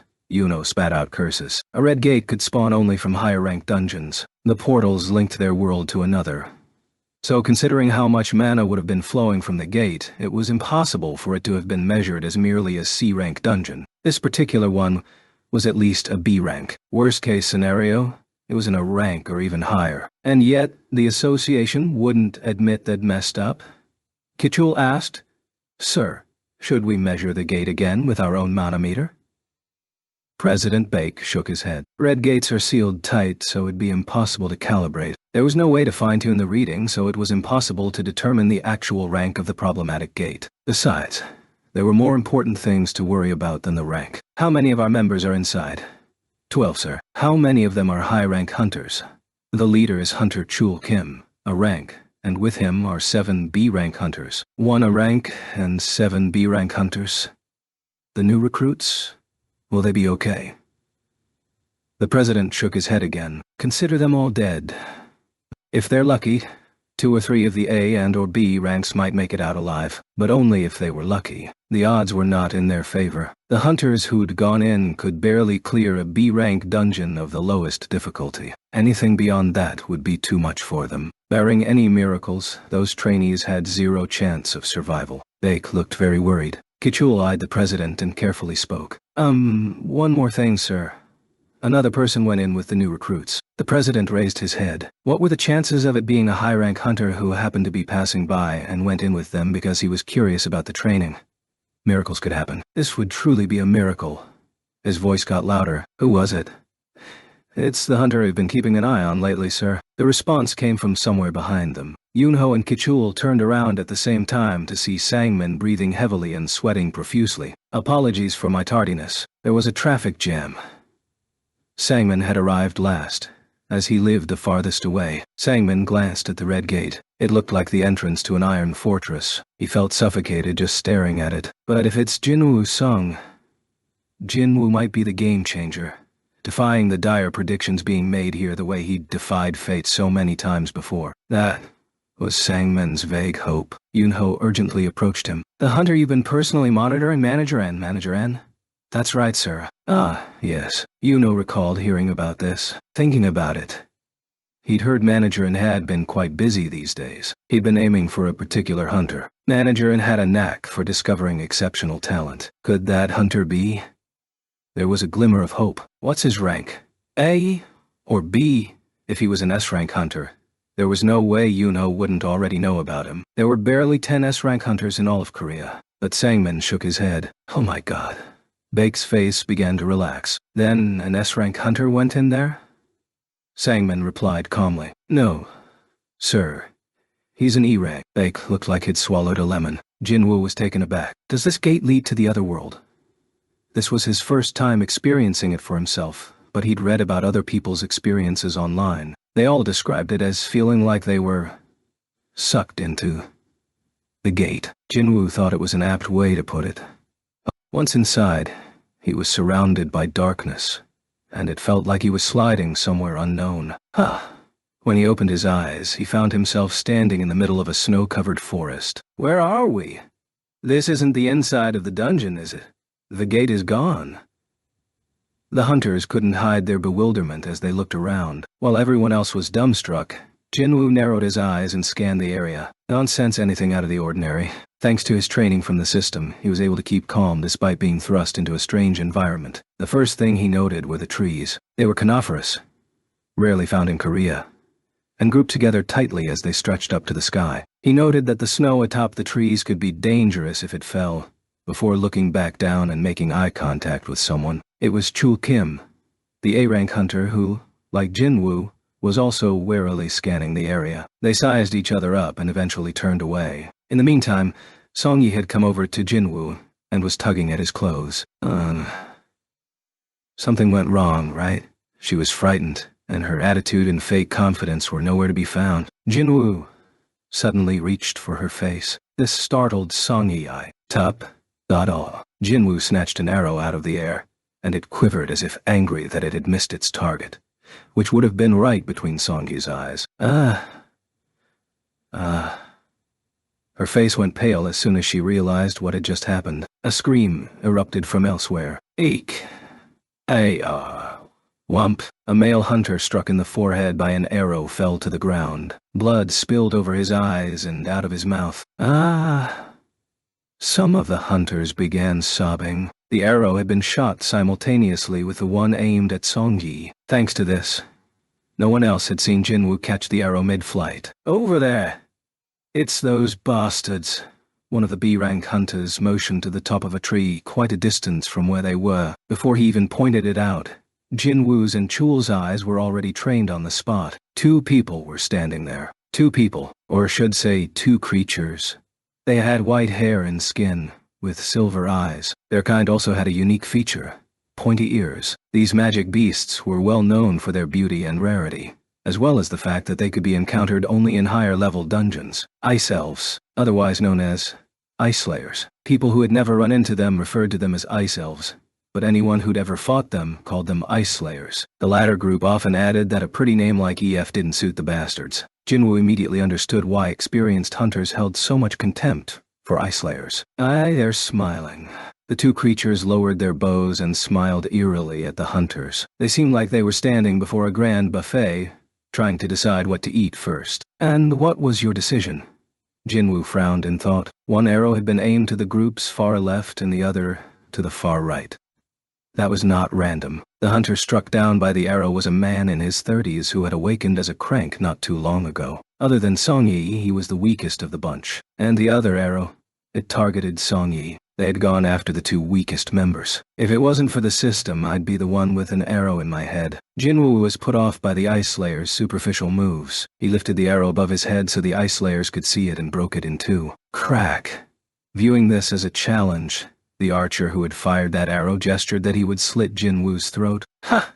Jinwoo had to laugh, but his eyes were deadly serious. "Soon I'm going to kill you with my own hands." Jinwoo responded to the threat with an icy glare. Soon, the Ice Slayers disappeared down the tree. Guess that was the welcoming party.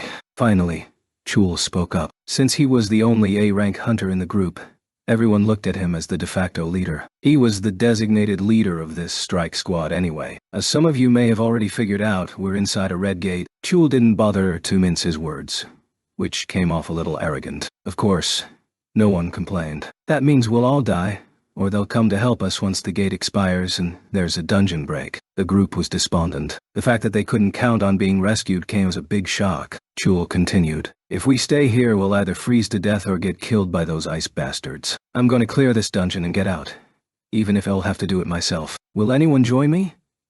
People tended to trust Chul because of his wide shoulders and strong gaze. The hunters exchanged looks before deciding to go with him. "Let's say together. Mean. Dot. Let's get out of here alive. If I'll help too." But Chul shoved the last hunter in the chest when he approached, saying he wanted to help. Uful Chul had kept his strength in check, but strength as in a rank was just that high. The other hunter stumbled back, wincing at the pain. "Not you." "Who?"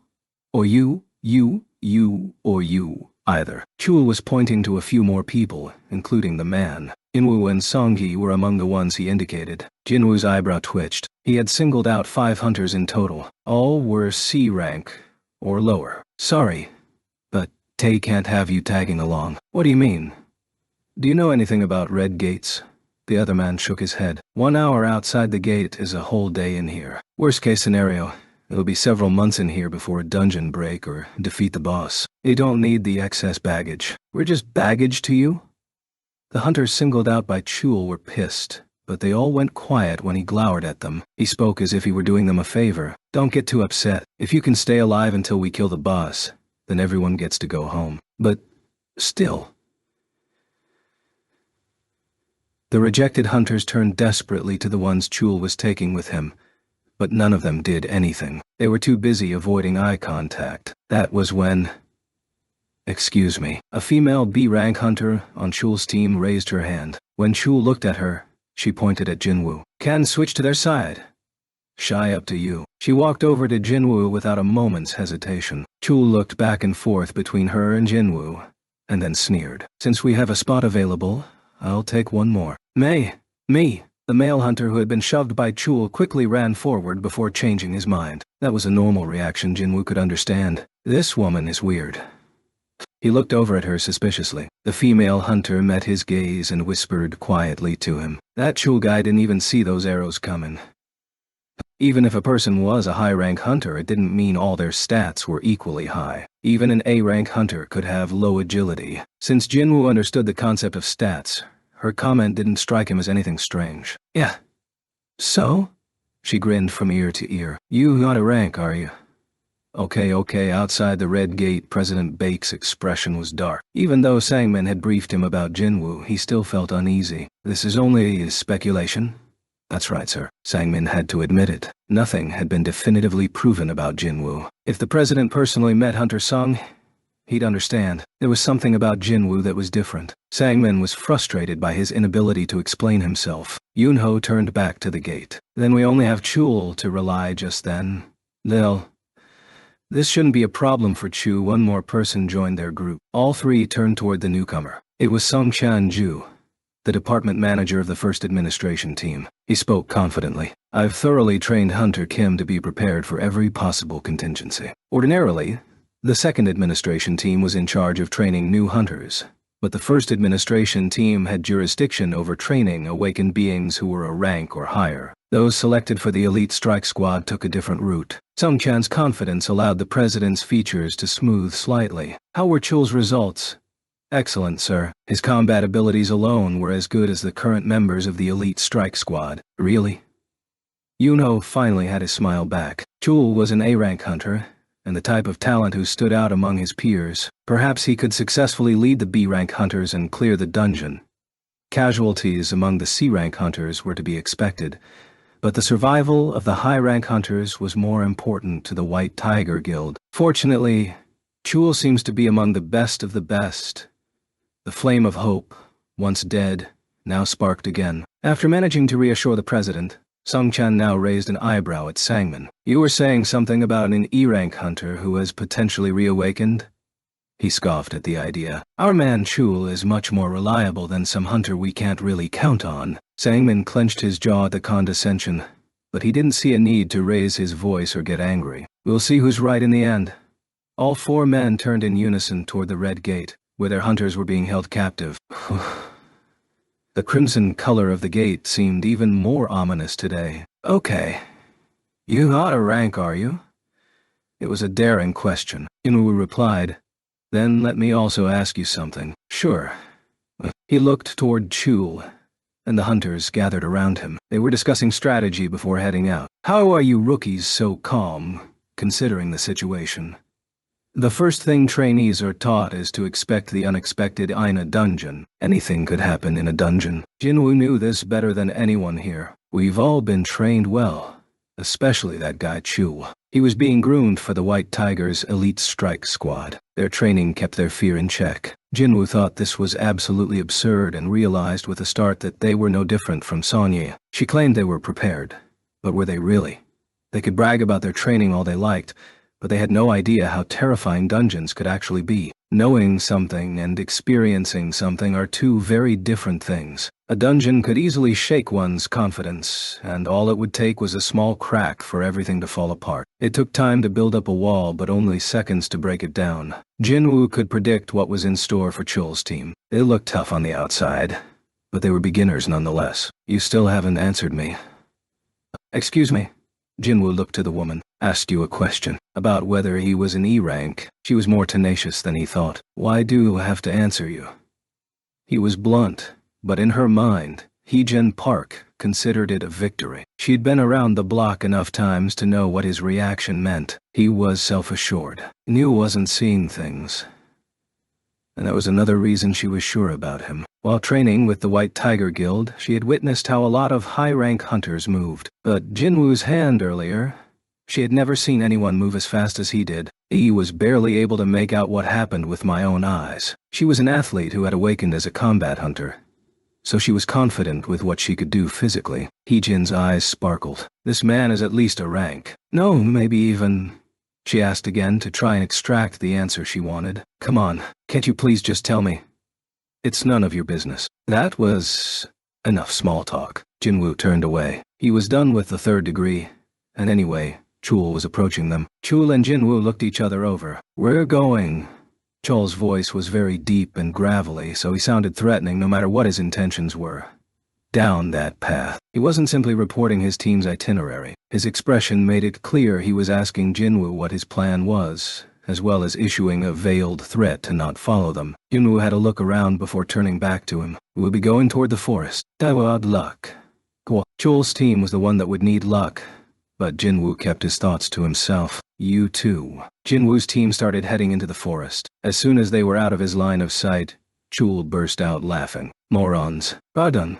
Look over there. Chul uncrossed his arms and gestured at the trees. Everywhere he pointed, there were claw marks on the trunks, clearly made by some large animal. Those are... bears. Ha! Ice bears among animal-type magic beasts. Bear-like magic beasts were especially dangerous. Those claw marks were their way of marking their territory. The hunters on Chul's team shook their heads. Tsk, tisk. They would have been better off waiting for us here. The E-rank hunter just led innocent people to their deaths. Is he even properly trained? Chul laughed derisively in the direction of the woods. What do you expect from an E-rank hunter? Wait a minute. His grin was suddenly wiped away. Most of that group were C-rank, and there was one B-rank hunter with them. So why did Chul assume that Jinwoo was the leader? He hadn't considered anything wrong or even odd about that until now. He shrugged it off. So what? Jinwoo was a dead man walking anyway. He should be thinking about his own neck instead of those weaklings with no chance of survival. It was unfortunate that anyone had to die. But shouldn't the living keep on living? Chul roared at his group. Let's move, okay. Jinwoo led the way, but Heejin soon moved to block his path. What are you doing? Are you crazy? Jinwoo crossed his arms, his expression making it clear he wasn't impressed. It was a warning to choose her next words wisely. She quieted down as if she'd gotten the message. I'm sorry, but I'll really need to say this. Heejin pointed at one of the nearby trees. Do you see that? There were huge claw marks gouged into a tree trunk. And there. And over there too, it was difficult to find a tree without any claw marks or significant damage. Those are all signs of bears marking this whole place as their territory. This forest is filled with bear-type magic beasts. Dogs and monkeys are weaker than tigers or lions. Magic beasts worked the same way. Tiger or lion-type magic beasts were more powerful than dog or monkey-type magic beasts. So what about bears? Bears, especially polar bears, were among the strongest carnivorous animals around. Jinwoo's team had walked right into the territory of magic beasts, reminiscent of that terrifying animal. No wonder she was so heated. We need to turn back right now, before the magic beasts come after us. Teesk. Jinwoo clicked his tongue. What? Heejin had expected Jinwoo to react either by getting mad, being shocked, or accepting the facts. All her guesses were wrong, though. She was giving him solid advice. Yet he regarded her as if she were an idiot. Why? Why is he looking at me like that? Heejin's face turned red from embarrassment. What? Her voice had risen again. Jinwoo sighed, before explaining. It's hard to find an unmarked tree, which means there's more than 1 or 2 ice bears here. That's why we need to go back. That's why we're going into the forest. What?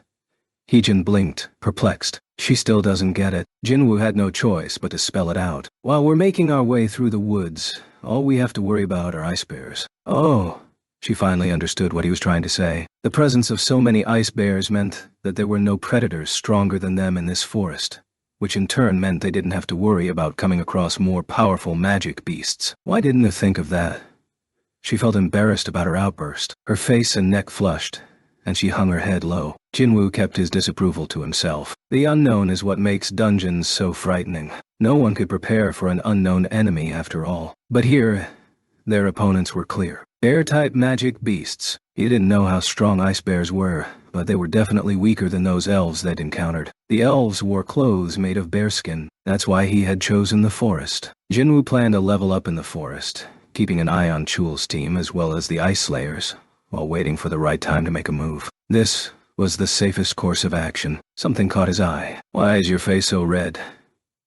Heejin's face was abnormally beet-colored. She could barely raise her head to speak in a tiny voice. Because I'm cold. Ha ha ha. Jinwoo gave a long sigh before calling up the shop and picking out thick fur jackets and winter shoes from the list of items for purchase. Ping. Item. Warm fur jacket acquisition difficulty. None category. Miscellaneous provides warmth to the body when worn. Price. 10 gold item. Warm butsu acquisition difficulty. None category. Miscellaneous provides warmth to the feet when worn. Price. 10 gold. A fur jacket and a pair of boots only cost 10 gold each. Unlike items with buffs and debuffs, miscellaneous items were inexpensive. Compared to how much gold he had, they were dirt cheap. Balance. 431,330 gold. Though have to spend my gold on these kinds of assy 225, Jinwoo bought the items. Since he couldn't discriminate, he bought enough for all 5 members of the party and spent 100 gold. 5 coats and 5 pairs of boots appeared at Jinwoo's feet. Everyone besides him looked like their eyes would pop out of their heads. Oh, what? Spatial magic? Even Heejin was so surprised, she managed to raise her head. Jinwoo said coolly, "Please help yourselves." As he reached for the closest fur jacket, Sonyi suddenly grabbed his sleeve. Their eyes met, and eventually, Sung-yi was able to get out the words. What exactly are you, mister? You caught an arrow earlier, and now you use some kind of strange magic to get these clothes. Jinwoo made a face. It was obvious they'd start asking questions relentlessly, and things would get troublesome if they continued like this. Okay, this is where she need to draw a line. He spoke firmly. I brought you here, so we promise to take responsibility and protect you, but... He lowered his voice. Do not ask me any questions. He looked at Heejin and the other hunters in turn. This goes for all of you. No questions, no demands. And finally, if you don't like it, you can leave. I won't stop you. The other two male hunters, who had initially followed willingly because of the B-rank Heejin, looked back and forth between Jinwoo and the fur jackets they were about to put on before shaking their heads hard. Okay, there was one more reason why Jinwoo had chosen the forest. Stats. Das. Name. Jinwoo Sung. Class. Shadow Monarch. Level. Avil. Adel. The one who overcame adversity, and one other. Careful not to alert the others in any way, Jinwoo called up the stat window and changed his title from the one who overcame adversity to Wolf Assassin. Title: Wolf Assassin, and one other, a title given to those skilled at hunting wolves. When battling an animal-type monster, all abilities will increase by 40%. The buff was perfect for his current situation, so why not take advantage of it? Ping! Yon animal-type monster has appeared. Oof. Title buff has been applied. Jinwoo grinned at the confirmation message.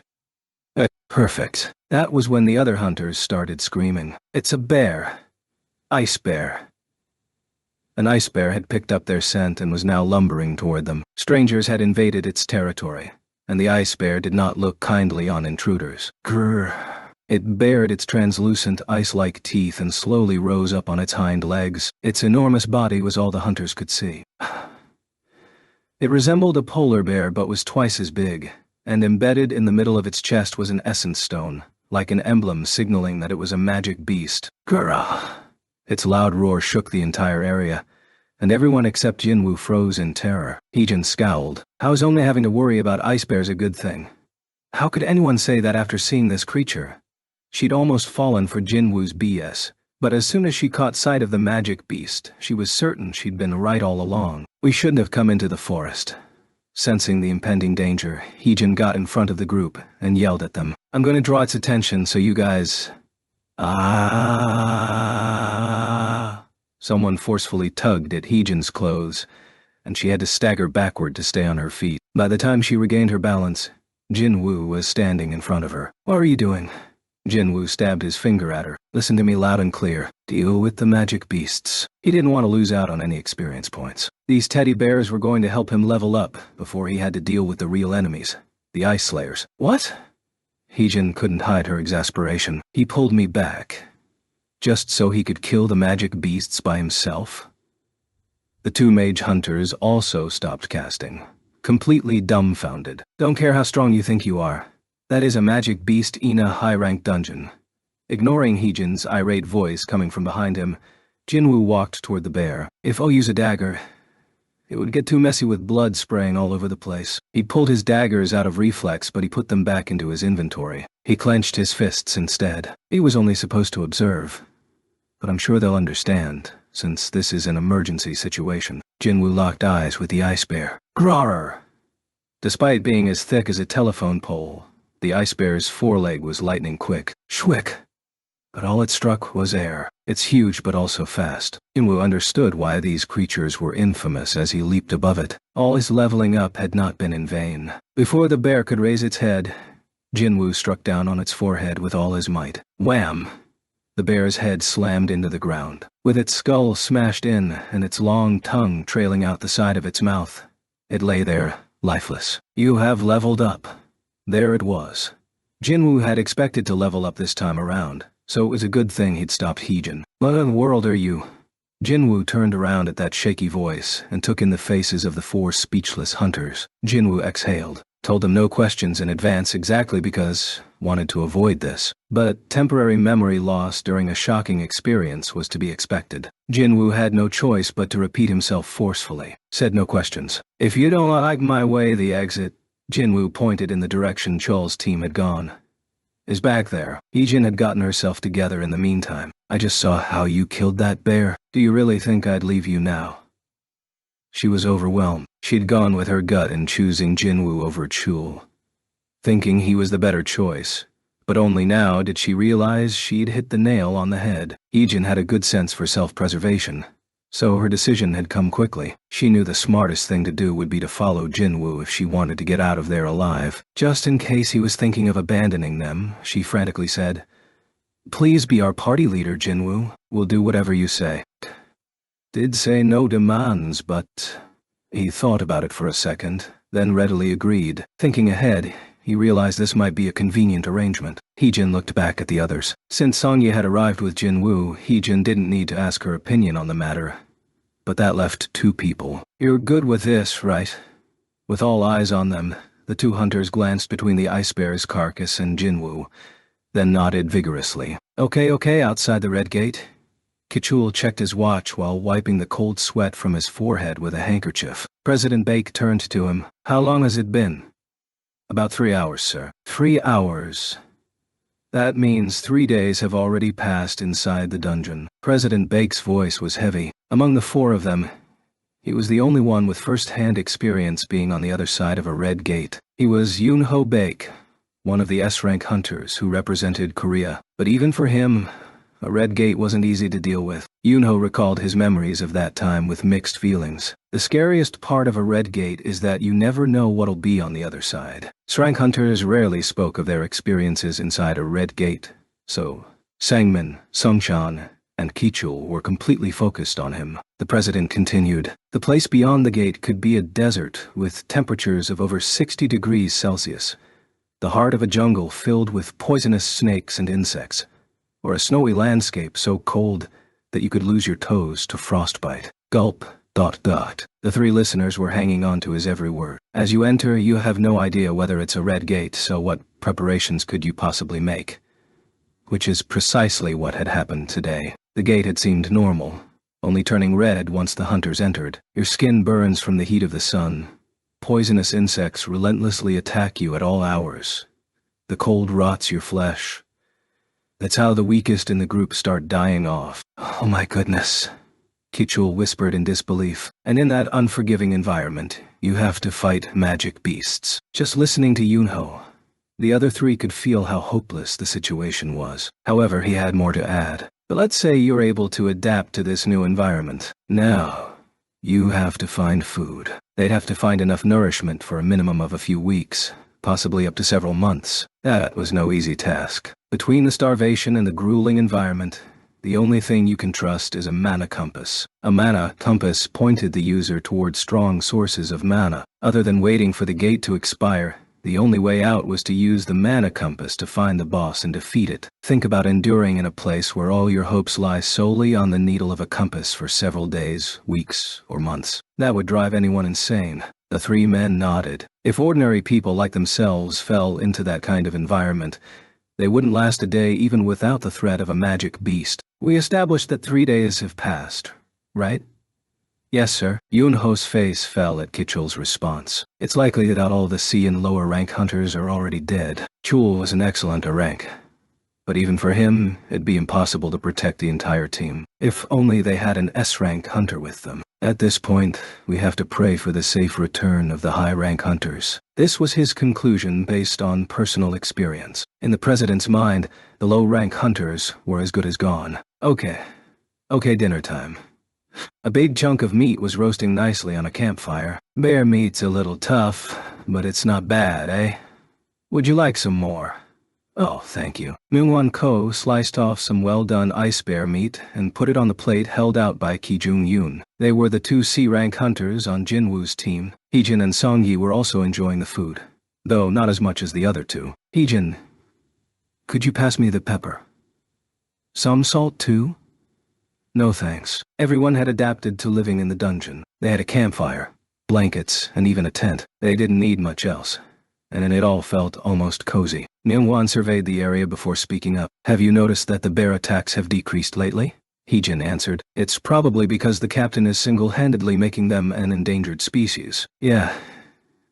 It's like they're mortal enemies or something. He gets this crazed look in his eyes whenever he fights a bear. It's kinda scary. Somewhere along the way, they'd started referring to Jinwoo as Captain. Heejin suddenly noticed his absence and craned her neck to try to spot him. Speaking of our captain, where did he go? Kijung raised his head from where he'd been shoveling food into his mouth. He took off a while ago, saying he wanted to explore the area. Heejin shook her head in wonder. He just wanders around as he pleases. Doesn't he get scared? Kijung grinned. He can take care of himself. Myungwon snorted. You're right. He can kill a freaking ice bear with his bare hands. He considered for a bit before continuing. So, since we're on the topic, what rank would you have to be before you're able to kill a massive beast like that with your bare hands? Everyone fell silent. They were all equally curious, but no one dared answer that question for fear of getting kicked off the team. Sinny, let's just finish eating. Everyone nodded in agreement with Heejin. Jinwoo emerged from some bushes as he explored the forest. It's here somewhere. He'd sensed the presence of a group of ice bears nearby. Instead of waiting for them to attack, he had started tracking the beasts last night. He'd come to the realization a while ago that they were all attacking from the same direction. Jinwoo's search continued until his eyes lit up. Gotcha!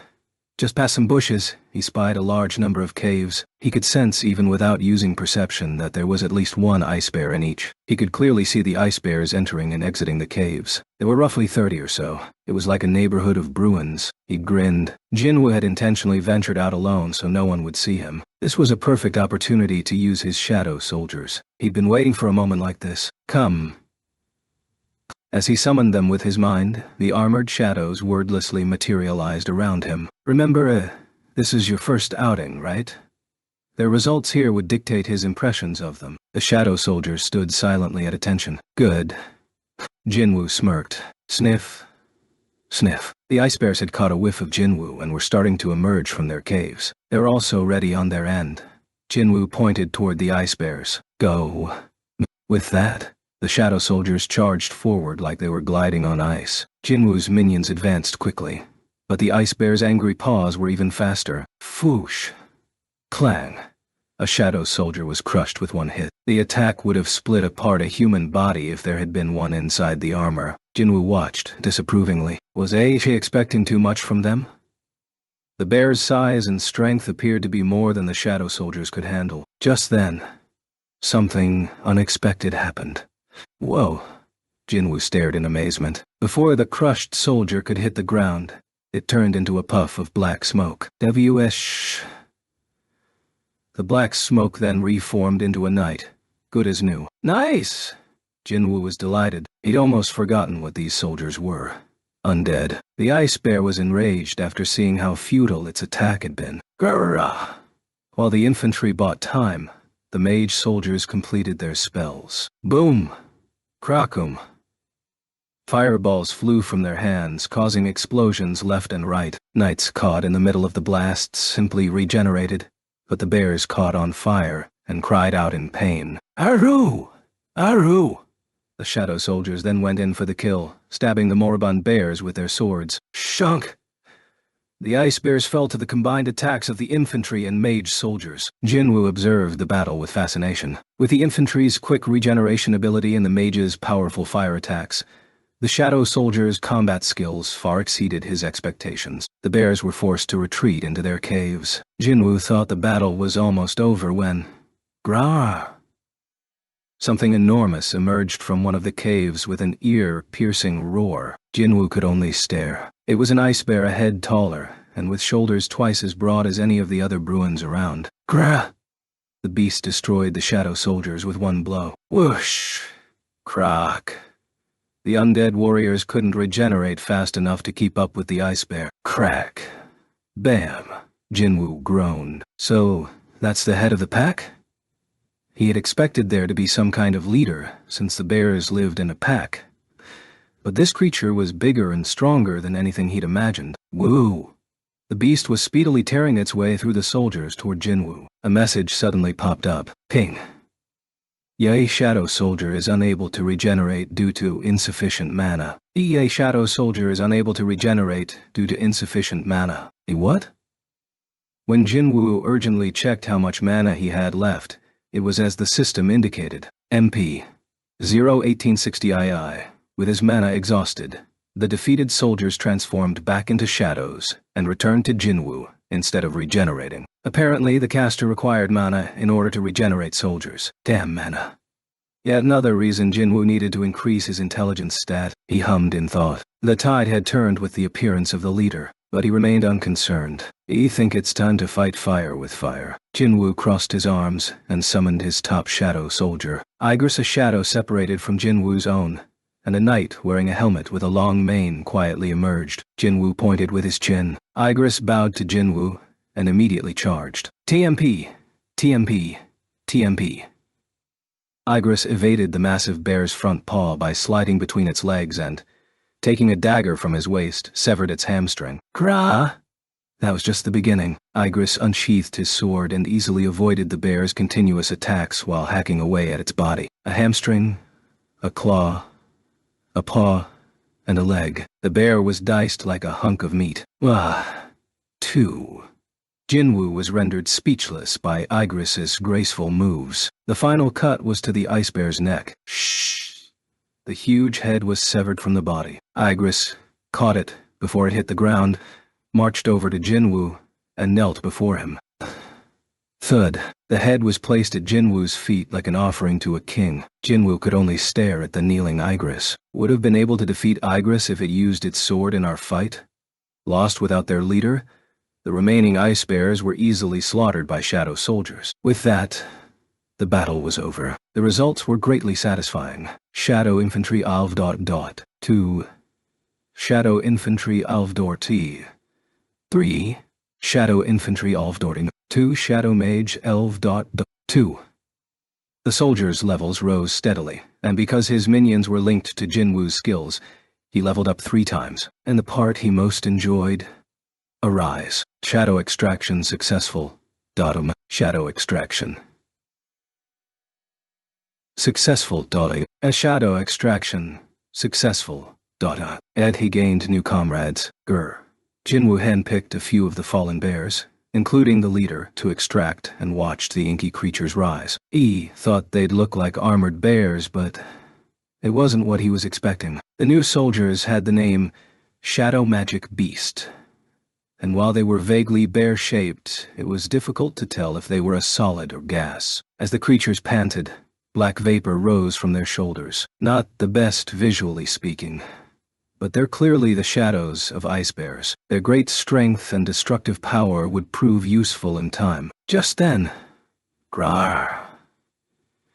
Jinwoo's ears twitched at the roars of more Bruins. By the sound of it, there were quite a few of them too. So there's another bear neighborhood close by? Since it was already late, he decided to investigate that area the following day. His face split into a happy smile. Okay, ga. His colleagues were screaming. Chul couldn't believe his eyes. This can't be happening. To think that he'd failed. He was supposed to be destined to be among the best in the White Tiger Guild. He'd received special training for that purpose. And yet he'd failed? He couldn't accept that fact. His party had fought against a horde of Yetis, even as they struggled against hypothermia and hunger. Next, they'd run into frost giants. They'd lost 2 teammates, but they had won. It appeared as though the raid was going well. However, as soon as they finished their bout with the frost giants, they were attacked from behind by the Ice Slayers. Those evil bastards had been watching and lying in wait for when the party's stamina was depleted. What came next was a massacre. Hunters were eliminated in a flash. Boss! A collapsed hunter held his bloody hand out for help. Chul stumbled backward as an Ice Slayer suddenly leaped onto the hunter's back and slit his throat. Gak! Looking up from the gash, the Ice Slayer gave him a serene smile. Chul screamed. He ran into the forest without looking back. Ice bears in the forest?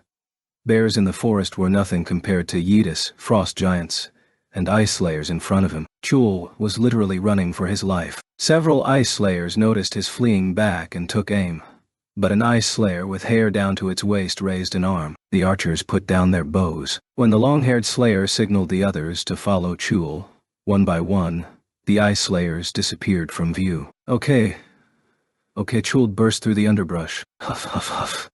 He was gasping for breath. He thought about the ice slayers that had giggled derisively as they slaughtered the hunters, and he trembled again in fear. He looked down at his hands. They were frozen, and he had difficulty sensing anything. He had lost feeling in his toes a long time ago. In this condition, he couldn't put up much of a fight. If it wasn't for this cold weather... No. If we hadn't been starving these past few days, we wouldn't have been defeated like this. He still couldn't accept the party's, or rather, his own failure. Chul mumbled to himself as he raised his head. How deep into the forest did go? He surveyed the area around him. The faint smell of blood was coming from somewhere nearby. Chul followed the scent. He didn't have to go far. He passed between some trees and came to a clearing where he saw something unbelievable. Impossible! There were over 20 ice bears lying dead around the entrance to some caves. He'd wondered why he hadn't encountered a single ice bear despite every tree having some kind of territorial mark. What is this? Chul inspected the carcasses. Every one of them had multiple lacerations. Some had burns here and there as well. He recalled Jinwoo's motley crew. No way. Could they have killed these monsters? No. That wasn't possible. All the lacerations looked like they'd been made by swords, and as far as he knew, none of the hunters who'd gone into the forest favored a sword, and those two E-ranks didn't even have any weapons. Objectively speaking, the possibility they were still alive was little to none. There was only one other logical conclusion. There have to be ice slayers nearby. His heart sank. He thought he'd finally evaded them, but they seemed to be everywhere. Terrified, Chul headed deeper into the forest while trying to breathe quietly. He needed to get farther away from here. And fast. He wanted to get out of the ice slayer's territory. Okay, at the same time. Aru! An ice bear cried out as it fell to the ground. Shadow soldiers swarmed it and made sure it stayed down. You have leveled up. Excellent. Jinwoo located another Bruin neighborhood. 5 days had passed on their side since they'd entered the Red Gate, and he'd crashed 3 different settlements. I think I've gotten rid of all the bears in this forest. Both he and his soldiers had leveled up quite a bit. Initially, it had taken 2 soldiers to defeat a bear, but they could now handle one-on-one combat. Jinwoo was quite satisfied with his setup. As soldiers became more capable, he assigned them different tasks. He was able to store 30 soldiers now. 28 soldiers fought the bears, 1 collected essence stones, and the last butchered the meat. Jinwoo didn't have to lift a finger. He don't sense any more magic beasts. It looked like he had defeated all the magic beasts roaming the forest, which meant should start heading to the boss soon. A dungeon break could take a month or several months. He couldn't just sit patiently and wait for an exit. Plus, have to catch that impudent elf. How dare a mere magic beast provoke a hunter? The thought of that smug grin infuriated Jinwoo every time. Okay, he could smell roasting meat. Sniff. Sniff. Chul's sense of smell was now extremely keen from hunger. The only thing he'd eaten since getting stuck inside the Red Gate was a single rabbit. The smell of food made him drool reflexively. The meat might belong to ice slayers, but if there are only a few of them, he might be able to beat them and steal their food. He was so hungry that it seemed like a good plan. Let's do it. Chul trod as lightly as possible, cautiously approached the source of the tantalizing scent, and found the other party of hunters. He was flabbergasted. Huh? The smell of roasting meat came from their campfire. How are they still alive? His eyes narrowed. He couldn't see one of the E-rank hunters. Looks like he was so cocky that he was the first to die. That much was easy to understand, but he found the rest of the scene rather difficult to process. Something was off, and Chul struggled to comprehend it. Wait a minute. Their clothes are... He spotted winter jackets, thick blankets, a tent, and various tools. They were well stocked on supplies. How is this possible? The befuddled hunter's eyes zoomed in on something. There was bread next to the meat. They had even brought food. His hunger gave way to anger. These bastard six. He gnashed his teeth. How could they keep all these supplies to themselves? If my hands weren't frozen, or hell, if Elle wasn't starving, Eoid have handled ice elves, no problem. Once he reached the conclusion that the other group had stolen supplies meant to be equally distributed, he could no longer contain his rage. He rushed out of the bushes. "You bastards!" Heejin jumped up, startled. "Chul. Kim. What are you doing here?" She was about to lie and say she was glad to see him but found she couldn't get the words out, because the way Chul looked at them was rather hostile. He wasn't trying to hide his animosity. "Our team failed to clear the dungeon because we didn't have enough food and equipment. How do you have all this?" "That's, Heejin couldn't say. If she mentioned Jinwoo now, Chul's rage would be redirected at him, and Jinwoo is basically their guardian angel. He didn't like Jinwoo from the start. Heejin shut her mouth. Chul's eyes were fiery. "Don't think all of you are accomplices, so who hid all this from the others? If you tell me who, I'll leave the rest of you alone." The veins on his neck began to bulge. "I said, who hogged all the tools and put their colleagues in danger?" His howl echoed throughout the forest. Chul was ready to wreak vengeance for his fallen colleagues, even if he spilled some blood. "I'm going to count to 3. If you don't tell me who did this, I consider all of you accomplices." Frightened, Songyi gripped Heejin's sleeve. "Heejin." Heejin pulled the girl into her arms. Myungwan and Kijung broke into a cold sweat. Chul was a rank. Even if they fought him together, there was no guarantee they could defeat him. Still, they refused to mention Jinwoo's name. And 1. Chul drew his sword. Sheng. 2. Even now, the low-rank hunters wouldn't open their mouths. How dare these low-ranking fools not do as he ordered? That made Chul even angrier. Who do they think, His eyes gleamed viciously. This woman would be the first to go. Heejin had betrayed Chul's team and left with the low-rank hunters. Yes, she left because she was up to something. That was the only conclusion he could come up with. He stood in front of Heejin and spat out the final count. There 3. Heejin squeezed her eyes shut when... 4. Smack! Something hit Chul in the back of the head, sending him flying face first into the ground, where his prone body skid farther by a few meters. The other hunters were taken by surprise. "Captain!" Jinwoo had smacked Chul's head so hard that steam rose from his palm. He was dumbfounded. What kind of nonsense is he spouting? Who put whom in danger? 7. Ice Slayer hunting 4. Enzaju Warupi, the 7 Ice Slayer hunting. Jinwoo. Songyi welcomed Jinwoo with tears in her eyes. "Captain." They weren't as emotional as Songyai, but the faces of the 2 male hunters lit up, and Heejin heaved a big sigh of relief upon seeing him. Jinwoo didn't have time to respond to his teammates' welcome, though. Shh. He placed a finger to his lips. The other 4 had been about to go in for a hug, but they froze. Heejin spoke first. "What?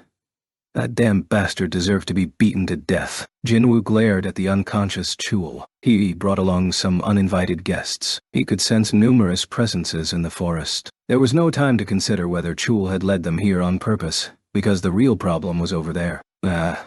Womb. Sensing that Jinwoo was aware of their presence, the Ice Slayers deactivated stealth and made themselves known. There were around 20 of them, and with them, Jinwoo's eyes were fixed on a long-haired Ice Slayer riding a horse. That's the dungeon boss. Compared to the Ice Bears or even the other Slayers around it, the energy the boss emitted was off the charts. If that wasn't the boss, then what else could be?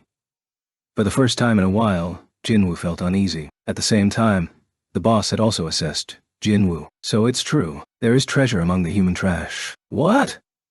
The boss was startled by Jinwoo's outburst. Do you know our language? Jinwoo was just as floored. How am able to communicate with it? He understood the magic beast's language. Not only that, but he was able to speak it as well. The language he'd never learned flowed out of him as naturally as his mother tongue. You can speak their language? Heijin had been flabbergasted so many times that it was par for the course by now. Her words confirmed that Jinwoo was the only one who understood what the boss had said. Is this because of the system? Was it like an auto-translator? Jinwoo met the boss's gaze as it scrutinized him with interest. You can communicate. Good. There is someone I'd like to introduce you to. The boss pointed at an ice slayer standing behind it. I believe you two have met before. Jinwoo's eyes narrowed. The ice slayer definitely looked familiar. That bastard is... It was the one who'd shot an arrow at Songyi and mocked him. How could he forget that arrogant mug? That ice slayer was smiling even now. Said there was a strong one among the humans. This one wishes to challenge you to a bat. Even before the boss finished its sentence, Nightkiller was hurtling toward the ice slayer. Shunk! The dagger lodged right in the middle of the ice slayer's face. Ho! The squeal came from among the hunters. Kijun quickly covered his mouth. Kate. The ice slayer hit the ground. Jinwoo held out his hand, and Nightkiller dislodged from the slayer's face and flew back to him. He caught it in a reverse grip and lowered his stance. Anything else to say? The boss was impressed. You really are strong. It got off the horse but didn't brandish a weapon or display any hostility. It continued leisurely. But I'm sure you're aware that you wouldn't be able to defeat all of us. There were over 20 ice elves and the boss was among them. The rest of the ice slayers were no match for Jinwoo, who had leveled up considerably by killing ice bears. One of the slayers had already died by his dagger. How should he deal with them? As the gears turned in his head, the boss continued. I have a suggestion for you. Suggestion? That's right. It won't be such a bad deal for you. Jinwoo was amazed. It was well known that humanoid magic beasts had intellect, but he never thought he could make a deal with one. Jinwoo decided to hear it out at least. I am listening. The boss laughed, as if it had expected this reaction. Let me ask you one thing. Why are you allied with these humans, even though you yourself are not one of them? Jinwoo's brow furrowed. What the hell are you talking about? Ha ha! You weren't aware either? The boss burst out laughing and pointed at its temple. We hear a constant voice in our heads that tells us to kill humans. Standing before you, Toadwood, don't hear that voice. So that's what it meant? In that case, Jinwoo had a potential explanation. When it talks about humans, it probably means hunters. Since the underground temple, thanks to the system, Jinwoo had become a player, so to be pedantic, he was a little different from other awakened beings called hunters. That's why it thinks I'm not human. That made sense to Jinwoo. As it appeared he understood, the boss nodded. We don't need to fight. We don't want needless casualties on our side. The boss finally got to the point.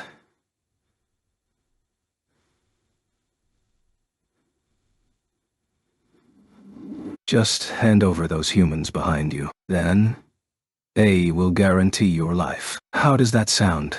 Jinwoo had a question in return. Let me ask you something. Certainly. Who are you?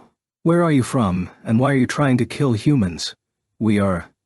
Suddenly, the boss's face, smile and all, froze. It didn't last long. The boss then relaxed its smile and spoke again. We don't need to fight. We don't need needless casualties on our side. What is this? Jinwoo's eyes narrowed. The boss had repeated the same lines. Like some NPC in a game asked a question it was unable to answer. Just hand over those humans behind you. Then, A will guarantee your life. How does that sound? Its expression appeared unruffled, the creature apparently unaware that it was acting strange. The ice slayers behind the boss were seemingly oblivious to their boss's sudden odd behavior. Because Jinwoo wasn't saying anything, the boss gave him a nudge. Will you accept my offer? Jinwoo wanted to find out more about the magic beasts, but it was a waste of time. Well then, the only thing left was to make a choice. His mind was already made up. No, wah. Jinwoo smirked. You would love your shadow, so can't let you go. Kill the boss, and take the shadow. That had been Jinwoo's plan from the moment he'd laid eyes on the boss, and he had no intention of changing it now. Are you challenging my soldiers and me? You're outnumbered. Do you think you can do this alone? Jinwoo smiled. Soldiers? You think you're the only one? And have soldiers too. He summoned his shadows. The minions trapped in his shadow appeared behind him in an instant. Ah! The scream again came from Jinwoo's group. The shadowy bears and soldiers had materialized next to Kijun, startling him and making him trip over his feet. Jinwoo felt bad for his teammates whose faces had turned pale. But it was a moment of crisis after all. There was no time to explain everything. Well, even if there wasn't a crisis, it wouldn't explain anything to them. 29 shadow soldiers. Jinwoo stood before his army and glared at the boss. Who's outnumbered now? Finally, the boss growled. Nice party trick. Fine. Dottie, if you wish to die, I'll grant you that wish. The boss drew 2 daggers from its waist. This was what Jinwoo had hoped for. Jinwoo summoned Night Killer in his right hand and Kasaka's Venom Fang in his left. Party trick? The boss did have a point. Even though Jinwoo had more soldiers, they weren't powerful enough to take down the boss. Jinwoo was well aware of this. It was likely the source of the boss's confidence. Jinwoo needed reinforcements. Powerful reinforcements. He did have one. Jinwoo looked to the side where Chul lay unconscious. Attack! The boss yelled, and the Ice Slayers drew their bows. Teddy bears. Jinwoo positioned the shadow beasts up front. Shunk! Shunk! Shunk! Shunk! Grah! Arrows rained down from above, and the shadow beasts who were struck cried out in pain. Before the Ice Slayers could fire off any more arrows, the infantry began their charge, and the mages started to cast their spells. There was a fire in Jinwoo's eyes. Your ass is mine. Chul's sword had fallen behind Jinwoo's foot, and he kicked the blade toward Chul before he took off. His eyes were fixed on the Ice Slayer's boss, and it was waiting for him. Soon, sparks flew from the 4 daggers wielded by Jinwoo and the boss. Clang! Clang! Ka-clang! The shadow soldiers and Ice Slayers clashed as well. Myungwon looked at Heejin. Shouldn't we help? She shook her head. There's nothing we can do here. On the battlefield were big black monsters waving their giant claws around, shadowy soldiers that respawned instantaneously, and high-rank Ice Slayers brandishing swords and bows. What good are some B and C rank hunters here? All they could do was pray. Heejin anxiously watched Jinwoo battle the long-haired Ice Slayer.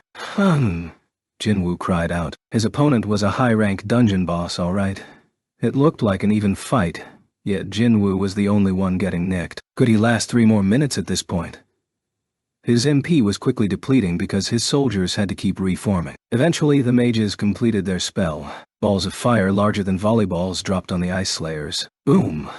The power of the leveled-up mages was extraordinary. The explosion was so loud it roused Chul. Chul lifted his head. Clank! Clank! Bang! With his blurred vision, he saw terrifying Ice Slayers and Black Knights locked in battle. What is happening? He didn't know what was going on, but he knew very well why he was lying there. Someone had struck him on the back of his head. That voice he'd heard behind him. It was Jinwoo Sung. Now, wide awake, he felt his hands trembling from shame and hatred, but he was able to reach for his sword. There was no way for him to survive, surrounded as he was by Ice Slayers. Yes, I'll take that bastard down with me. His contemptuous eyes scanned the battlefield, and there he was. Jinwoo was fighting an Ice Slayer and paying no mind to what was behind him. This was his chance. Chul stood up quickly and charged Jinwoo. Rah! Jinwoo sensed Chul was rushing toward them, and his mood lifted. If it's you... Jinwoo had predicted this was going to happen. Chul aimed and swung his sword at Jinwoo's neck. He ate shit! With the boss in front of him and Chul behind, Jinwoo shouted, "Ah!" Agris rushed out of Jinwoo's shadow and blocked Chul's sword. Clang! What? Chul's bloodshot eyes widened, but before the hunter could say anything, Igris stabbed his sword deep into Chul's chest. Shunk! The sword pierced his chest and shot out his back. Arr! Jinwoo quickly withdrew a few steps. Knew this was how you'd react, Chul. Chul was the type of person who let his emotions dictate his actions. Even though they'd interacted only briefly, it had been enough for Jinwoo to figure him out. Chul scowled at Jinwoo. You... Those were his last words, followed by his last breath. While Igris blocked the boss's path, Jinwoo stood over Chul's shadow. Arise! Then, The plaintive cry was followed by a large hand bursting from the shadow. Okay, shadow extraction successful. Nice. Jinwoo was pumped. The last puzzle piece had fallen into place in this boss raid. The Black Knight that sawned from his shadow was much beefier than Chul himself had been. Additionally, he held a huge war hammer in one hand and a shield as tall as a grown man in the other. The shadow exuded an immensely threatening aura. Chul was pretty muscular, but this shadow is... Despite the urgent situation, Jinwoo couldn't help but be impressed. Please choose a name. Right. A name. Jinwoo took a peek at the battle still raging. Igris was getting overwhelmed by the boss. He was only meant to buy time for Jinwoo by respawning. Shh. The boss lopped off one of Igris's arms. I don't have time for this. Name bot. It could be anything. Should he just use Chul Kim? Jinwoo shook his head. He didn't feel comfortable naming the undead after a human. Right. Might. Chul Kim. Pongtium. Chul in English is iron. That would be his name. Jinwoo had chosen a name for the newly raised shadow soldier. Iron Elf. 1 Knight rank. Knight rank. That was the same rank as Igris, but Jinwoo had no time to be pleased. I gotta get moving. He gestured at the boss. Ron. Ron's large frame lumbered forward. Stomp, stomp, stomp. Jinwoo liked Iron's size, but worried about how he would fare against the boss's speed. His worries didn't last. Ron puffed his chest and let out a battle cry. What was that? Jinwoo flinched at the unexpected noise as a message appeared. Ping. Iron is using skill. Epic taunt. Two, a master of the dungeon, has entered a state of aggro. An aggro skill. Chul was an A-rank tank. So of course he had a high-level aggro skill. And now Iron, who was his shadow, could mimic said skill perfectly. The boss whipped around immediately. Even though it could have ended Igris right then and there, the boss charged Iron as if possessed. Iron used the reinforcement skill to endure the boss's dagger. Yes. Jinwoo nodded in approval. Meanwhile, Elgris's severed arm regenerated. Womb? Black smoke rose from the stump and solidified into a new arm. The boss continued to focus on Iron. Jinwoo and Igris seized the opportunity to attack the boss together. Heejin had no words for the spectacle she was witnessing. It was incredibly surreal. She had no desire to learn more about what was happening. Next to her, Songyi timidly spoke up. Heejin? The hunter belatedly answered. Yeah? Do all hunters' fights look like this? Songji's voice trembled from fright. Heejin sounded defeated. If they did, I wouldn't have been able to get my hunter's license. Myungwon watched dazedly. Maybe we're only dreaming all this. If this were a dream, then it was actually a nightmare. Heejin gasped as she watched the shadowy things fight the magic beasts. At the same time, she began to worry about something. Once we get out of here, we'll have to talk to investigators. What were they supposed to tell people? She couldn't even begin to explain what had happened with Jinwoo inside the Red Gate. After she brought this up, but you know, Kijun was still on the ground, shaking in fear, and had trouble getting the words out. Isn't it kind of amazing that we're actually worried about what'll happen after we leave? All the teammates nodded. A high-rank dungeon and a Red Gate, no less. It was a place they'd never once thought they'd escape alive. But now they were concerned with the aftermath. It was all because of one person. Heejin turned her eyes to Jinwoo. Thanks to you, Jinwoo sunk. More than shock or gratitude, she felt awe. Kasaka's venom fang was stuck in the boss's shoulder. Id debuff. Paralysis has been activated. Q debuff has been cancelled out by the opponent's high resistance level. Debuff. Drain has been activated. Q debuff has been cancelled out by the opponent's high resistance level. As the enemy's levels went up, Kasaka's venom fang's debuff failed more times than not, but the injuries it inflicted were still effective. Take that. The boss's movement slowed as its wounds piled up. The smile on its face had vanished a long time ago. The boss had been easily dodging the combined attacks of Jinwoo, Igris, and Iron up to now, but it was starting to run out of steam. Don't let up. Ron grabbed the boss in a steely embrace. Now! When Jinwoo gave the signal, Igris and Jinwoo retreated. The boss had a look of confusion on its face. What? The mage soldiers dropped fireballs on Iron's position. Kaboom! Boom! Ah! The boss cried out in pain for the first time. It twisted its body and Iron's arm fell off. Crack! The boss turned to Jinwoo with murder in its eyes. Gra! Jinwoo was amazed once again. It's injured that badly, but it keeps on coming. After all, it was the master of a high-ranked dungeon. Unfortunately for it, though, they were way past the tipping point. Dagger throw! Jinwoo hurled Nightkiller like he had at the previous Ice Slayer, but he gave it an extra push using Ruler's hand. Whoosh! The dagger cut through the air in an instant. Realizing it couldn't avoid the dagger in time, the boss blocked it with its own weapon. Kirk! Because Nightkiller had been thrown with such force, the boss's dagger cracked upon impact. At the same time, Jinwoo used stealth and dash to close the gap and thrust Kasaka's venom fang into the boss's goot. Shunk! The boss's eyes bulged wide in shock. Arr! Yet, even after all this, it grabbed Jinwoo's wrist. It was determined to go down fighting. Rah! The boss raised its dagger above its head. Jinwoo smirked. An enormous warhammer struck the boss's skull. Blam! Its head slammed into the snow covering the forest floor. Ron lifted both his regenerated arms again and slammed the hammer down once more. Splat! Igris had been readying his next attack, but instead sheathed his sword, and Jinwoo put his daggers into inventory. The expected messages materialized. Ping. You have defeated the master of the dungeon. You have leveled up! You have leveled up! Phew, it's finally over. Jinwoo exhaled in relief. It had been a hard-fought victory. He was just about to catch his breath when Iron caught his attention. Hey, stop it now!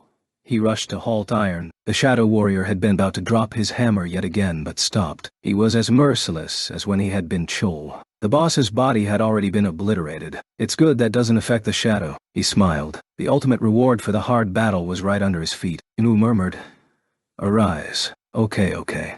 It was already 3 a.m. The 4 higher-ups monitoring the Red Gate did not look good. Kichul finally spoke up. We'll stay here. So why don't you leave first, Mr. President? How could I go home while our guild members are stuck in there? President Yunho Baek was firm. He couldn't leave them upon his honor as an active guild master and S-rank hunter. Suddenly, Sangmin's eyes widened. Huh? The Red Gate. Kichul and Sungchan also noticed that something odd was happening. The Red Gate is opening. The dungeon's been cleared.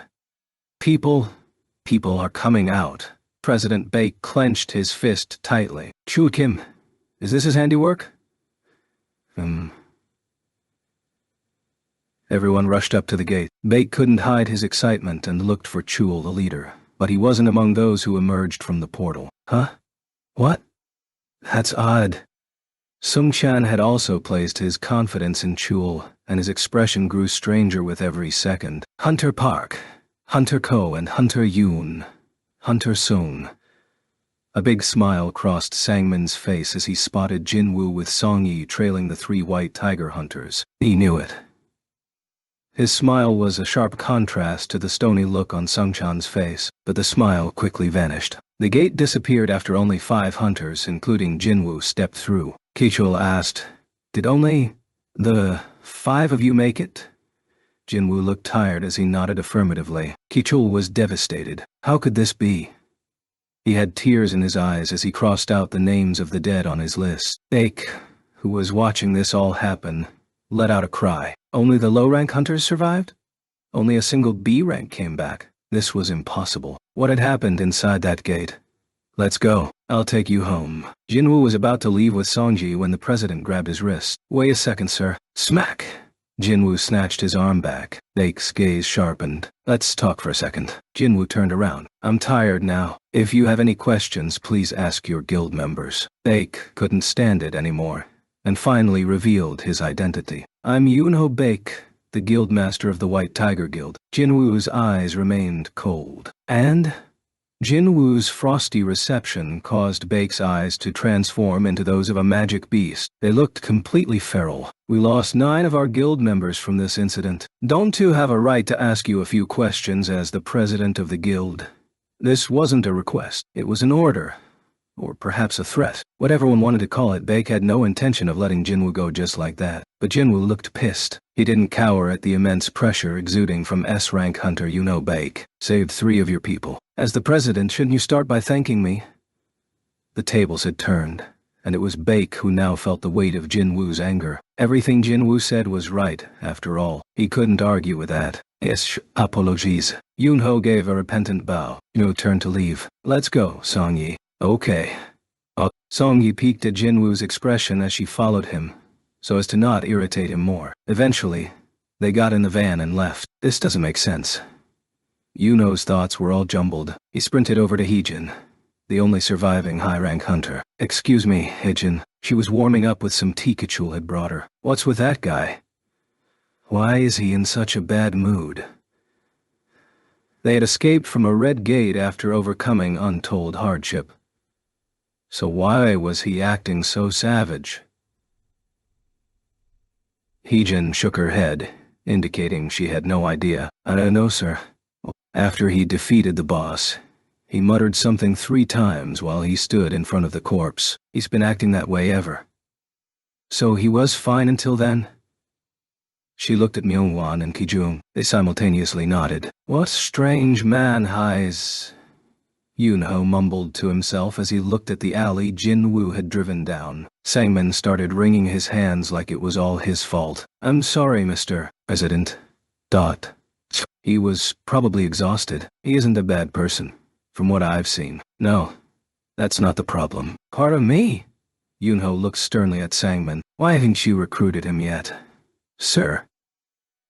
Sangmin couldn't hide that he was flustered, but what he felt couldn't compare to Yoonho's vexation. Against me. The president swallowed hard as he recalled Jinwoo's cold eyes. Gulp. A thought occurred to him that he would be resigned to losing at least one arm in a fight against Jinwoo, possibly more than just an arm.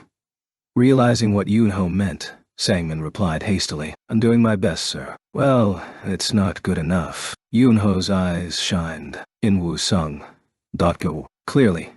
Manager N had picked another winner. Use whatever resources you need. Make him a part of our guild at any cost. Okay, on the way home. Vroom. A bitter taste filled Jinwoo's mouth. Unfortunately, he had failed to extract the Ice Slayer boss's shadow. Was it because the difference between his and the boss's abilities was too great? It sucks, but there's nothing can do. There would be plenty of high-rank bosses. What was important now was increasing his abilities so he wouldn't miss out on another opportunity like that again. Leveling up. That's what Jinwoo did best. Also, he took his left hand off the wheel for a second, and a beautifully curved dagger appeared. Item. Barca's dagger. Acquisition difficulty. A category. Dagger, a dagger used by the great warrior Barca. A powerful spell of weightlessness imbued in the dagger allows the user to be more agile while wielding it. Attack power. 110. Agility 10. At least he hadn't walked away completely empty-handed. This was one of the 2 daggers the boss had used. He'd disposed of the damaged dagger and kept this one. Barca's dagger.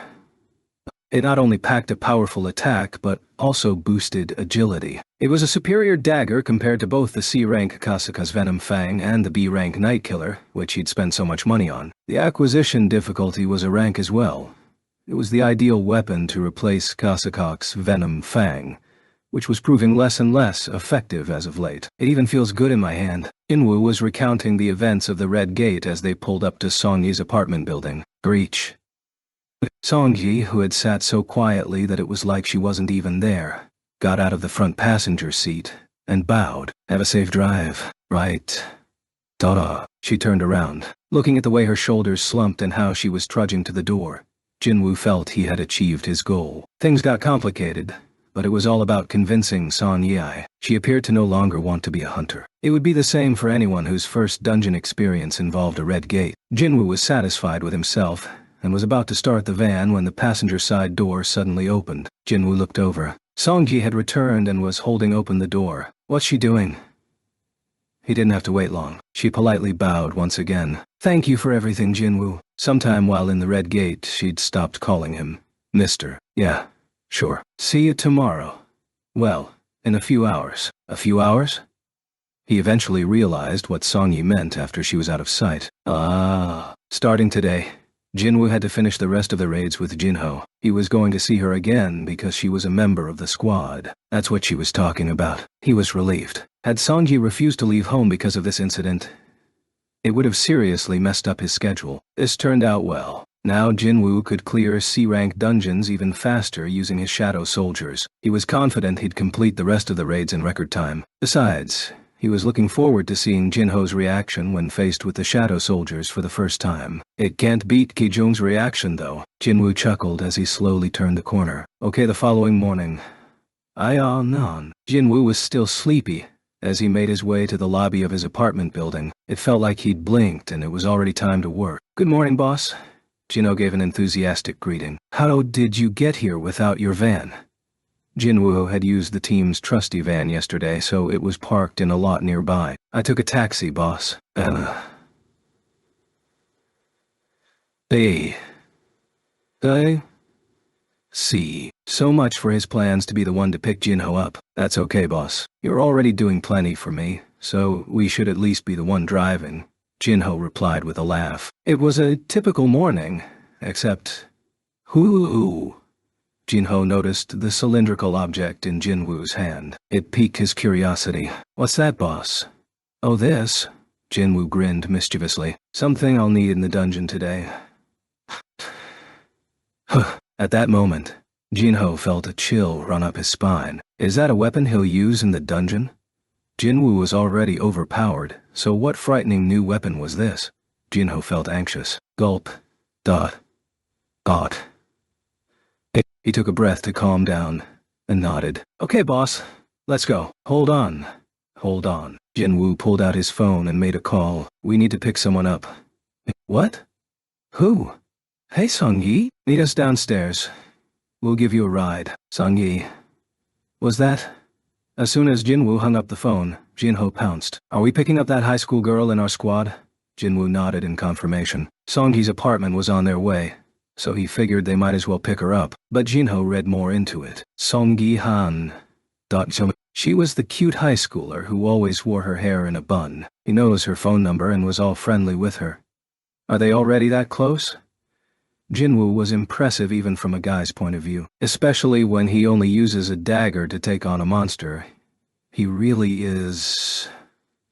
The boss might not be interested in her, but it wouldn't be surprising to discover that she was crushing on Jinwoo. Jinho nodded. He was determined to get verification. So, boss, should I refer to Songyi as Mom from now on? Did he eat something weird during breakfast? Jinwoo's reaction was asking as much. Though usually clueless, Jinho understood the hunter's expression this time. So you two aren't dating? She's just my sister's friend. Oh. That explained it. Jinho finally grasped the reality of the situation. And to think he'd been about to call her Mom. He was so embarrassed. Eventually, Songyi emerged, more dressed up than usual. Jinho grinned. Okay, so she's a teenage girl with a crush on her friend's older brother. As squad leader, he thought he should compliment her nice outfit. But Jinwoo greeted her first. Did you get any sleep? Jinho froze. Songyi smiled as she shook her head. Not at all. Take a nap in the van. You must be tired. Jinho couldn't follow their conversation. Huh? It was Sonya's turn to ask in return. What about you, Jinwoo? Just took a light nap. It was past 4 by the time you got home. Night. Not a wink? Tired? Past 4 by the time he got home. Jinho was freaking out by now. Jinwoo had started heading to the van but stopped to look back at Jinho. Jinho, let's go. Songyi is a minor, boss. Yeah, and? Nothing, boss. What a man among men. Jinho was amazed that Jinwoo refused to be shackled by society's rules. He really isn't an average guy, that's for sure. Jinho reflected on himself forever measuring Jinwoo against typical societal standards. Okay, meanwhile, in the small meeting room at the White Tiger Guild. That's all I know. Heejin ended her statement. Although President Baek had recommended she get some rest first, Heejin had insisted that she had gotten plenty of rest inside the Red Gate and wanted the investigation to start immediately. The two leading the inquiry, President Baek and Manager An, were speechless. Ki Chul, who had been in charge of the raid, was currently at the association to follow up on how to handle the situation. So it was only the three of them in the room. Sangmin broke the silence. Is all of this true? You can ask Myungwon and Kijung. They'll tell you the same thing. The two men had gone straight home, saying they missed their families. Heejin guaranteed that their testimonies would be no different from hers. I only told them what Ta saw with my own eyes. For example, she told them she'd hear ice bears screaming in the distance inside the forest whenever Jinwoo wasn't with them, and she'd see him get up at night to do push-ups while everyone else was asleep. She said nothing about what the others had seen or heard, only things she'd witnessed herself. Sangmin made a sound that could have been a gasp or a groan. Jinwoo could knock out an A-rank hunter with one punch, manipulate space as he wished, and summon a few dozen of his own soldiers. It was all hard to believe, but the most shocking thing was... President Baek broke his silence and stated, Jinwoo Sung cleared a high-rank dungeon almost entirely by himself. It was very possible he was an S-rank hunter. Incredible. Even though he'd fought alongside minions he'd summoned, they were not his partners but rather part of Jinwoo's skill, which was to say, Jinwoo truly had solo cleared the dungeon. Even if you're a very high-rank hunter, it's extremely difficult to clear a dungeon on your own. On top of that, it had been a red gate. On his own, Baek might be able to clear a B-rank gate. Jinwoo's feat was possible only because he had the means to summon a large number of his own soldiers. Sangmin marveled. Jinwoo is definitely an awakened being with rare abilities. Yunho agreed. It's unusual enough for a hunter to be able to control one summoned creature, but one who can summon a whole army of them. Since becoming an active S-rank hunter, Yunho had met countless other skilled hunters, but he'd never heard of that kind of skill. As an awakened being with skills on a completely different level. The president was truly amazed. A question suddenly popped into Sangmin's head. In terms of net worth, how valuable is Jinwoo now? TL. Yunho had no answer, but one thing was clear. Whatever Jinwoo was worth right now, his value would increase exponentially as soon as he was re-evaluated, which was why they needed to recruit him before then. The White Tiger Guild had already lost an A-rank and several B-rank hunters. If they couldn't recruit Jinwoo, who was a great boon, the loss would be immeasurable. Have faith in you, Manager An. As President Baek sent him a trusting look, Sangmin's face filled with determination. Just then, Both Yunho and Sangmin looked over to Heejin. She was holding up her hand. President Baek asked, "Did you have a question?" Now that she had their attention, she put down her hand. "Please let me help you." "With what?" "With recruiting our captor. Hunter Jinwoo Sung." Yunho and Sangmin exchanged looks before turning back to Heejin again. Sangmin, the one in charge of recruitment, cocked his head. "But why would you?" "Because I've spent more time with him than anyone in our guild, so the thing can help." Although it had only been 6 hours in real time, she'd spent almost a week with Jinwoo in the Red Gate. It was a reasonable suggestion. It didn't hurt that she was also attractive, which could be a useful tool for recruitment. As soon as Heejin sensed that they were about to cave, she added, "There's one condition, though." Baek raised an eyebrow. "What is it?" "If Jinwoo joins the White Tiger Guild, please put me in his strike squad. No questions asked." She'd had a revelation about just how horrifying high-rank gates were, and how powerless she could be once inside. It's what Jinwoo was trying to teach Songyai. It was humiliating, but what could she do? Pretending that something scary wasn't actually scary was dumb and reckless. What she'd experienced inside the Red Gate had certainly been terrifying. However, she couldn't give up the spoils and status she enjoyed as a B-rank hunter. The high annual salary, the countless benefits, the social recognition. Despite the risk, it was the perfect occupation. After all, it was high risk and high return. But Heejin had discovered a way to mitigate that risk. Raids with the captain. The person she'd envied the most inside the Red Gate was none other than Songyi. And it was for one reason only. It was because of something Jinwoo had promised her. "Brought you here. So we promised to take responsibility and protect Liu." In other words, he wasn't responsible for protecting any members other than Songyai. The rest of them were just extras. The whole time they were together, Heejin had worried that Jinwoo and Songyi would secretly leave the party. And then on the 6th day, Jinwoo really had cleared the high-rank dungeon by himself and sent Sonji Han home safely. He'd kept his promise. After witnessing all that, Heejin was convinced. If she went on raids in Jinwoo's squad, she would always be safe. Just the thought made her heart race. He was calm, cool, and collected, had amazing abilities, and carried a sense of responsibility. She wanted her next raid to be with Jinwoo again, so that was her sole demand. "Put me in the strike squad led by Jinwoo Sung." President Baek and Sangmin discussed the matter, and then, "Sounds good." President Baek guffawed. "So for now, you will work with Manager An." "Thank you." Scouting Jinwoo wouldn't be easy, that's for sure. Jinwoo was well aware of how valuable his abilities were. Even inside the Red Gate, he overflowed with confidence. Convincing him to join the guild wasn't going to be easy. She'd have a chance to see him again. Heejin hid her smile from the others. President Baek was lost in his thoughts but finally decided to ask, "Manager An." "Yes, I would like Jinwoo's number, please." "Sir, that's..." Sangmin explained to President Baek why he'd been hiding Jinwoo.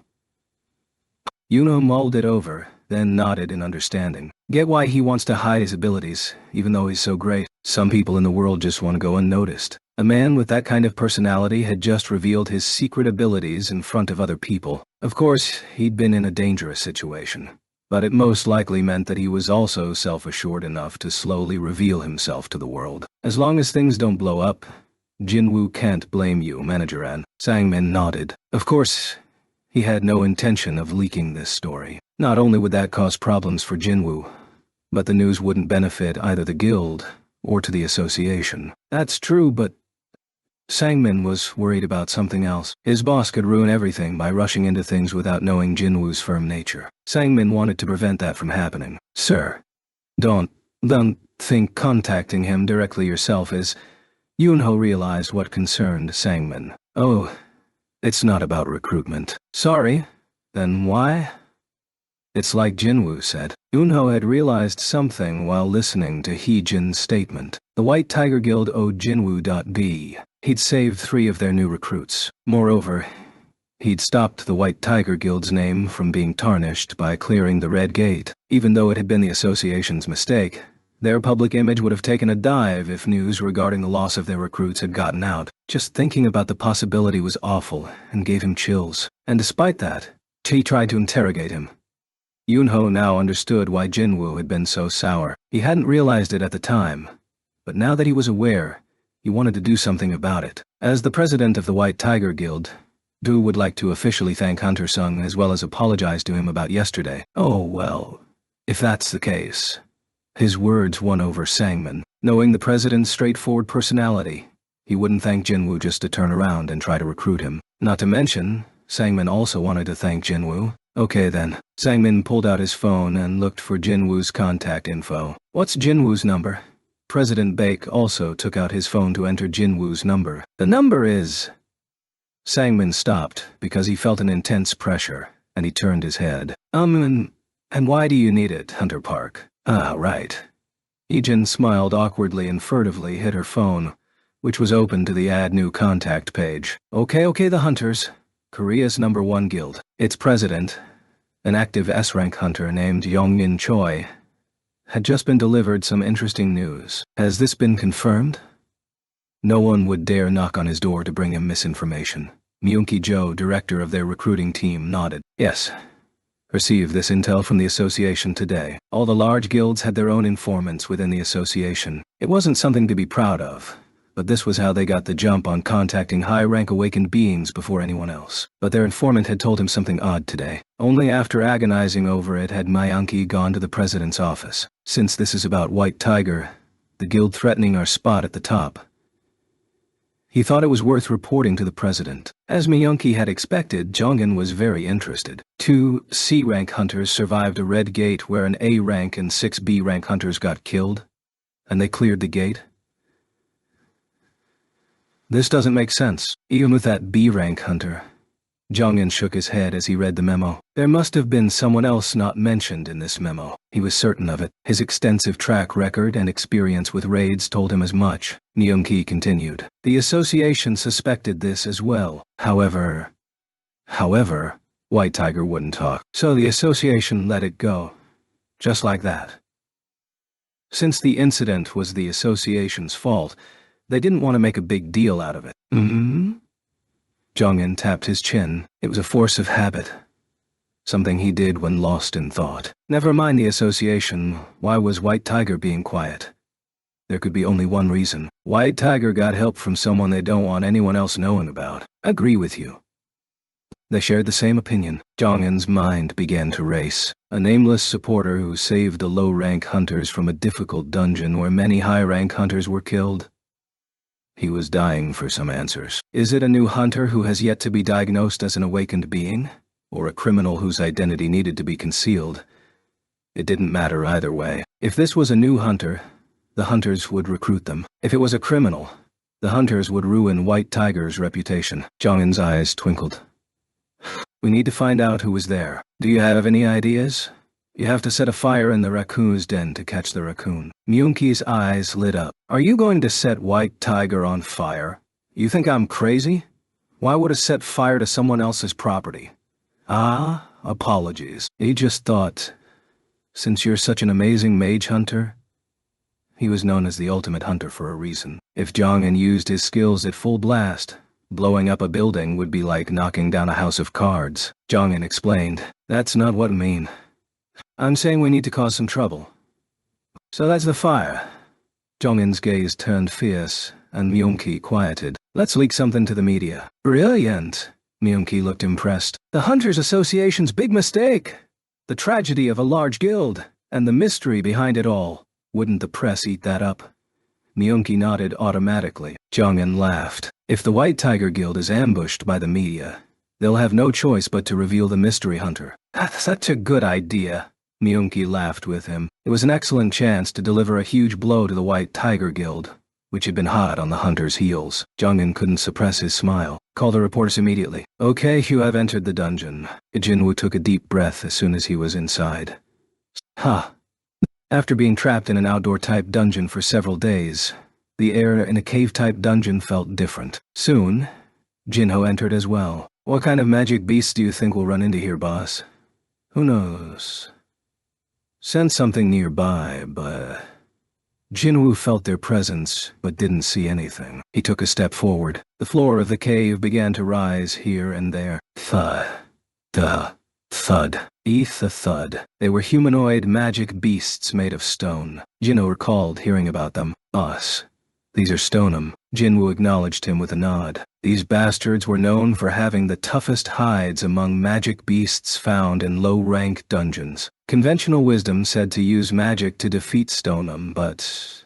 "Hang on to this for me." Jinwoo handed Jinho a plastic bag containing the cylinder and then walked toward the Stonum. Gasp! Jinho flinched, convinced the bag held some kind of weapon, but nothing happened. "Is it not a weapon?" In the meantime, Jinwoo equipped Barca's dagger and Night Killer. Shunk!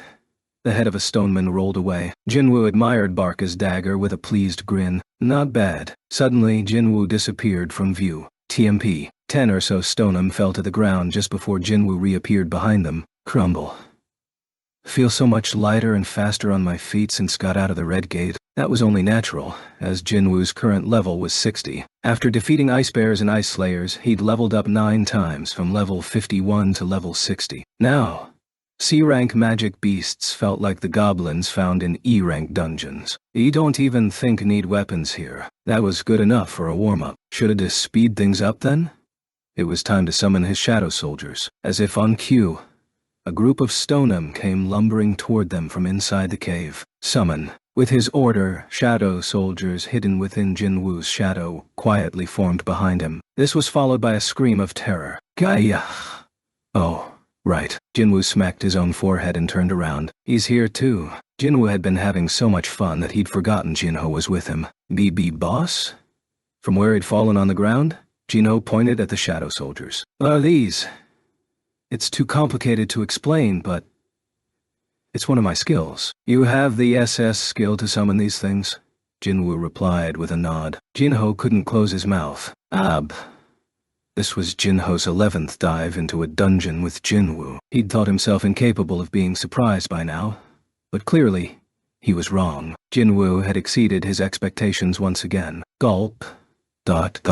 Jinho had trouble swallowing as he eyed the soldiers in their black armor emitting savage energy. Jinwoo glanced in the other direction. The slow-moving Stonum had gotten closer. Jinwoo directed the soldiers at the beasts. Go. Go. His minions bolted as if they'd been waiting for his cue. Thud. Because almost 40 soldiers moved at once, the floor of the cave quaked. Thanks to the addition of bigger shadow soldiers like Iron and the shadow beasts, the overall weight of the army had increased significantly. It's like I'm looking at a squadron of tanks. Jinwoo wore a satisfied look on his face. The soldiers stormed the place, and the dungeon was cleared in no time. All that was left were the remains of the Stonum, which sort of resembled cookie crumbs. A C-rank dungeon decimated. Just like that. Whoa. Jinwoo was impressed. If you keep this up, we'll complete the rest of the raids in a snap. It shouldn't take too long to finish the remaining 8. TMP. TMP. At the end of the battle, the shadow soldiers assigned to collect essence stones stood at attention before Jinwoo. Igris and Iron, the 2 knight ranks, were positioned at the front. Once all the soldiers stopped moving, Jinho sheepishly made his way to Jinwoo's side. Here.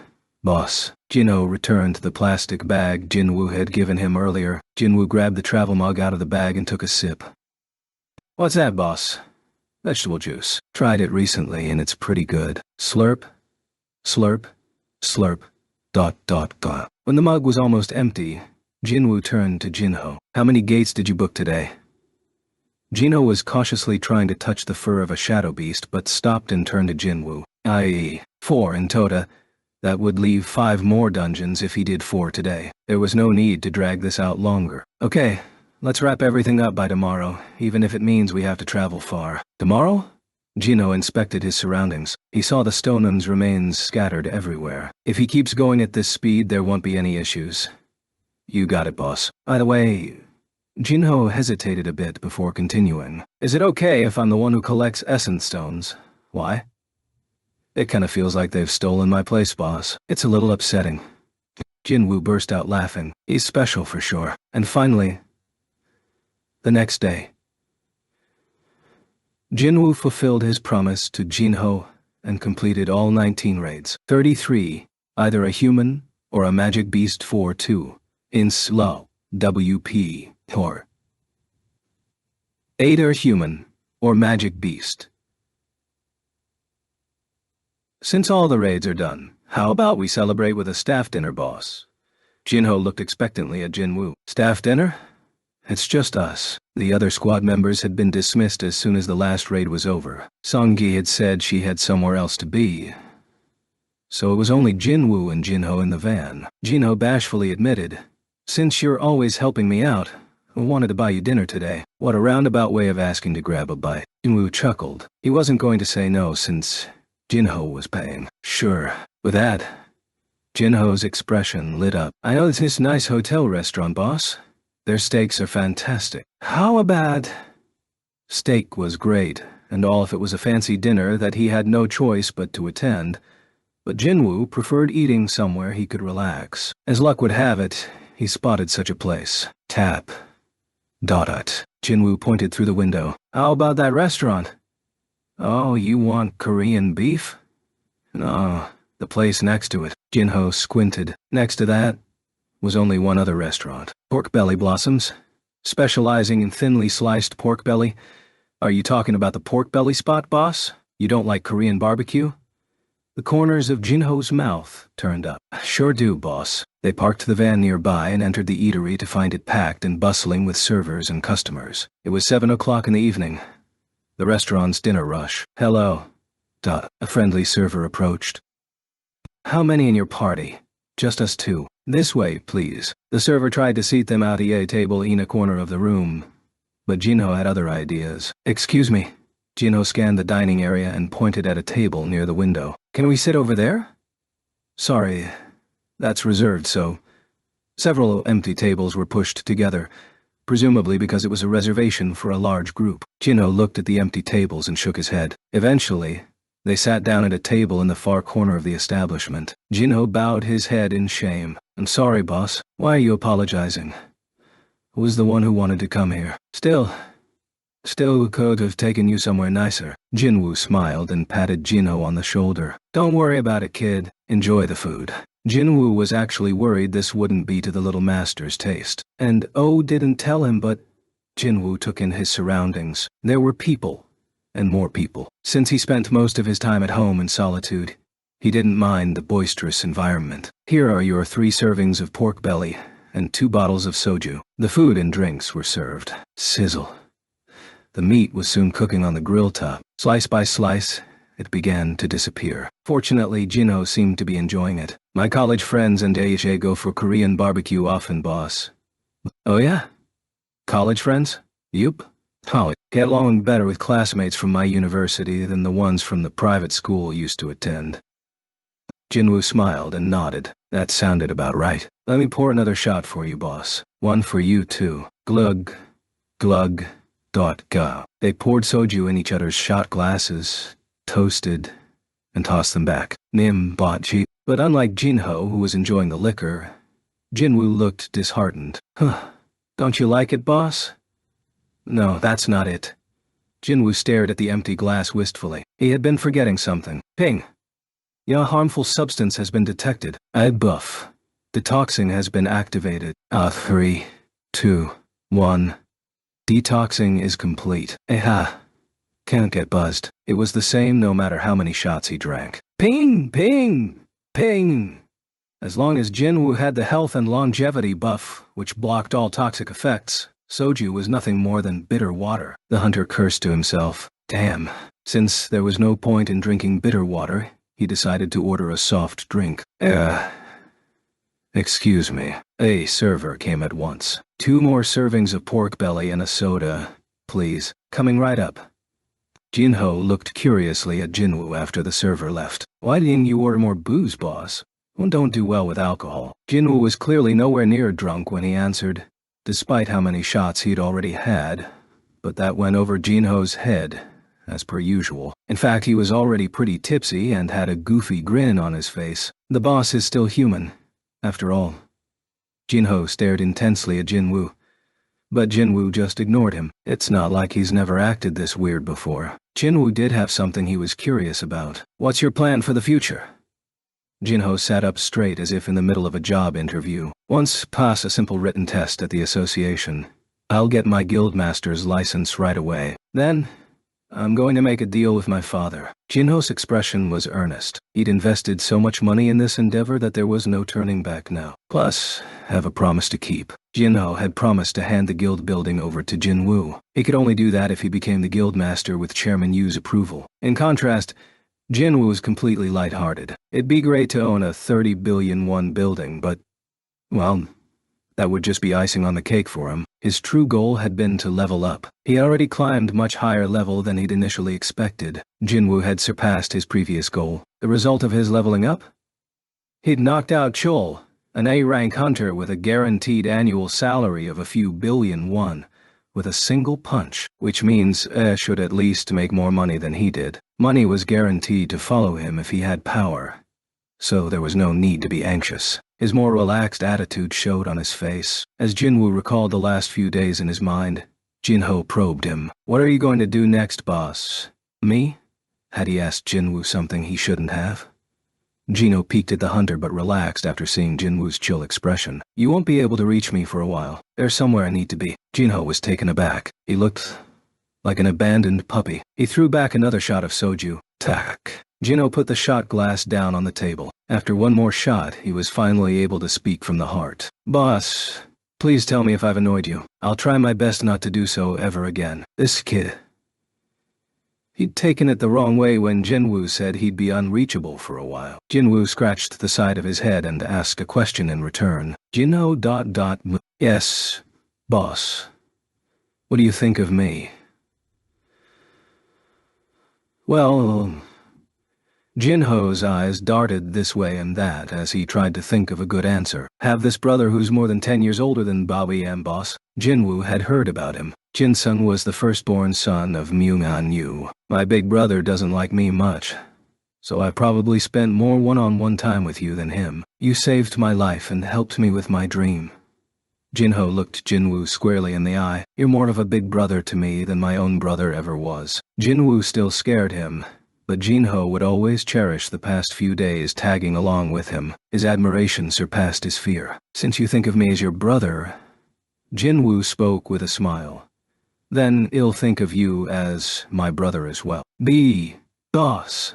The tip of Jinho's nose was red, and he started sobbing. It would have been tolerable had that been the end of it, but then he went in for a hug. Boss, can give you a hug. Hey, you're drunk, kid? Knock it off. No, boss. I've never been more sober. Can you even open your eyes right now? Wah. He was either really emotional or really drunk. Jinwoo patted Jinho's shoulder as he continued sobbing into the table. Soon he went quiet and passed out. What a weird kid. He leaned back in his chair. Jinho Yu. He was irritating in many ways, but Jinwoo was fond of him. Our next story. Jinwoo looked up at the news now playing on the restaurant's TV. It's already 9 o'clock? He was mindlessly watching when a familiar face popped up. Huh? Jinwoo's eyes widened. It was Yoon Ho-baek being questioned by reporters as he exited the guild building. Is it true there was a huge incident during the training session for new members? Can you confirm that only high-rank hunters were killed, and only low-rank hunters survived? Rumor has it someone else was there helping the survivors. Can you comment? Yuno tried to ignore the reporters but eventually had no choice but to respond. The investigation by the association and the guild has wrapped up. There was an incident, but there was no other person. Members of the White Tiger Guild worked together to clear a high-rank dungeon. During that time, some hunters were either injured or killed. That's all I have for you. A reporter pressed him. Then why are the survivors being barred from speaking with the media? They just endured a near-death experience. Must you bother them with your questions?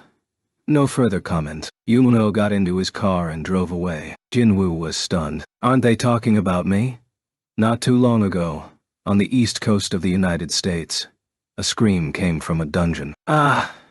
James collapsed onto the floor. His legs had given out. So he had to crawl across the floor only to realize he had backed himself against a wall. Shit! It was an A-rank dungeon. To close the A-rank gate, an appropriately elite team had been brought in. But all its members had been defeated, or to be more precise, knocked unconscious. This can't be happening. James leaned against the wall, breathing hard and shaking his head over and over. He couldn't believe it. When the raid team had first entered the dungeon, they hadn't come across any magic beasts. Not a single one. A dungeon without magic beasts? Is there such a thing? So then, where's all the mana they detected outside the dungeon coming from? They'd all had different theories. As if this wasn't incredible enough, something even more astounding had occurred in the boss's lair. When they entered, they finally encountered a magic beast. It looked just like a human. And this lone creature had single-handedly knocked everyone out. It was that powerful. Only James had been able to escape from its lair. Barely. Is all that mana coming from just that one magic beast? The lair was quite far from the gate. Yet the mana meter had still registered it as a rank. James shook his head once more. That's not possible. And then... Well, the magic beast stepped out of the shadows. James screamed when he spotted it. Geez, you're loud. The magic beast. Or no, the Asian man with long hair and a scraggly beard scratched the top of his head. James had devolved from screaming to moaning. The man in front of him put his hands on his waist. I mean, why did you guys have to go and attack me? Ooh, told you. Was human, not a magic beast. Unfortunately, James didn't understand the language the man was speaking. His face paled. The Asian man looked exasperated by James, who still appeared terrified. Guess he can't get through to this white guy. Regardless, he tried again, attempting to sound kind while squatting at eye level with the white dude. Hey, he dug deep to remember what English he could, but with his limited knowledge, he had no way of knowing if his grammar was correct or not. I'm Korean. He tried to pronounce each word as clearly as possible. Want to go home. It was an unprecedented discovery. A human found inside a dungeon. It was all hands on deck at the Hunter Command Center. The assistant director went straight to the interrogation room himself upon hearing the news. From one side of a two-way mirror, he could see an Asian male in handcuffs sitting quietly in a chair. Is that him? Yes, sir. He looks like a regular civilian, doesn't he? Yes, sir. He did look that way. With a haircut and a trimmed beard, he looked like any ordinary middle-aged Asian man. Do we know his identity? He's insisting he's a Korean hunter. Korean? Yes, sir. How did a Korean hunter come out of a dungeon located on the other side of the planet? He said the gate closed 10 years ago, and he got trapped inside. And when he opened his eyes, he was here. Yes. That's what he's claiming. The assistant director put his hand on his forehead. How's he going to explain this to the director? He felt a headache coming on. So what are you guys doing here? Get inside there and pry more information out of him. This was the type of matter where he'd have to report not only to the director but also the higher-ups. This was no time to be standing around. But the manager in charge of the interrogation had a different theory. Sir, we're also investigating the possibility that this may be a magic beast who simply possesses a human's memories. And... he reveals his true identity. All of Washington, D.C. may be in danger, sir. What he said made sense. A strike squad with several A-rank hunters had been helpless against this man. They needed to carefully plan their next move. We need a high-rank hunter to help with the investigation. An S-rank one, if possible. The manager nodded in agreement. We have an S-rank hunter who can speak Korean in the vicinity. The assistant director's face brightened. Given his position in the Hunter Command Center, he knew the list of S-rank hunters in the U.S. like the back of his hand. Mr. Hwang? Is he on his way? Yes, sir. Dongsu Hwang was the main hunter of the Scavenger Guild. The Hunter Command Center had gone out of their way to get American citizenship for Dongsu. With him here, there would be nothing to worry about even if something went wrong. The assistant director smiled in relief. Oh, right. He'd almost forgotten. If he was going to report this to the director, he at least needed to know the subject's name. What was that guy's name again? It was hard to pronounce, so the manager checked the report his men had submitted. He claims his name is Iwan Sung. Okay, Dongsu showed no mercy, especially to magic beasts. He'd been raised by his brother because their parents had died from a dungeon break, so he'd considered it a blessing when he became an S-rank awakened being. I've been given a chance to tear apart all magic beasts. Dongsu's eyes were icy as he entered the interrogation room. Here was the man who'd come from a dungeon. He seemed to possess the same magic power signature as a magic beast. If he's a magic beast pretending to be human, he would cut the man's throat right then and there. That was why Dongsu had accepted the Hunter Command Center's request. He made eye contact with the suspect. They exchanged gazes. Dongsu placed the file with all the man's information on the table, pulled up a chair, and sat down. You better cooperate. The decision whether you're a human being or a magic beast is in my hands. Understood. Before Dongsu began the official interrogation, he had a personal question. His older brother had died in a dungeon. Was there a possibility of Dongsuk coming back to life? That's what he wanted to know first. Can other hunters come back like you? The man shook his head, and Sue's brow twitched. How can you be so sure? Because no Y was able to come back. Well, why is that? Let me ask you something too. Ova, I'm asking the questions here. Dongsu's eyes narrowed. The man ignored him and continued. How much do you know about gates, magic beasts, and dungeon breaks?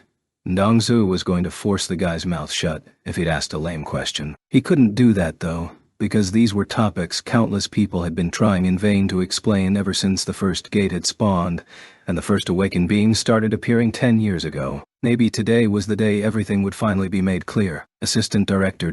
Shh. The employees of the Hunter Command Center held their breath in anticipation on the other side of the two-way mirror. Dongsu prodded him. So are you saying you have the answer? Dungeons, gates, and magic beasts. They're merely precursors to the real war that's coming, and the being that poses the biggest threat has recently opened its eyes. On the reason you're here? To stop the threat. What is this big threat? Nu can't tell you that. Dongsu couldn't help but laugh. The man who says he's here to stop a threat can't reveal what the threat is. Whatever it is, wouldn't it be easier with some help rather than doing it alone? The man shook his head. Greater numbers will be no help when facing this being. All you amateurs working together will either be eaten or enslaved. So you're saying you're the only one who can stop it? The man nodded affirmatively. Dongsu wasn't impressed. He's gone off the deep end. It was understandable considering he'd been stuck in a dungeon for 10 years. Either that, or the magic beast had completely misunderstood how to pass for human. Dongsu decided to play along. I guess you're quite confident in your abilities. Let's just say my skills aren't the only factor. Well, if you say so. What kind of information could Dongsu get out of this lunatic? He stopped asking questions, and instead opened the man's case file to verify his identity as the Hunter Command Center had asked. Your name is Iwan Sung. He looked identical to the picture on file. He doesn't look like he's aged 10 years, but Dongsu didn't care about that. High-rank hunters were said to be able to stave off aging. Your resume as a hunter is quite extensive. You would have made a lot of money in today's world. Iwan said nothing. There had been no organizations for hunters during his time. There hadn't even been a ranking system for hunters. Dongsu kept reading the document. Your spouse is Kyunghai Park, and you have 2 children. A son named... As Dongsu read the children's profiles, his eyes went wide for a moment. Jinwoo Sung. It was a very brief moment, though. He tried to keep cool and continued. Jinwoo Sung. And your daughter's name is? Jina Sung. Okay, next. Wait. Iwan stopped Dongsu before he could turn to the next page. Dongsu calmly looked up. Ilwan's eyes were now every bit as icy as Dongsu's. Why did sense hostile energy when you mentioned my son? Dongsu dropped the file back onto the table and turned off the mic broadcasting to the other side of the window. Said, Ask the questions. I'd like to hear your answer. What if I don't answer? Then I guess I'd have to force you to talk. The look in Tuhan's eyes grew more intense. He had no intention of backing down. Dongzhu grinned like the Cheshire Cat. I see. So you're a magic beast. How dare a magic beast threaten a hunter? The hostility Dongzhu felt from him was palpable. That was more than enough evidence that this man was actually a monster. No. Wait, this might be another blessing in disguise. Having reached this conclusion, Dongzhu turned the mic back on. Beep utso. Dongzhu. Beep. Assistant Director, this man is a magic beast. He's about to launch his attack, so you need to evacuate. What? Wait, beep. On the other side of the two-way mirror, people freaked out and quickly vacated the room. A siren started blaring throughout the building. Dongzhu's hands began to shimmer with a silver light. I'm planning to visit Korea soon. He smiled sinisterly at Iwan. What should I tell your son your last words were? Okay, the TV news continued reporting on the Redgate scandal. Jinwoo felt a little lost. This is getting out of control. Still, he wasn't troubled. But it did feel strange. He found it odd that strangers who had nothing to do with the incident were trying to get word out about someone they didn't know. And if people discovered his identity? Well, it didn't matter anyway. I've leveled up more than Pui ever planned to. Initially, he'd wanted to hide his powers because he'd feared being used and taken advantage of. But now? He was able to slap away the hand of Yunho Beck, the guild master of White Tiger and an S-rank hunter. That wasn't something he could even imagine his past self doing. He would have been shaking like a leaf just making eye contact with him. There was a wistful smile on his face. It would have been nice to enjoy a drink while waxing nostalgic. Ping! A harmful substance has been detected. Oof. Detoxing has been activated. 3, 2, 1. Detoxing is complete. It was too bad that wasn't allowed. Jinwoo smiled sadly, but then put down the shot glass and grew serious. I have no intention of stopping here. He called up the stat window. Ping. Nim. Jinwoo Sung. O class. Shadow Monarch. O. H.A. 13,001. On fatigue. 0. Level. 61 Won title. The one who overcame adversity, and one more. Humpy. 1677 new stats. Strength, 142. Stamina, 121. Hit points, 10. Physical damage reduced by 46%, level 61. And because he'd invested all the reward points from the daily quest into intelligence, it was getting close to 100. Still have a long way to go, though. He could go higher to achieve even greater heights, possibly to a level no one else could reach. The thought made Jinwoo's heart race, and it would all start with the Demon's Castle. The system said it was the item you wanted. He recalled the time he'd acquired the Blessed Mystery Box. Blessed Mystery Box. It will supply an item the player wants. From that, he'd received the key to the Demon's Castle. He knew from his earlier visit that it held both a high-rank monster and hot rewards. He didn't know what to expect from the upper floors of the castle, of course. But it couldn't be that different. Now, it was time for the harvest. Jinwoo decided to spend a few days there. He had only one worry. Once I'm inside, no one can contact me. What would he tell his sister? Jinwoo stood and figured he could come up with an excuse on the way home. Tap. Dot. Inho. Tap. Dot. Jinho you. Mim. Jinwoo gently slapped and shook Jinho. But he was dead drunk. Now what? He's supposed to take a test at the association tomorrow. Never mind the test. He had to get home safely first. He fished out Jinho's phone. Can't call his dad, Chairman Yu, or his brother, Jinsung. Who could Jinwoo call to pick up the little man and keep him out of trouble? He came across a name. Soo-hyun Yu? Unlike his father or brother, Jinho had exchanged a lot of texts with her. It was definitely a woman's name. Jinwoo thought about calling her but then put down the phone. Wait. He checked the shop just in case. He thought he'd seen. And there it was. Item. Condition recovery potion acquisition difficulty. E-category. Consumable liquid that recovers your condition when you drink it. You may keep it in the inventory. but it cannot be transferred to another person. A bottle appeared on the table once the purchase was finalized. In contrast to the red healing potion or blue mana potion, this one was bright yellow. Jinwoo made sure no one was looking before pulling Jinho's head back and pouring the recovery potion into his mouth. After a moment, Jinho's eyes popped open. "Boss? You awake now?" His head was tilted back, and Jinwoo was staring down at him. "What are you doing there, boss?" Jinwoo didn't know how to explain the situation, so he decided it was best to pretend that nothing had happened. "Let's go." "Yes, boss." Jinho quickly rose to his feet, but then cocked his head. Why do? Feel so refreshed." Jinho stretched this way and that as he followed Jinwoo, feeling invigorated. The news was still on in the background. In other news, the U.S. government delayed the release of their official statement concerning the explosion at the Hunter Command Center.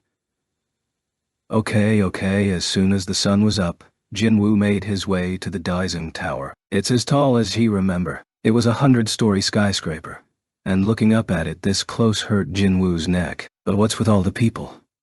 Unlike the last time he'd been here, tons of people were coming and going from Daisung Tower. There was a big difference between the night and day crowds. Many people were walking the streets around the building. Someone suddenly disappearing in a crowded place like this would definitely cause a commotion. The media was already touting the mystery helper. So did he really need to draw attention to himself? Of course not. Jinwoo didn't like being the center of attention to begin with anyway. He found a less crowded area and took the demon's castle key out of the inventory. It was a long, tapered golden key that looked merely decorative at first glance. Is there anyone around? Jinwoo checked his surroundings. Let's enter through here. He activated stealth. Woom. Now invisible, Jinwoo hit the streets, weaving through people as he headed toward the building. Bump. Buck. Bump. Buck. Jinwoo bumped several shoulders despite doing his best to navigate the crowded sidewalk. But no one noticed him. Someone could really abuse stealth if they wanted to, huh?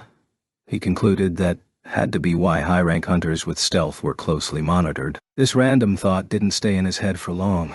Whoosh. His surroundings completely transformed, just as they had when Hyde first stepped across the invisible border. Can already hear the sound of flames from over here, so how hot is it inside?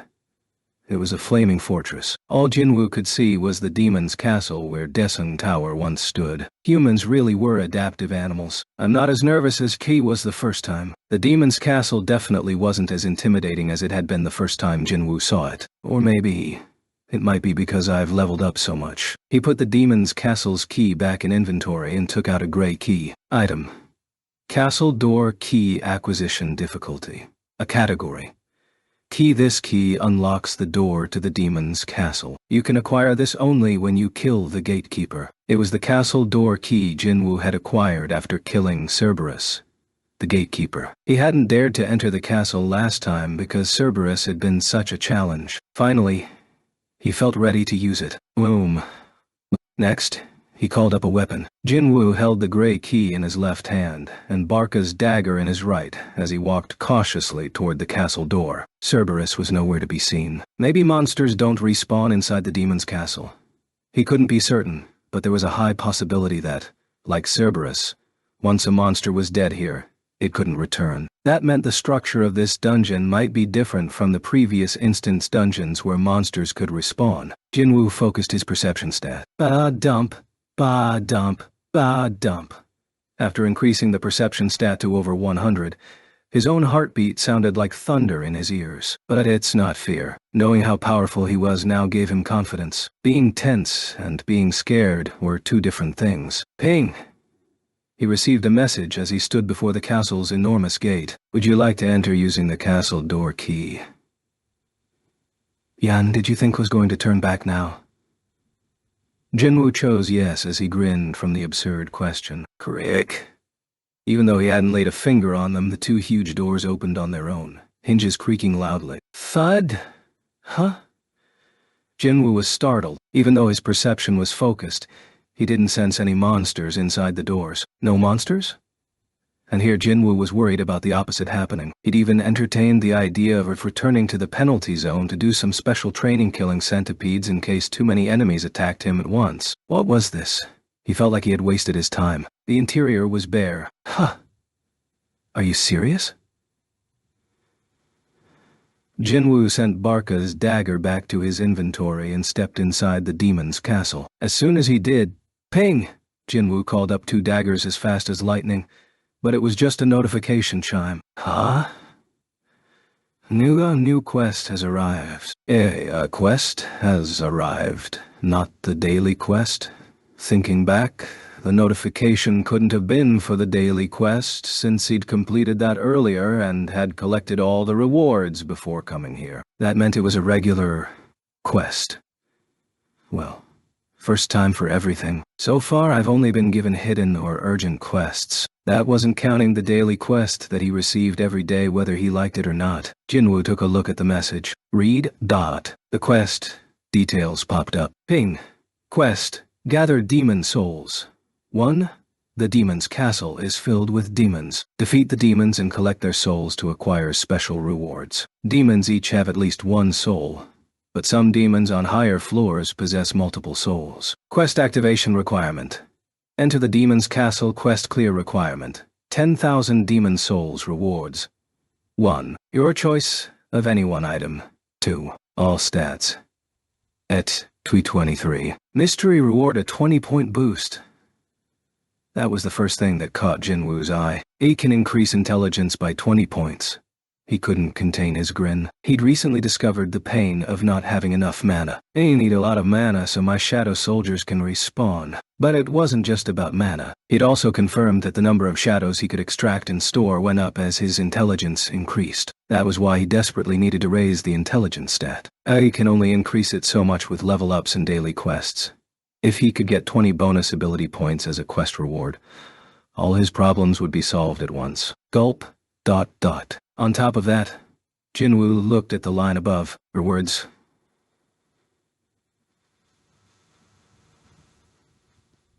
One. Your choice of any 1 item. 2. All stats D20. He was already thankful for the bonus ability points, but he could also choose any item he wanted. Can really choose anything. Jinwoo thought of all the expensive weapons in the shop. I'm sure... Saw? There were S-rank items that cost between a few billion to 10 billion. That was 10 billion gold, not cash, which was the currency of the system. But the price didn't concern him. Night Killer, one of the weapons he was using now, was worth the 3 million gold he'd paid. If a B-rank item worth 3 million gold is this powerful and effective, what would an S-rank item costing tens of billions, or even hundreds of billions, be like? His curiosity was piqued. Never mind the mystery reward. Just looking at those 2 payouts, he couldn't afford to fail. Killing 1 or 2 monsters for these kinds of rewards would be a cakewalk. Jinwoo was excited to complete the quest quickly and claim his rewards, but was shocked when he saw the quest clear requirement. 10,000? He shouted. That was way beyond 1 or 2 monsters. Isn't this just hard labor? No one in their right mind would attempt to defeat 10,000 of these monsters without knowing what they were up against. But Jinwoo smiled rather mischievously. No one alone. That is, currently, he had 50 shadow soldiers. If each soldier killed a couple hundred, then he could meet the quota. If he pushed his soldiers, like he said, it would be a cakewalk. Will you accept quest? Collect demon souls. 1. Of course. There was no reason to decline. You have accepted the quest. The penalty for failing would just be a waste of his time. If compared to the other quests, this was a dream compared with the job change quest or the urgent quests where he'd had to risk his own life. Jinwoo looked up. Is that thing for keeping count? A counter had appeared above him as soon as he accepted. Demon souls collected. 10,000 and it's a long road to 10,000. Until now, the goal had been an abstract concept in his head, but seeing the number, he could only laugh at how ridiculous the whole situation was. Another counter appeared in midair to his left. Huh? Experience points needed to level up. 60,000. The number 60,000 was displayed on a hologram. Once he hit that, he would level up. He can see my experience point count from now on? He'd never seen anything like this before entering the castle. Let's see. Jinwoo took a step back and exited the demon's castle. Both the soul and experience counters disappeared. When he went back in, they reappeared as if nothing had happened. They're only active inside the demon's castle. He was disappointed he couldn't see his experience points outside the castle, but at least it would be very convenient while he was inside. There was, however, another way to look at it. Does this mean this raid is going to take a while? He'd assumed that was possible. Jinwoo carefully read over the quest details once more, and then closed the stat window. That's enough of that. Jinwoo was finally able to take a proper look around the interior of the demon's castle. What the... Jinwoo was floored. Ugh.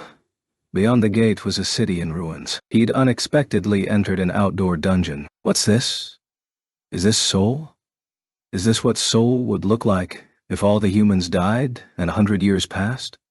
Within this gray, lifeless city, nothing moved except some flickering streetlights. He didn't expect an outdoor dungeon. What's more, it was a dungeon that resembled metropolitan Seoul. Other instance dungeons that had resembled real locations like a subway station or a department store paled in comparison to the sheer scale of this place. Jinwoo turned toward the horizon. Which way should go? What was his destination? Jinwoo surveyed the area. He didn't have to debate for long. In the distance, a large beam of light stretched toward the sky from the location where Seoul Tower shall have been. Let's go there. Jinwoo began walking in that direction. He took note of where the door was, just in case he got lost. However, he was forced to stop rather quickly. Kick, gotta. Kick, got. One by one, small monsters sluggishly emerged from in between buildings. Lower-ranked demon Jinwoo was able to identify the creatures by the dark red letters above their heads. They looked like wingless gargoyles. There were 8 demons in total. Jinwoo's mouth formed a sly grin. That's 8 souls to start. In a flash, shh! Barca's dagger struck one of the creatures in the forehead. You have defeated a low-rank demon. You have acquired 100 experience points. You have acquired 1 demon soul. Kree? Pei? Croc? While the other demons focused on the one killed by a dagger, Jinwoo got closer to another and separated its head from its neck. Shunk. You have defeated a low-rank demon. You have acquired 100 experience points. You have acquired 1 demon soul.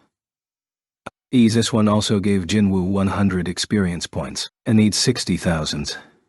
That meant he could level up if he killed 600 of these low-rank demons. He quickly finished off those remaining. Kree. Kak. He'd collected 8 souls and acquired 800 experience points. Not bad. A journey of 1,000 miles begins with a single step, and Jinwoo's eyes flashed as he went on the hunt for his next prey. OK Ox in the president's office of the White Tiger Guild.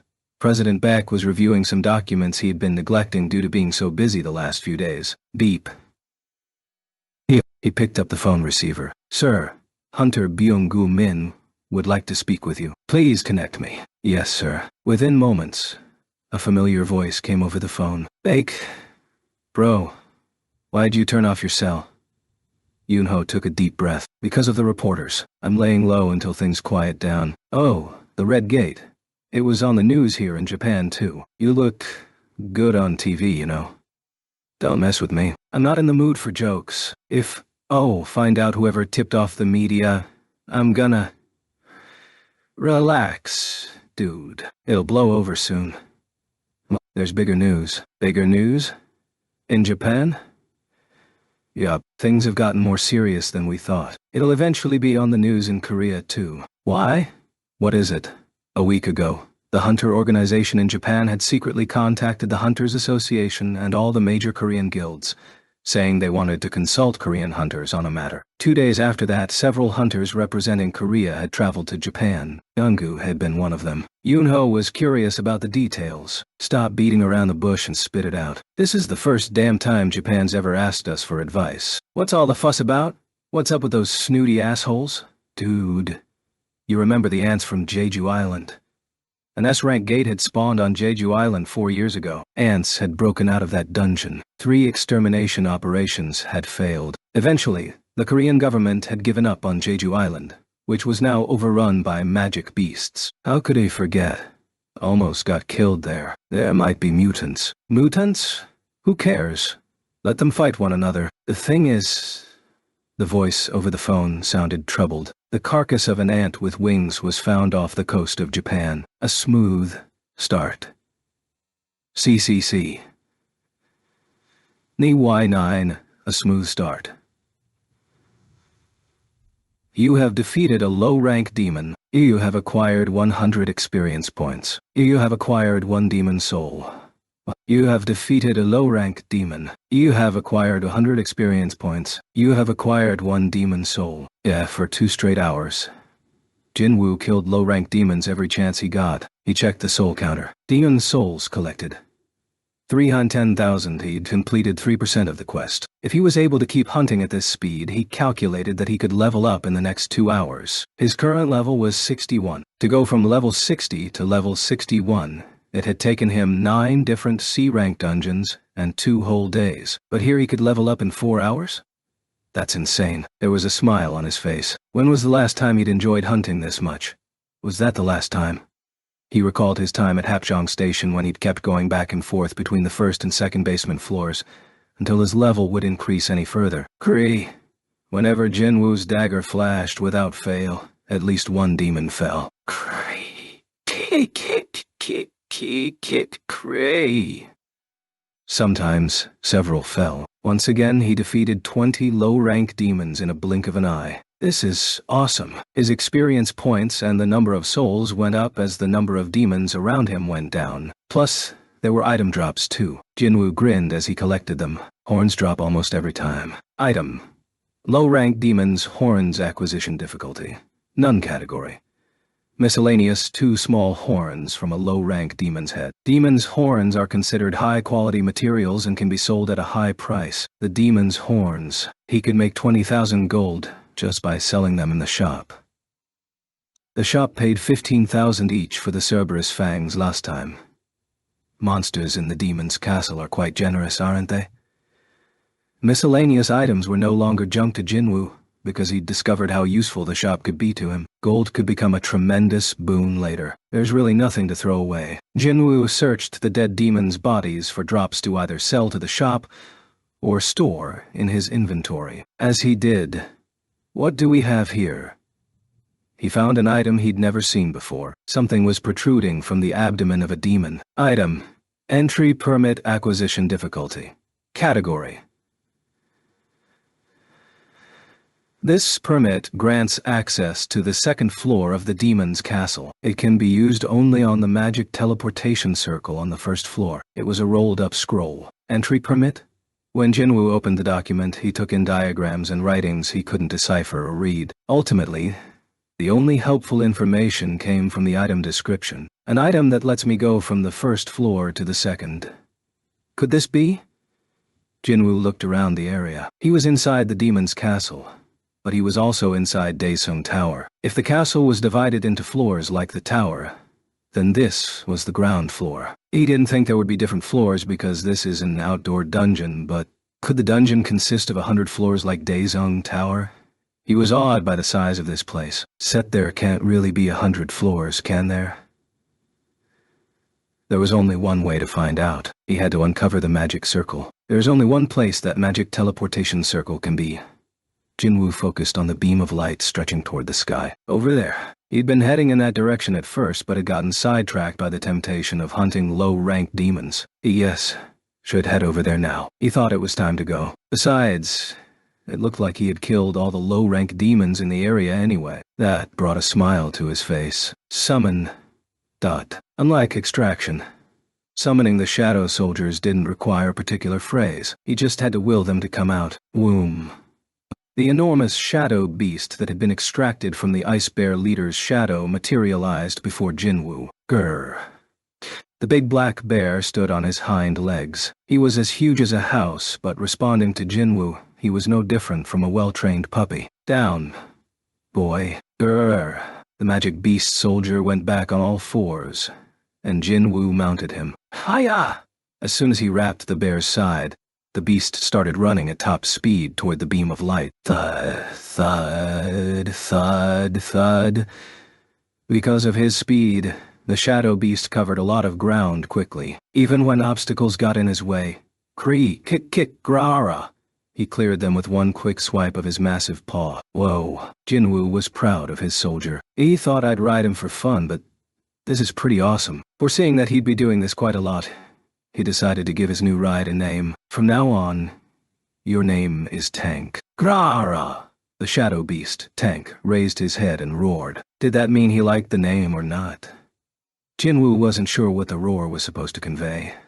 Since the bear's voice was always that loud, they soon approached the beam of light. Tank began to slow down and eventually stopped right in front of their destination. Good job. Jinwoo dismounted, petted him affectionately, and returned the bear to his shadow. He turned forward. He heard the familiar ping.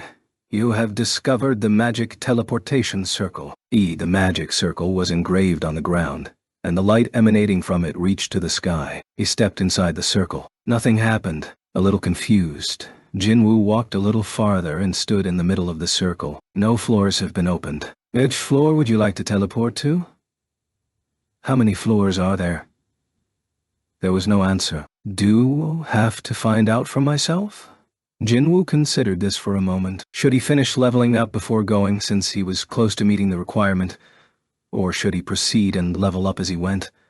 Monsters don't respawn here like in other instance dungeons, so staying on one floor is limiting. Besides, there were demons with more than one soul on the higher floors. Jinwoo concluded it would be better both for his experience and for completing the quest to head up as soon as possible. Alright, up it was. Jinwoo spoke aloud. Second floor. On-entry permit is required. At the prompt, Jinwoo took the scroll out of his inventory, and it immediately dissolved into light. Floor 2 of the demon's castle has been unlocked. Teleporting to floor 2. An intense illumination emanated from the magic teleportation circle. Jinwoo realized something in that moment. Oh, so this is...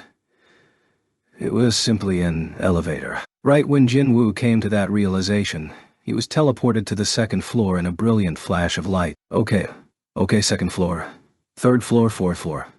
All the way to the 27th. That was what Jinwoo managed to accomplish in 2 days. He had told Gina that he was going on a week-long trip. He had 5 days left. Considering that the speed at which Jinwoo was clearing the floors was increasing, he thought it might not even take 5 days to reach the top. He took a quick look at his surroundings. The landscape was desolate. Can't even tell which city this is supposed to be. Each floor was modeled after a different city. However, as the floors got higher, the locales looked more and more devastated. By the 27th floor, Jinwoo couldn't figure out where he was supposed to be. Was this what cities would look like after being carpet-bombed? Jinwoo shook his head to get rid of the thought. I'm wasting time. He checked his wristwatch, which told him it was 11 p.m. There was no day or night here, so he was relying on his watch to tell him. If it was 11 o'clock, then it was time to sleep so he could recharge for tomorrow's battles. But first, should have checked where I'm at. Jinwoo examined his progress. Demon souls collected. 2,116. 10,000. Day 2,100 souls. About 1,000 demons a day. That was a lot of demons to catch in 2 days. 10,000 was still a long ways away, but he had high hopes for the demons with multiple souls on the higher floors. He needed to push toward those higher floors. Next, he checked his level. Jinwoo couldn't believe his eyes. Level 67. His level had risen to level 67 in a heartbeat. Low-rank demons netted him only 100 experience points, but thanks to mid-rank demons that netted him 300 points, he was leveling up quickly. It's making good progress. Plenty of monsters, a high yield of experience points, and the right level of difficulty made the demon's castle the best place to level up. And his level wasn't the only thing going up. Jinwoo's proficiency with his different skills was increasing as well. Even now, Night Killer floated in mid-air over his palm. Ruler's Hand, the power to physically move an object without touching it. Even when resting, Jinwoo took the time to practice his skills. Since Ruler's Hand doesn't require mana anyway, practicing involved maintaining concentration, which was a little tiring, but it was a small price to pay to improve his proficiency, and he was rewarded for his efforts. Ruler's Hand has leveled up. Nice. Jinwoo leaned against a wall with a smile across his face. It put him at ease whenever he got a little stronger. His eyes slowly closed. Oh, Jino should have gotten his guild master's license by now. Jinwoo wondered how he was doing. Perhaps because it had been quite some time since he'd worked alone, he suddenly thought of Jinho trailing after him. The elder son was a successful businessman, and the younger son held a guild master's license but was still in college. That was going to be a minefield. You can do it, Jinho. He drifted off to sleep as he cheered Jinho on in his heart. Okay, Okay, Jinho entered the fancy traditional Korean restaurant with a determined look on his face. He'd picked the place himself, based on his father's tastes. Is Chairman Yu here yet? Yes, he's already arrived. Jinho took a labored breath. This way, please. The server led him to a private room where his father Myung-eun was seated. Creak. Jinho's anxiety shot up a few notches as the server pulled back the sliding door and Jinho saw his father's face. He felt vulnerable for a moment, but Jinho strengthened his resolve and took a seat across from his father. What's this about? This is the first time you've asked to meet me like this. Father, please take a look at this before explain. This is... 2. It's my guildmaster's license and a record of the raids I've gone on. A guildmaster's license? You? Myung-eun's surprise was evident, so Jinho nodded with a smile. Yes, father. Myung-eun took a look at the documents. He saw something interesting that put a gleam in his eye, but his silence was causing Jinho's heart to race and making it hard to breathe. So, Myung-eun pushed the documents aside before he continued. Are you saying you want to be in charge of the Yojin Guild? That's right, father. In that moment, Myung-eun appeared torn. He can't believe he's actually debating between my brother and me. Jinho was thrilled. This was already a win for him. In the past, he would have been satisfied to have gotten this far, but he had no intention of backing down today. As you already know, it's too risky to hand over that kind of power to someone outside the family and... Enough! Myung-eun raised his hand. Jinho stopped talking immediately. His father's enough was an absolute order that no one in the family could defy. There is someone want to introduce you to. Pardon? Jinho was puzzled. He'd been the one who'd organized this meeting, but his father had brought someone along. Who could it be? As Jinho's curiosity rose, the door on the other side of the room slid open. Hello. A man around his late 20s or early 30s awkwardly greeted Jinho. Who was this? Try as he might, Jinho didn't recognize the man. Myung-eun gestured for the fellow to sit beside him. This is... Hunter Myung-won Ko. Myung-won Ko? Jinho cocked his head. He never heard that name before. His father nodded as if he was already aware of this. He's from the White Tiger Guild, one of the survivors of the recent Red Gate incident. Jinho didn't know how to react. Red Gate? Why was his father talking about that? It was a huge scandal, so Jinho had heard the story but couldn't figure out the connection between that and this meeting. Besides, the man is... a survivor. What was someone the media had been dying to interview doing here? Jinho could hardly contain his curiosity. Myung-eun observed Jinho before saying anything. I guess you don't know. Pardon? Myung-eun ignored his confused son for a moment and turned to the nervous-looking man Wan. Hunter Koto. Yes, sir. Please tell my son about who was also there that day, other than the White Tiger Guild trainees. Understood. Myung-won's attention turned to Jinho. Jinho unintentionally made eye contact with him, and the hunter could almost see a question mark floating over Jinho's head. Myung-won said, young female hunter who looked like a high school student. A young female hunter? Jinho couldn't have imagined whose name would come out of Myung-won's mouth next. Out, and Jinwoo, sung. Thump. Jinho thought he could hear the sound of his heart sinking. BB Boss was in the Red Gate? How had that happened? His scrambled brain got even more befuddled. Then, he recalled something. Wait, now that you think about it. Jinwoo had spoken to Sanji like they were close, even though he'd never acknowledged her presence before then. And the name of the young female hunter? It's Song Ji-han. No way. Jinho's jaw dropped. He now understood the secret to their relationship. Does that mean... this... helper the media kept speculating about was... Myung-won quickly confirmed what Jinho was thinking. Songi and us White Tiger members got out of the Red Gate alive because of Jinwoo Sung.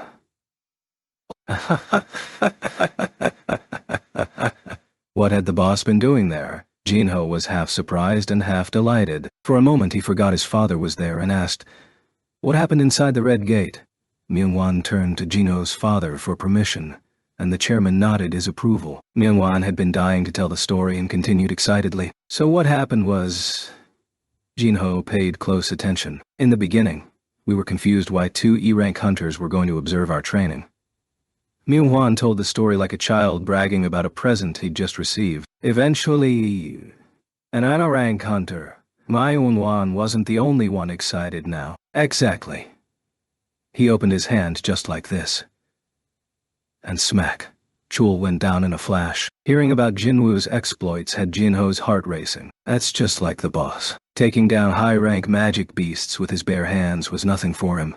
But Jinho didn't know he could one-hit KO an A-rank hunter. He felt touched and proud that he was partners with such an incredible person. Myungwon continued his story. When the ice elves appeared, we thought we were goners for sure, Bolt.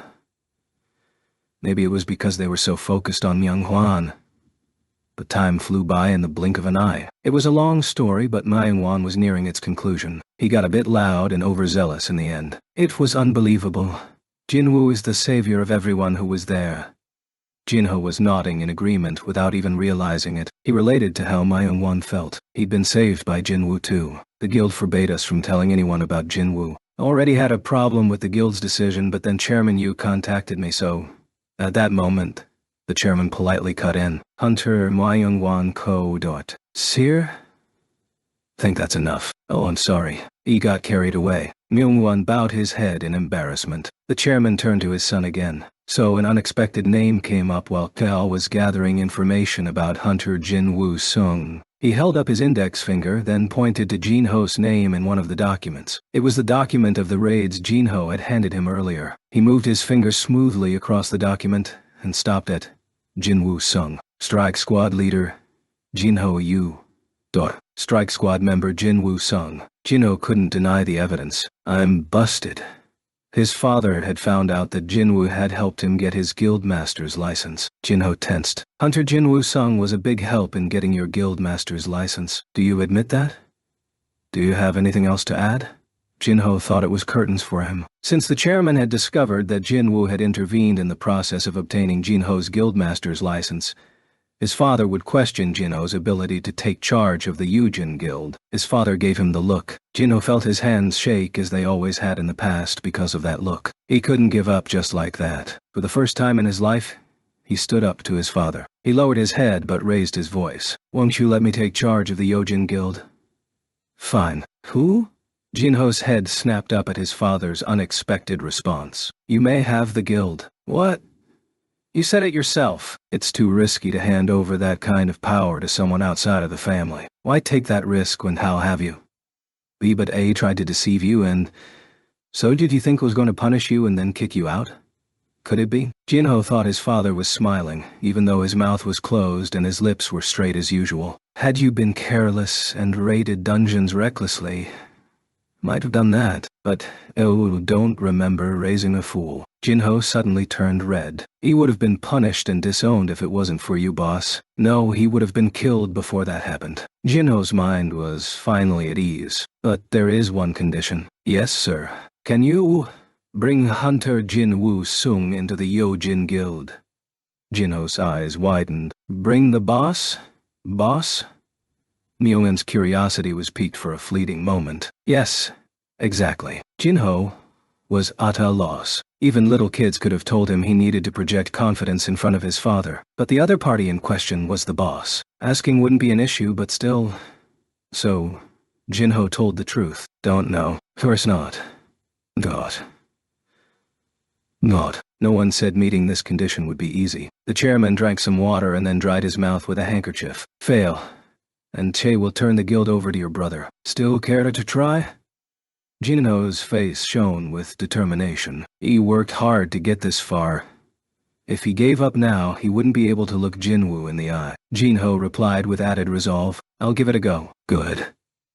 With that, the deal between father and son was struck. Nyan nodded without saying another word as Jinho got up and bowed before taking his leave. Myungwon removed the handkerchief from his mouth. It had been hard to keep a smile off his face. That boy... He actually asked to be in charge of the Yojin Guild. He'd had an inkling of what Jinho wanted when he requested the meeting. But he hadn't expected his son to be so plucky. A tiger cub is still a tiger after all. The smile spread across his face. Chairman Myungwon Yu is smiling. The stony chairman was infamous for not showing emotion, whether happy or sad. As Myungwon stared at the chairman in fascination, Nyan had to ask him, Do you have anything else to say, Hunter Ko? Startled, Wan hastily shook his head. And no, sir. Okay, C's 47, 48, 49, 50. Jinwoo hit the higher floors at an incredible pace. You have defeated a mid-rank demon. You acquired 300 experience points. You have acquired 1 demon soul. You have defeated a mid-rank demon. You have defeated a mid-rank demon. He expected to feel tired, but seeing his experience points and soul counter increase with each kill chased away the exhaustion. Demon souls collected 4,388, 10,000 and still less than half. It seemed like he'd been hunting demons non-stop since he got here, but that goal of 10,000 still felt out of reach. But his level 69 had leveled up twice in one day. Although it wasn't rising as quickly as it had at the start, it was still increasing faster than the rate of the soul counter. Even now, his experience points continued to rise. Kree. Mid-rank demon. You have acquired 300 experience points. You have acquired... Jinwoo stretched his back and scanned the area after killing the last demon he'd come across. Countless cadavers lay at the feet of his soldiers, standing at attention. Clap. Clap. Dot. Jinwoo applauded them gleefully. Well done.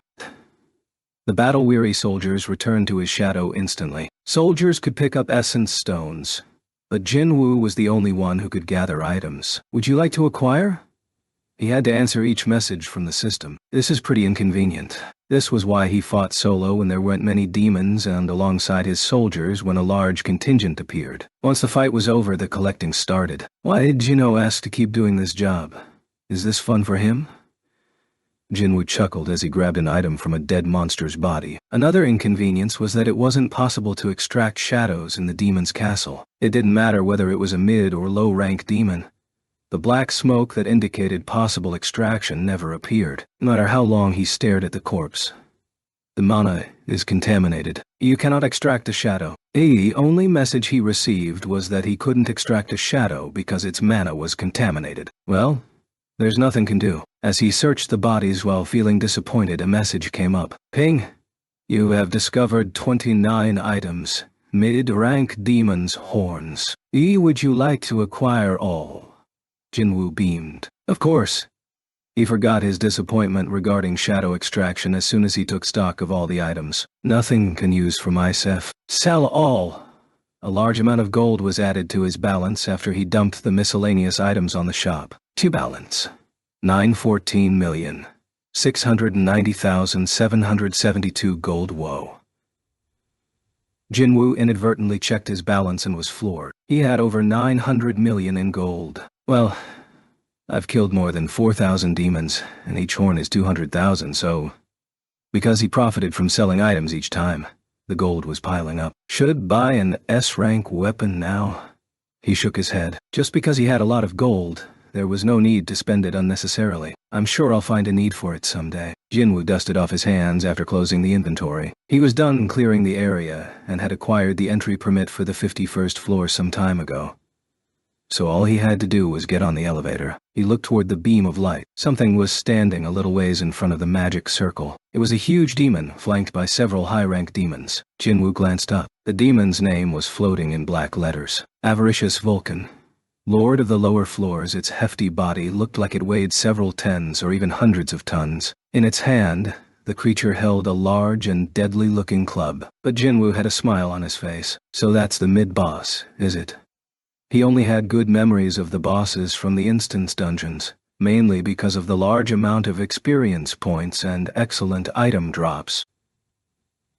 Compared to Magic Beast bosses, which were a real challenge but yielded few rewards, monster bosses were like presents. What kind of loot would that creature give him?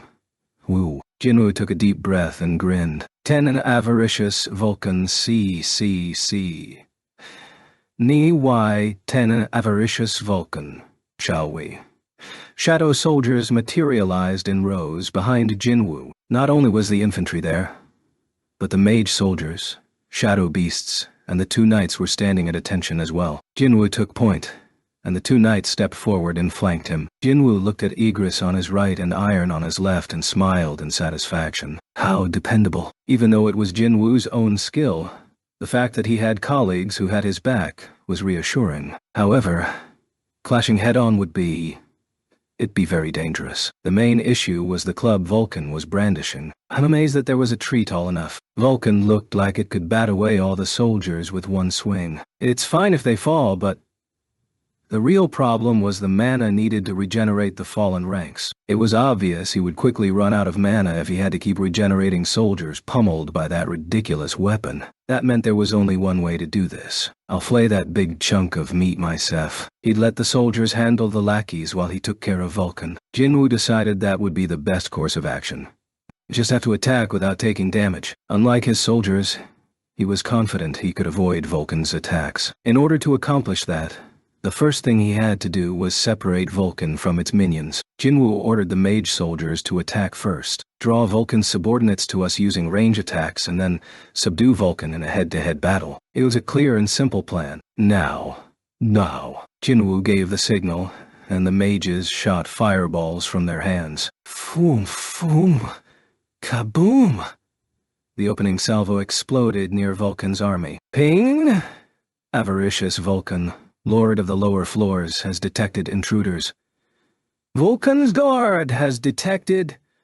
Vulcan's guard has detected. Ping, ping, ping. Warning notifications rang in quick succession. Warning notifications rang in quick succession. Vulcan and his minions simultaneously turned toward Jinwoo as the alert sounded. Jinwoo had succeeded in getting their attention. He used stealth to become invisible in order to sneak behind and attack Vulcan. Woom. Everything was going according to plan. Or so he thought. Thump. Unexpectedly, Vulcan charged toward them first. It's like watching a fast-forwarded video. Vulcan was standing before the shadow soldiers in the blink of an eye. Shit! Jinwoo panicked. It was unimaginable for a monster the size of a mountain to move that fast. Vulcan hefted its club. Before the blow could strike the exposed mage soldiers, Iron appeared out of nowhere, holding up his shield. Whoosh! Clang! Lon had narrowly blocked the attack, but both his arms were destroyed. The toughest among the shadow soldiers was incapacitated after one blow. Say clank. Ron's shattered arms fell to the ground in pieces. Unsatisfied with the results, Vulcan examined its club, thinking the last strike had been lacking, but that didn't last long. The monster struck with its club again. Perk. Unable to defend himself, Iron and the mage soldiers behind him were demolished. As he witnessed this, something inside Jinwoo snapped. That bastard. He bit his lower lip and impulsively jumped into action. TMP. Jinwoo was already flying toward Vulcan before he realized what he was doing. He was locked onto his target. Despite its massive, mountain-like frame, Vulcan's head was like a mere lump on its body. Jinwoo twisted his torso in midair, and his muscles bulged as he pulled back his shoulder and arm. As he focused all his power on his tightly clenched right fist, he became visible again. Vulcan spotted Jinwoo a little too late. By then, Jinwoo's fist was already about to make contact with its nose. Fwish! Faster than a speeding bullet, the fist slammed into the side of Vulcan's face. Blam! Vulcan was sent reeling. It tumbled and rolled, unable to arrest its momentum, until it crashed into the ruins of an old building. Thud! The rickety framework collapsed on top of the demon. TMP. Jinwoo stuck his landing lightly and stared in disbelief. How did Vulcan get thrown so easily? He looked down at his own fist in disbelief. It didn't have the tiniest scratch on it, even after hitting such a huge target. A thought popped into his head. Oh, right. He raised his head and the stat window appeared in front of him as soon as he called for it. Stats as strength. 150 stamina. 109 agility. 139 intelligence. 109 perception. 111 siege, that's right. He'd earned assassin-type skills, and his job was a mage type, so he'd been forgetting one thing. His strength. 150 II, although he usually invested most of his ability points in intelligence. His strength stat was almost 1.5 times higher. Really went all out with investing in strength. Plus his level had exploded recently. Here was the result of that. Jinwoo looked over at Vulcan, stuck under the rubble, and had to laugh. He hadn't felt it when he was fighting regular monsters like low and mid-rank demons. but he definitely did after punching that boss-rank monster. Oh man. I've gotten so much stronger. He clenched his fist and basked in the feeling of exhilaration. Just then he heard that familiar chime. Ping! What is it? He looked around. Vulcan was getting up, using its club like a cane. Was that a warning about the monster coming too? Had the system always been that concerned for him? Jinwoo soon understood the reason for the warning. Avaricious Vulcan, lord of the lower floors, has used skill. Rage. Ee-hoo! Ping! Ping! The alert kept ringing. Vulcan will be in a continued state of rage. All of Vulcan's abilities will be increased by 50%. Vulcan will feel less pain. Still. Even before Jinwoo could recall what had happened with Cerberus, Vulcan charged him with bloodshot eyes. Thump. The ground shook with each thunderous footstep. Jinwoo glanced over his shoulder. The battle between Vulcan's minions and his shadow soldiers raged behind him. Kree. Jinwoo searched for iron in the melee, testament to Vulcan's powerful blows. Iron still hadn't fully regenerated. Iron!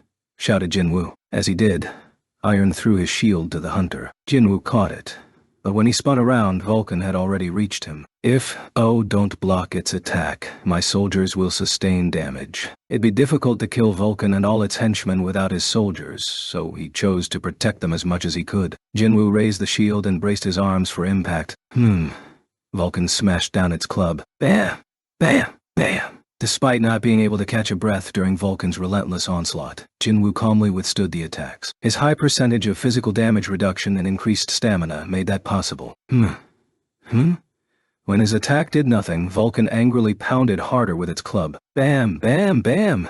Jinwoo's knees bent but did not buckle. It would take more than this for Jinwoo to defeat the big lump. His brow furrowed. Cerberus's rage skill had been more powerful, but there also had been a time limit, while Vulcan's rage skill was less effective, but had no time constraints. That meant Jinwoo had no idea how long he'd have to stay like this. Bam!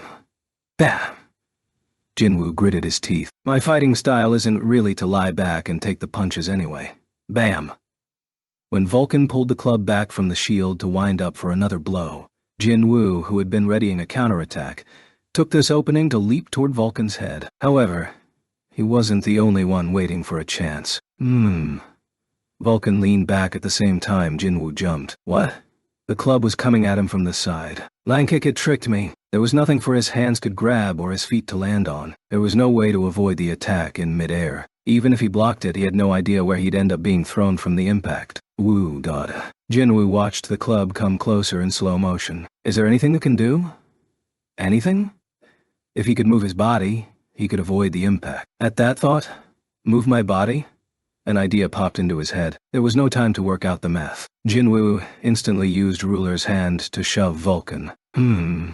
Be needless to say, Ruler's hand didn't have sufficient power to move a creature of Vulcan's size. It was, however, enough to push Jinwoo away. Whoosh! The tip of the club missed him by a whisker. Yes. Jinwoo was sent tumbling to the ground, but it was a relatively safe landing compared to the alternative. Phew! Jinwoo managed to get back on his feet and let out a sigh of relief. On the other hand, there was no relief on Vulcan's twisted face. It seemed frustrated that its finisher hadn't connected. Jinwoo frowned as he watched Vulcan's face turn red. What do? Do now. Vulcan could easily avoid Jinwoo's frontal assault. Plus, it didn't look like Jinwoo could deal fatal damage if he attacked anything but its head, because of the layers of flesh covering its body. Have to create a situation where it won't be able to evade. Suddenly, Jinwoo had a good idea. The corners of his mouth rose. He turned around and bolted. Vulcan assumed Jinwoo was trying to escape and gave chase. Thump.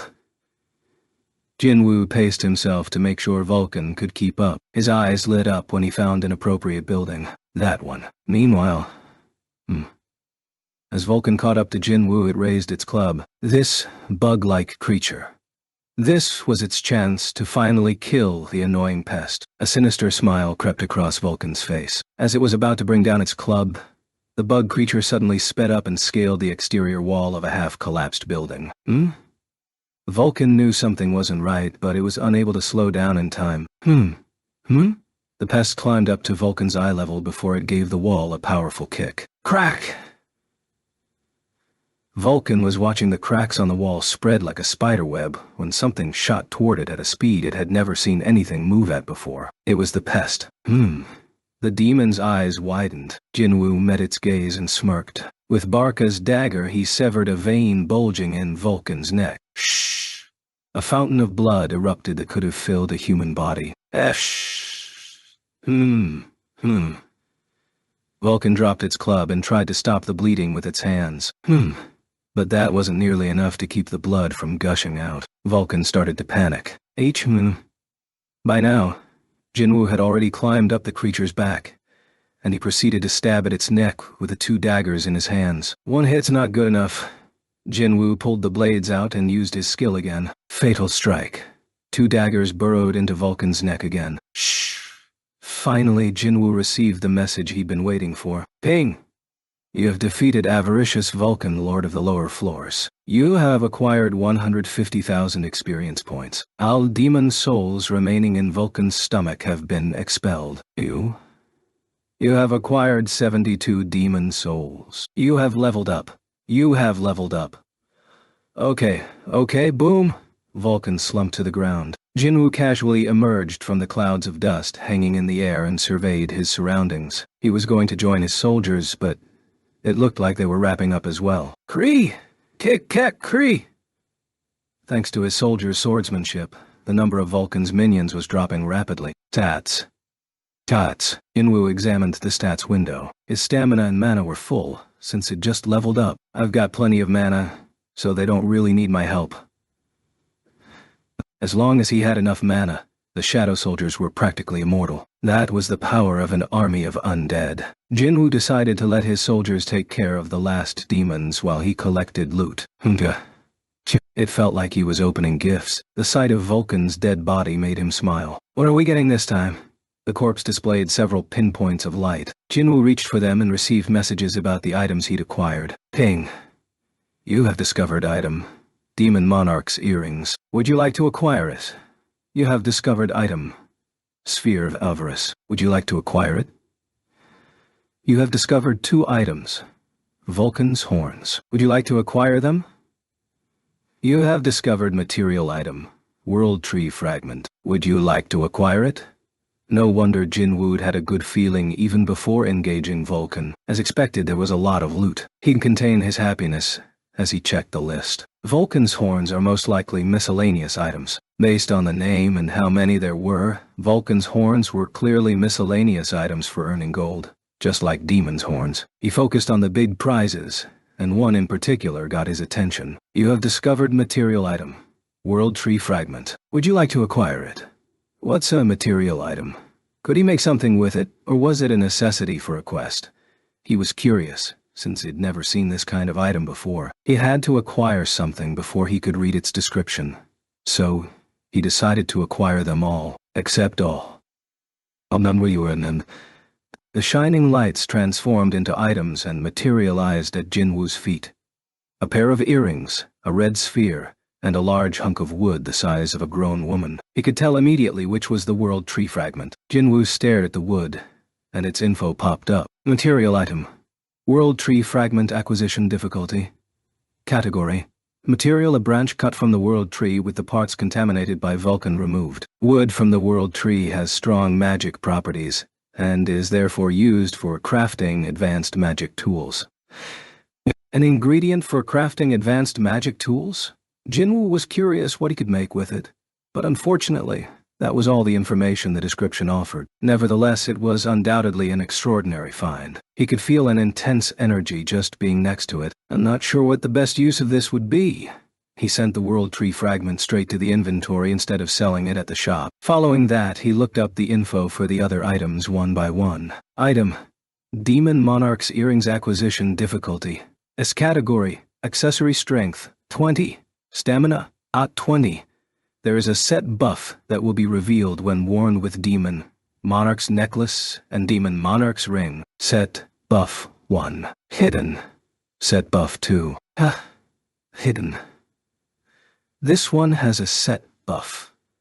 The Demon Monarch's earrings had similar effects to the A-rank Warden's collar, but they also had additional, hidden set buffs. They were great even without that, though, as both strength and stamina would increase by 20 points. You get 5 ability points per level up, so it was like leveling up 8 more times. Jinwoo joyfully grabbed the earrings. Would you like to put on item? Demon Monarch's earrings? Well equipped. Like previous items, the earrings disappeared, and the stat boosts were applied. Jinwoo looked contentedly at his increased stats. A set of Demon Monarch's accessories. The other accessories should be here somewhere, right? Based on their names, it was pretty obvious they were to be found within the demon's castle. What could the set buffs be? Even with only one part of the set in hand, he was already very excited. But Jinwoo's smile didn't last long. What's this? Item. Sphere of Avarice Acquisition Difficulty. A category. Magic tool sphere made from the solidified blood of the archdemon Vulcan. Greatly increases magic effects and causes more damage. Buff. Appetite for Destruction. Doubles damage caused by magic. The red orb was the size of a billiard ball. Jinwoo took the Sphere of Avarice in his hand. His stats didn't change. He looked at the stats of his job-exclusive skills, but there was no change in the number of shadows he could extract or store. Maybe you can't use it. Jinwoo cocked his head. Doubling magic damage was an amazing buff. Tools to amplify magic were incredibly expensive, so very few mage hunters could afford them. Jinwoo had never heard of a tool that doubled output, though, at any price. If such a thing existed, it would have been all over the news, and he definitely would have heard about it by now. Nevertheless, according to the description, this Sphere of Avarice, or whatever, could double magic damage. Either way, if can't use it, who cares?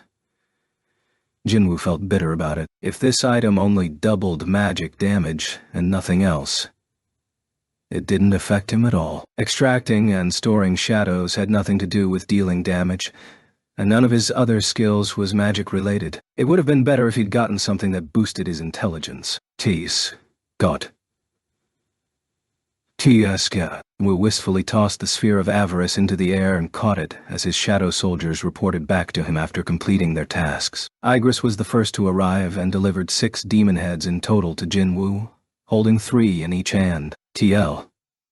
Jinwoo scratched his head in frustration as he looked at the kneeling Igris. Can you knock that off?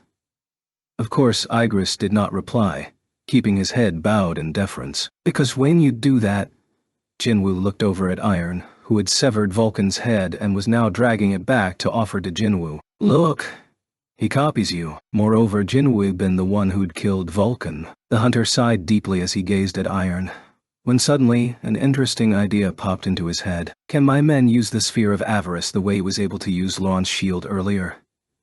Just then, Jinwoo caught sight of the mage soldiers, who moved slower than both the knights and infantry soldiers, trailing behind the infantry. Jinwoo called over the first among the 3 mages to arrive. When he gestured to them, the one that had worn his black robes inside out tried in vain to hurry over. It'll be faster if he'll dare. Jinwoo shook his head and strode toward the mage, then handed the sphere to him. He then pointed at the building he'd climbed earlier. Since he could control the shadow soldiers at will, he didn't have to explain anything to them. He signaled. Fire. Suddenly, fireballs twice their usual size appeared in the raised hand of the mage. Whoa! Jinwoo couldn't believe his eyes. He'd barely had time to react when the fireball flew from the mage's palm. Kaboom! Whew! Jinwoo's jaw hit the ground. The fireball incinerated the building as if it were made of paper. Even with the building destroyed, the flames raged. Crackle! Crackle! Jinwoo continued admiring the blaze as he quickly reclaimed the Sphere of Avarice from his minion. He then carefully reread its description. Nothing. There's definitely nothing about it. He read it again and again several times, but there was nothing saying he couldn't transfer the sphere to someone else. Could he possibly sell it to another person? Gulp. Jinwoo swallowed. His eyes turned to the burning building again. Whoosh! Another part of the structure collapsed with a loud noise. Jinwoo couldn't stop smiling as he watched. Mage hunters would go crazy for this, wouldn't they? The disappointment that had been in his eyes earlier was now replaced by anticipation. Okay, it was a sunny afternoon. The young man from 902, A middle-aged woman repeated. Well, I haven't seen him in a while. See. Thank you then. Kichul bowed to her. He'd been waiting for Hunter Sung near his apartment building for 3 days now. Not once had he seen Jinwoo. He'd brought his homemade vegetable juice each day in vain. Kichul sighed deeply and pulled out his phone. Riling. The person on the other side picked up shortly. Kichul, manager An. It was Sangmin. Dato. No sign of Hunter Jinwoo Sung, sir. His neighbors say they haven't seen him in a while. Really? Yes, sir. There's nothing we can do then. Just come straight to the office starting tomorrow. Understood. Click. Doc. Sangmin hung up the phone and gave it some thought. Where had Jinwoo gone? Sangmin hadn't been able to contact him at all in the past few days. He'd sent Kichul to check on his apartment in case the hunter was avoiding his phone calls, but he hadn't been seen near his home either. Suddenly, Sangmin worried that something might have happened to him. Although, do we even need to worry about him? In any case, he felt ill at ease. Tap.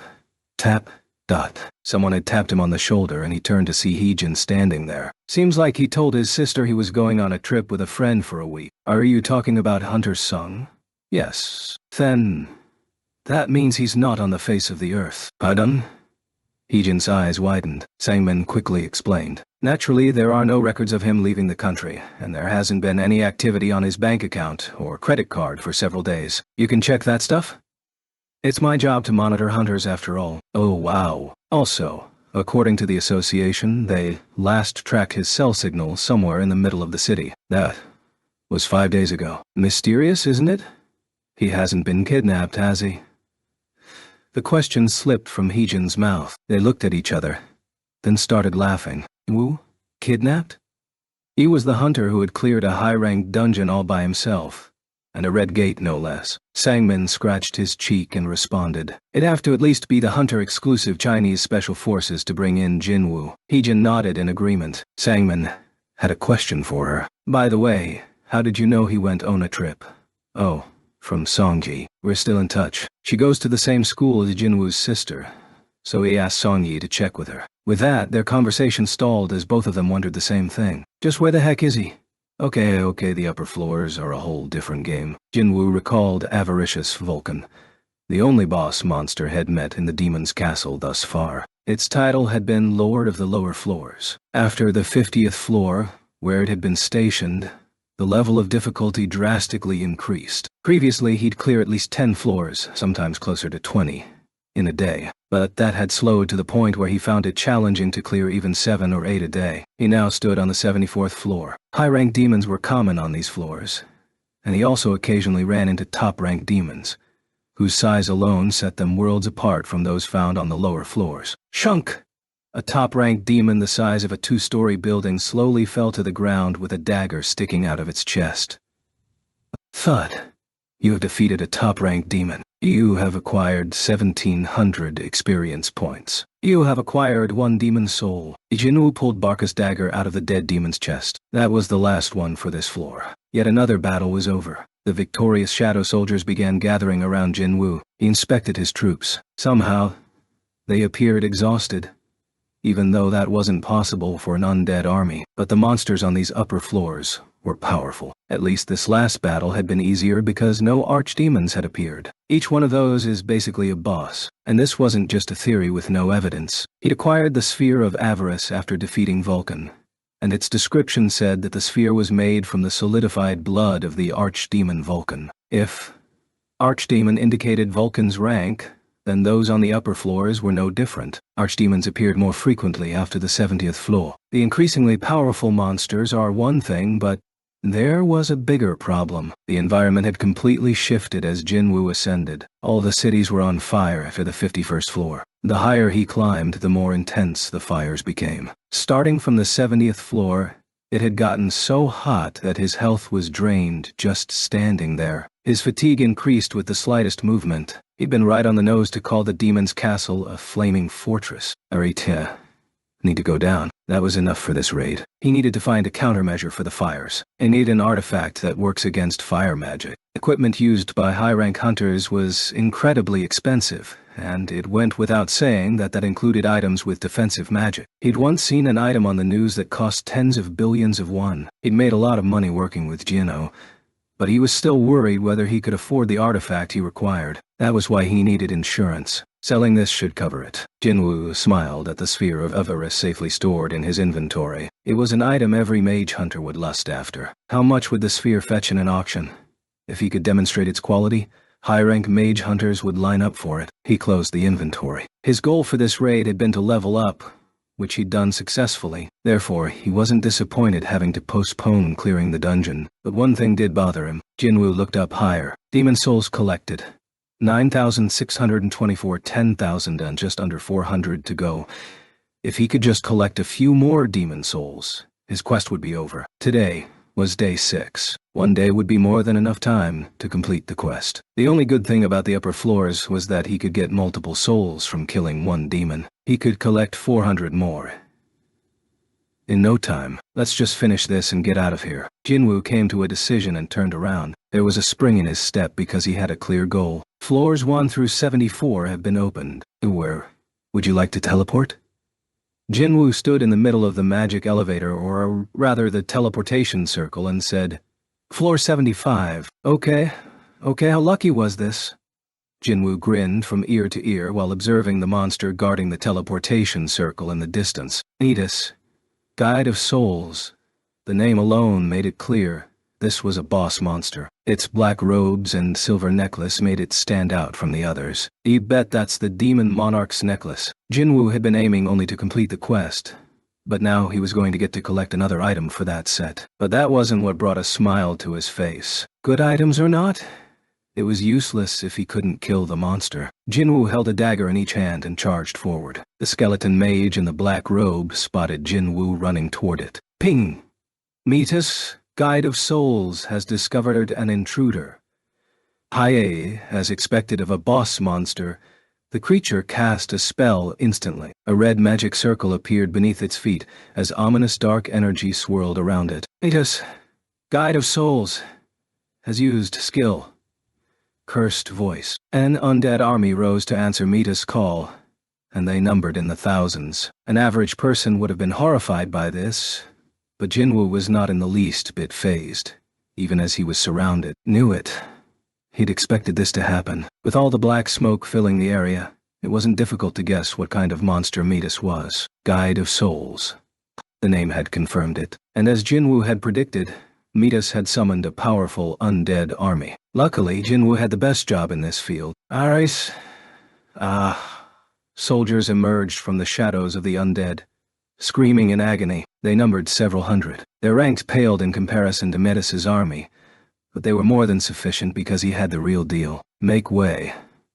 Ebony soldiers materialized from Jinwoo's shadow. They were the true army. While the several hundred soldiers Jinwoo had extracted from the shadows bought time, the army he commanded quickly cleared a path for him that led to a single destination. Igris and Iron led the way, crushing the undead at an impressive pace. The distance to meet us shrank in an instant. This is close enough. Jinwoo bolted ahead. Dash! Skill! Dash has leveled up! Because he'd run around a lot inside the demon's castle, Dash went up another level. Nice. Jinwoo grinned. Having escaped the encroaching undead army, Jinwoo came face to face with Metis in a flash. Jinwoo looked the creature dead in the eye. Not what you'd expected, eh? Jinwoo looked relaxed, like he'd already won. And this made Mias flinch. No. It only appeared to flinch. Do monsters feel fear? No time to think about that. Jinwoo's dagger was a blur. Pia. The boss-rank monster dropped lifelessly to the ground. He knew from experience that mage-type monsters were weak and relied on controlling others to fight for them. The moment he'd laid eyes on Midas, Jinwoo had pictured this outcome. Jinwoo sent his daggers back to inventory. Soon, a message came up. Ping! You have defeated Midas, Guide of Souls. You have acquired 200,000 experience points. You have discovered the demon souls stored in Midas's pendant. You have acquired 220 demon souls. You have leveled up. You have leveled up. Jinwoo pumped his fists. 220 souls at once. He hadn't expected that. Demon souls collected. 9,971. A smile played on his lips. Almost there. He had less than 30 to go. He could do it by merely killing a few demons. Jinwoo really wanted to get the quest over with. So he quickly grabbed all the drops and entered the teleportation circle. Where would you like to teleport? Floor 76. Okay, on the east coast of the United States. Dongzhu's body twitched as if he was having a nightmare before he suddenly bolted upright. The white ceiling was the first thing he saw. He looked around at the unfamiliar environment. The hospital? It L2 wasn't a dream? Wiping the sweat trickling under his chin, he discovered that he was in a hospital gown with his arm connected to an IV. Dongzhu was pissed. He spoke icily. If you have something to say, say it, and get out of here. The assistant director of the Hunter Command Center was in the room with him. The middle-aged white man who had more gray hair than black slowly approached Dongzhu. Was waiting for you because there was something he needed to personally ask you. What did he want with Dongzhu? The hunter raised his head. The assistant director looked him directly in the eye. That man, Iwan Sung, are you certain he's a magic beast? Are you saying I attacked another human being? It's not that I don't believe you. Just want to verify what Ji-cha with my own eyes. He handed his cell phone to Dongzhu. A video was playing on the screen. Is this? Tai. Footage from a surveillance camera nearby. In the video, an Asian man was rescuing employees from the collapsing command center building. There was no need to ask who that man was. How could Dongzhu forget? It had been the last face he'd seen before he lost consciousness. The man was Iwan Sung. The assistant director had a dark expression. I've never heard of a magic beast that helps humans. You haven't changed your mind about this man? Ray's definitely a magic beast. See. The assistant director took back his phone. Once you're discharged from here, please stop by the command center. There's some paperwork you need to fill out. He began to walk away but stopped when Dongzhu asked a question. What happened to that man? He vanished right after he fought you. We tried chasing after him, but don't know if we can capture someone powerful enough to defeat you. Before he left, the assistant director asked in a forced tone. Any chance you know where he might have gone? Dongzhu's silence made it clear he wouldn't talk. So the assistant director took his leave. As soon as he was gone, Dongzhu yanked out his IV. Damn it. He was embarrassed about losing the fight. Iwan had his foot on Dongzhu's neck even before he'd realized what had happened. Dongzhu pathetically cowered on the ground. As he gasped for air, Iwan had given him a warning. Don't ever set foot in Korea. I say this not for my son's sake, but for your own. You won't be able to close your eyes even when you're dead. Dongzhu couldn't remember anything after that. When he'd come to, he was in the hospital. I won't be able to close my eyes even when I'm dead. What did that mean? Was he threatening Dongzhu with a slow and painful death? How dare he threaten me? Dongzhu's fist trembled. Not only had he lost to a magic beast, but he'd been humiliated by it. And know where that prick went. Dongzhu vowed to capture him. But how? Magic beast or not, he couldn't deny that the bastard was strong. I'll need better gear to catch him. Luckily, he could easily get his hands on some. He need to contact my guild. Dongzhu was a member of the Scavengers, one of the top guilds in the world. There was even a joke about the Scavenger Guild's artifacts being worth more than the annual budget of a small country. I'll be fine as long as they have an artifact. Dongzhu's gaze was furious. South Korea. That would be his destination. You have defeated an archdemon. You have acquired 2,200 experience points. You have acquired 1 demon soul. You have acquired 3 slave demon souls. It's over. Jinwoo couldn't hide his delight. Luckily, he'd acquired 4 souls from the last monster held killed and was able to surpass the quest goal. Demon souls collected. 10,001 10,000 ping. You have completed quest. Collect demon souls. 1. 8 rewards have been delivered. Would you like to check your rewards? Yen, of course. At his response, the list popped up. Ping! You have the following rewards. Rewards. Reward 1. Your choice of any one item. Reward 2. All stats at 20. Reward 3. Mystery reward. Would you like to accept all? The other rewards caught his eye. but Jinwoo was most interested in the first one for now. It wouldn't be an exaggeration to say that he'd completed the quest mainly for that. Accept reward. 1. Ping! You can choose one item out of all available options. Item would you like? Any item he wanted. Of course, he'd had one specific prize in mind since the moment he'd seen the quest. Had he chosen differently, would the outcome have been different? He'd been curious about it since that day. He wasn't sure if it counted an item, but he had nothing to lose by asking. You can choose one item out of all available options. Which item would you like? The system asked again as if rushing him. After much deliberation, Jinwoo gave his answer, a cursed mystery box. Oh.